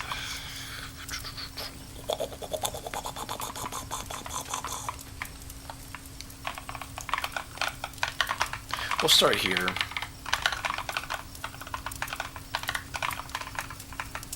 And it'll be fine. It'll be good. Life finds a way, guys. Life finds a way.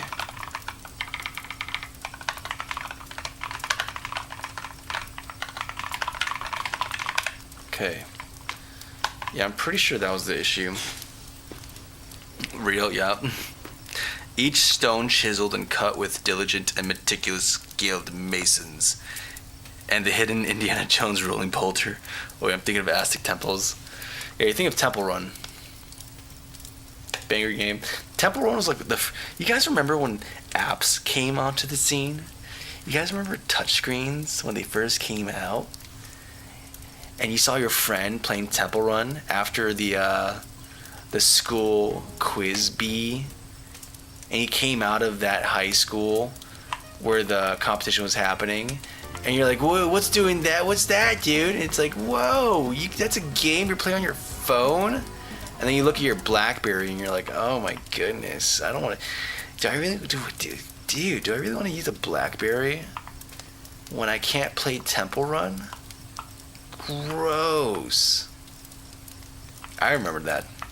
I remember when phones were new and cool, or touchscreens were new and cool.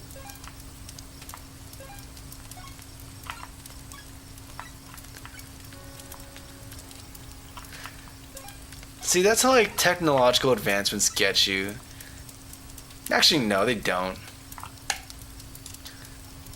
We should have just stopped at like 2009. We should just had a hard stop at 2009, dude. Like that was the last console generation where things were exciting. You know? It's like, whoa, this is kind of crazy. Things started going a little downhill from there. But it was still good. Yeah, dude. His keyboard name, it's a Ergodox. Yeah, thank you, Syndicate. I was in college and I had a Nokia 1100. You truly live in a first world country. That's crazy.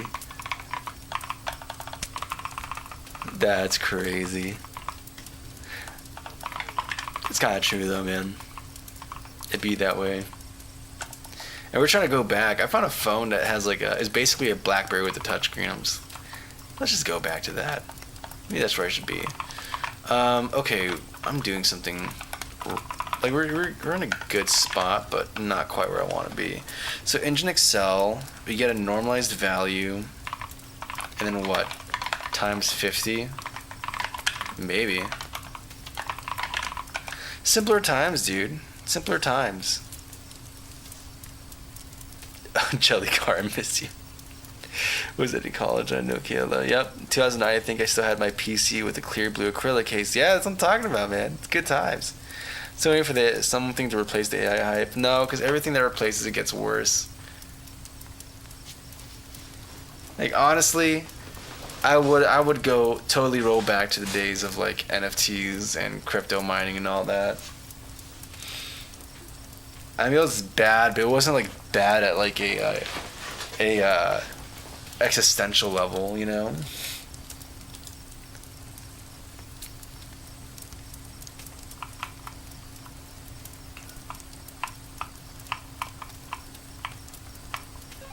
Yeah, top speed.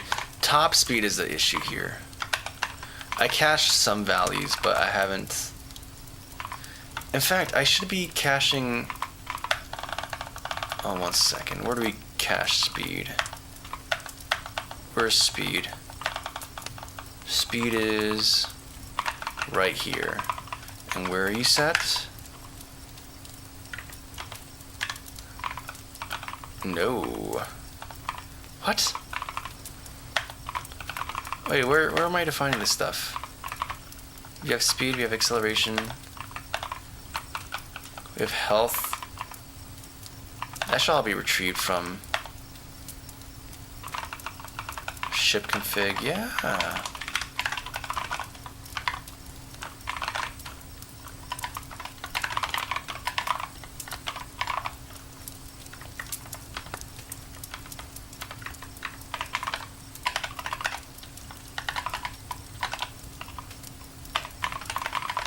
Yeah, I remember I miss when like technological advancements were like optimistic. You know? 3-pipe screensaver hype. Oh, I should bring that back. I should put that on my computer, man.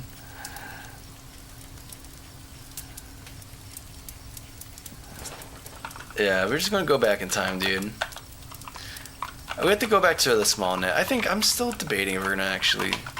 I don't know. There's enough people in the Discord where it actually kind of suck to nix the Discord and try to shuffle everyone to like a weird custom website I roll. On the other hand, though, like it's kind of we can have that small web vibe of just random people on a chat room. I think I'll just turn the Cozy Cabin Games website into like a chat room like AIM. And like everyone just has an anonymous anonymous is like a bad idea usually, but I don't care.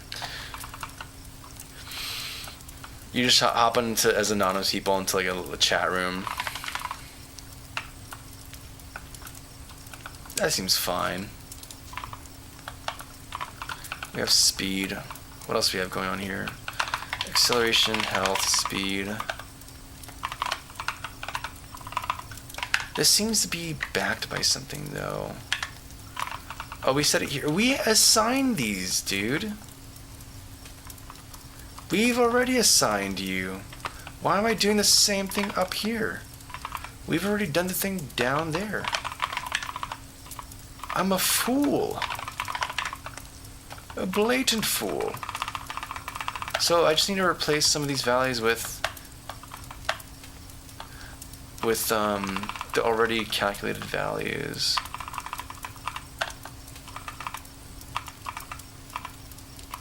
So like this one. Oh, I think I'm doing it because I don't want to have to deal with. Yeah, maybe we can cache that still. Acceleration's gonna be what it is. Speed times boost.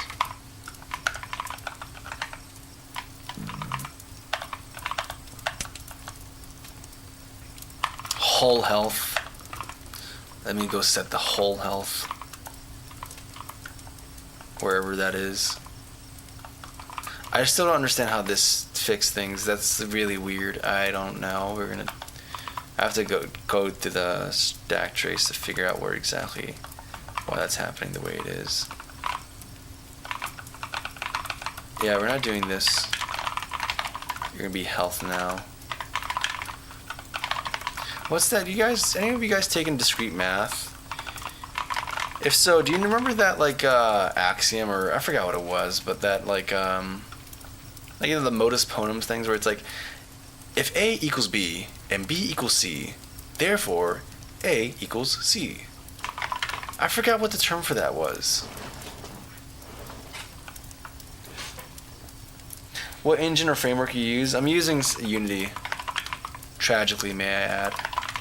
But for right now, I just need to see if I can finish the game within a game engine. But that's what I'm using. I'm using Unity right now. Make it so they aren't anon to mods and admins. Transitive. Is just transitive property? Is that what it's called? Emulate dial-up. That'll be fun. BBS. I like old bulletin board systems before my time. But I've heard tell of their bygone days. It'll be cool to do that. It'll be cool to do that. It'll be cool to do that. The add-on thing, I don't know. I don't want to deal with account management. Here's the easiest thing, guys. When you open the chat room, I'm just gonna expose your IPs. That's your username. Oh, hello, 192.82.3256. Nice to meet you. What's wrong with Unity? It's just a company that owns it, and I don't know. There's so much stuff. Like, when you use a engine meant for everyone to use, it's designed not for any specific game.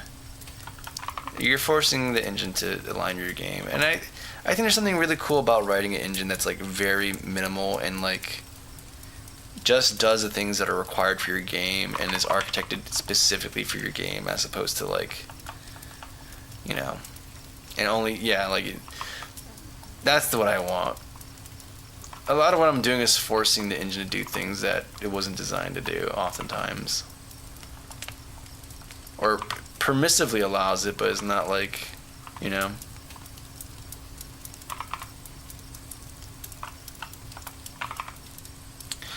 Let's see, what are we doing here? I was doing something, I can't remember what it was. I don't know, is it past my bedtime? Maybe. Maybe it is. But I want to get this working better. Okay, we're going to just go here. I'm going to go to speed. I'm assuming it's going to work the way I want it to.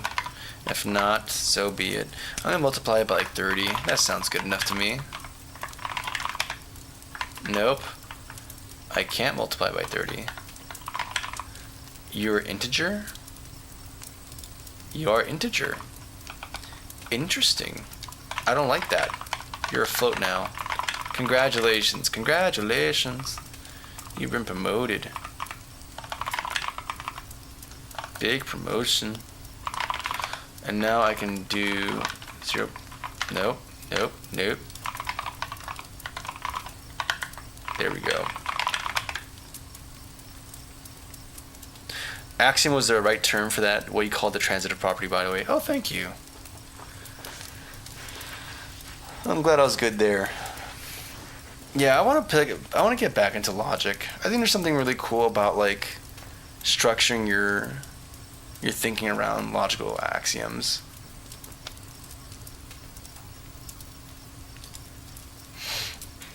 Is this a Kinesis keyboard? No, I'm using Ergodox. I started Godot before it getting famous, and it was because my friend told me once a game would be more lucrative using it. And now I love the 4th version of it. Yeah, Godot's been growing like crazy. Also, what just happened? I tried Godot for a while. I actually migrated my dev kit to work on Godot, but I don't know, it's not an engine for me. Like I said, I think for me personally, I just want to have complete and utter control. That's not like a normal thing. That's actually not even the best idea for people to do. I think it's more prudent for people to just use engines in a lot of cases, but for me at least, I find it fun doing like working in that space. Okay, 10 is still too much. But now the game's working, yay! Nice. Okay. I don't know why this is not fully transparent. That's a little bit odd to me. Did it not hurt me? It did hurt me. Ah, got him. Got him. Yeah, it's a little too fast for me. Maybe we just do 2, and call it a day. But hey, like we finished unbreaking the game, dude. We finished the big refactor. I haven't hooked up the UI yet, but like the logic for the UI is there, so it's just a matter of chucking assets. What's with the max_h notation? In the E# comp, it looked like h was just float, so you're setting it multiple times in the same method. Which one you're talking about? max_. Oh, you're talking about I see. So you're asking about this right here, right? This. So what I'm doing is essentially I have like these two little arrays, right? And I'm indexing into them by casting a enum. In fact, I should probably be very explicit about their values to be on the safe side. But yeah, I'm taking an enum and casting it, because each index represents a category, right? Health, speed, or acceleration. So I'm simply casting the enum into an integer, and then I'm able to index into the index. I'm actually accessing the index that corresponds to a ship component for these arrays. So it lets you, it's a fun little way to be able to have data grouped together and access it in an easy way. It's pretty fun. I always like doing that kind of stuff, and I kind of do that stuff even in like C, in the world of C. I'm using C#, Emmerich. Cool. Nice. So this is slow, but that's actually kind of warranted. We're using like 3 of like max, which I believe is 16. So we can upgrade to be way faster than that. So this is where we want to be. This is actually good. 10 or 8 already makes it like super ridiculously fast. So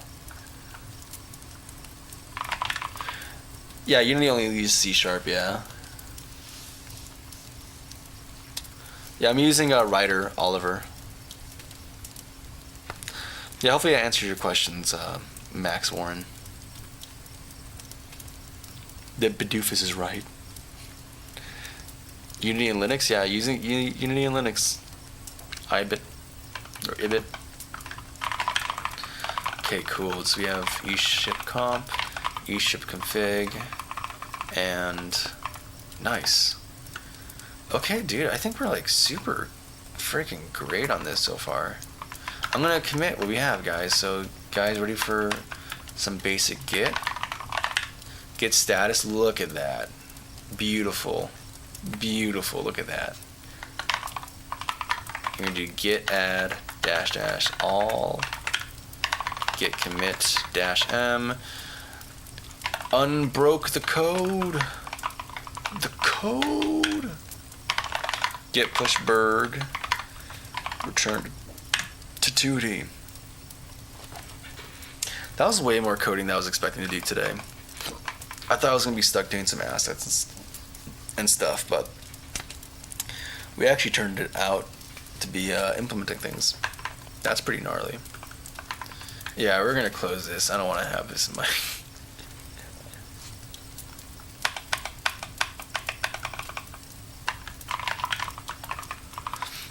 Why don't you have the multiplier make you faster? Because faster isn't actually better. It makes it really unwieldy. And I want to reserve like speed for like just the way you configure your machine.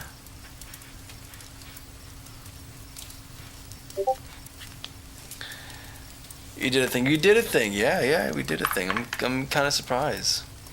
Is that a window manager? Yeah, I'm using i3. It's quite nice. You can do things like this. Imagine doing this in Windows. Could not. Could never. Could never. You can imagine doing this. Ooh. Ooh, scary. Look at that. Look at that. Tabbing like this. Oh, let me just go through my files. I think I want to use this one. Hop. Hop. It's cool. And you can just move stuff around very easily and directly. And then you got workspaces on it too. Like you can do this. It's pretty. I love i3, man. Every time I have to go back to Windows for work, it's like painful, dude. It's painful. But you know, you make do. I'm not sure if it's good for you guys, because like you're just seeing things pop up really quickly, but it feels good for me. And that's all that matters, right? But yeah, i3 is beautiful. How's Unity using Linux? It's pretty decent. It's pretty good. Unity's works pretty well. Did I make any changes to the dev kit? I didn't think about that. CD.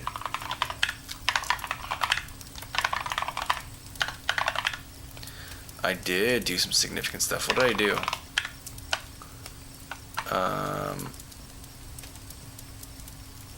Oh, I did do some significant stuff here. Yeah, git.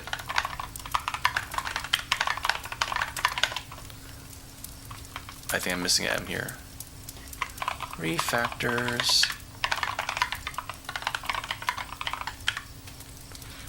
Terry, is that you? No. No, unfortunately, I'm not on Terry's level. What kind of editor are you using? For coding, I'm using Writer. I usually just like using basic Vim, though. Vim's nice. Vim is very pleasurable. Very seamless.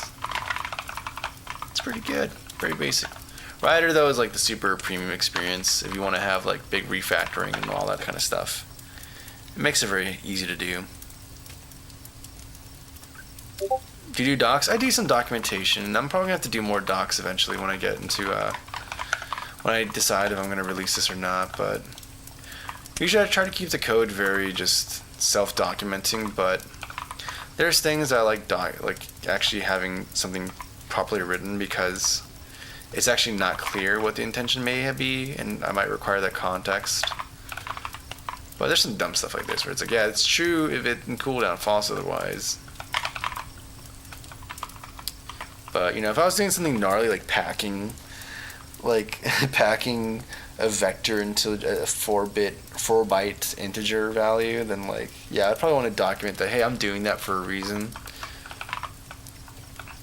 Which I saw that today. If you guys never seen that, it's pretty gnarly to do that. Where you essentially just have int value and then I don't know, whatever the value is gonna be. In this case, you can do whatever, int value, and then you can get int x or float int x, int y, and whatever. And all you do is this and an AND operation with hexadecimal FF. Each hex value is a single nibble, so two of them produce a byte, and then you can do a bitwise OR on it, and then you can do and then you do that, and then you do this with the same value. Why are you being mad? Whatever. And you can bit shift it to get the next 4 bytes, or the next byte, and you get the Y and whatnot. It's pretty gnarly, and then you can divide it by 255 and then offset it by. It's pretty rad. It's pretty cool. But yeah, just keep going down that route, and then you do eventually you can do fx equals x divided by 255. And if you want it to be normalized range where it goes from -1 to 1, you can do this times what was it, times 2 minus 1, I think.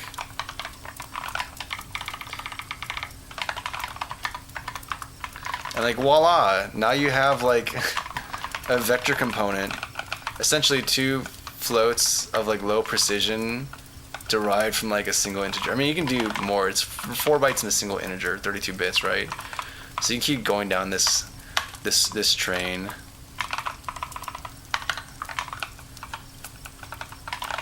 And get a full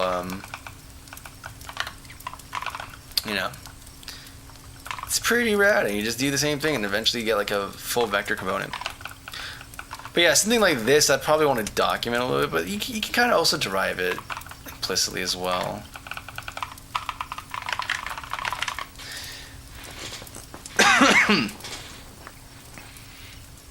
What am I saying? I'm just doing some game deving, dude. I use Notepad++. Hey, not gonna yuck your yum, man. But yeah, it's pretty cool when you see stuff like that. It seems like I'm trying to be helpful, but secretly I just like waking up Nightbot to do our bidding. Yeah, that's one of the projects, right? I want to make a bot for the channel at some point. It's gonna happen one day. All right, but we've got the code unbroken today, guys. So let me find something. Let's see here. Any comments or questions or concerns before I get ready to call the stream? I'm gonna put some just Tetris. I like this music.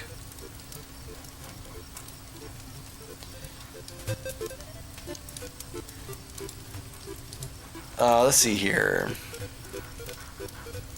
What kind do you use, writer? How do you learn to code? Just by Googling, man. Just have an idea that you want to do and pursue it. And Google it until you finally get it.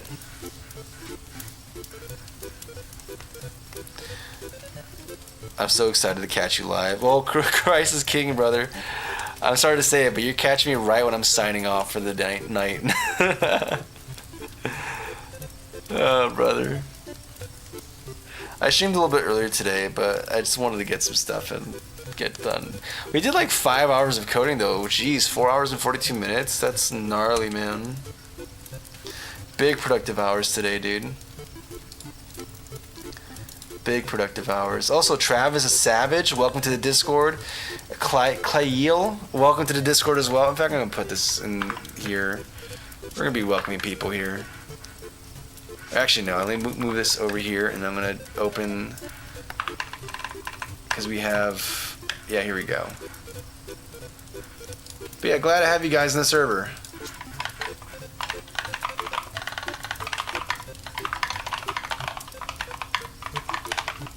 I know, make yourself cozy. Alright, that's how you do it. Yeah, it's tragic, dude. Tragic, but it be what it be, man. It be what it be. Anyways, ladies and gentlemen.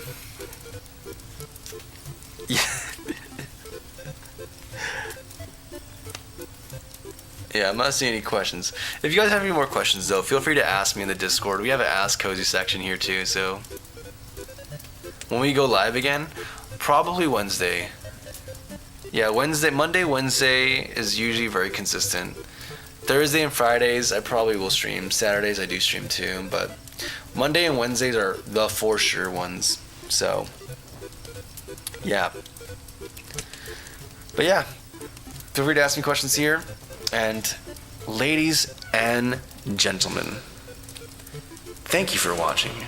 It has been my pleasure to show you the process of programming and making a game. As always, God bless, and until next time, stay cozy. Bye-bye.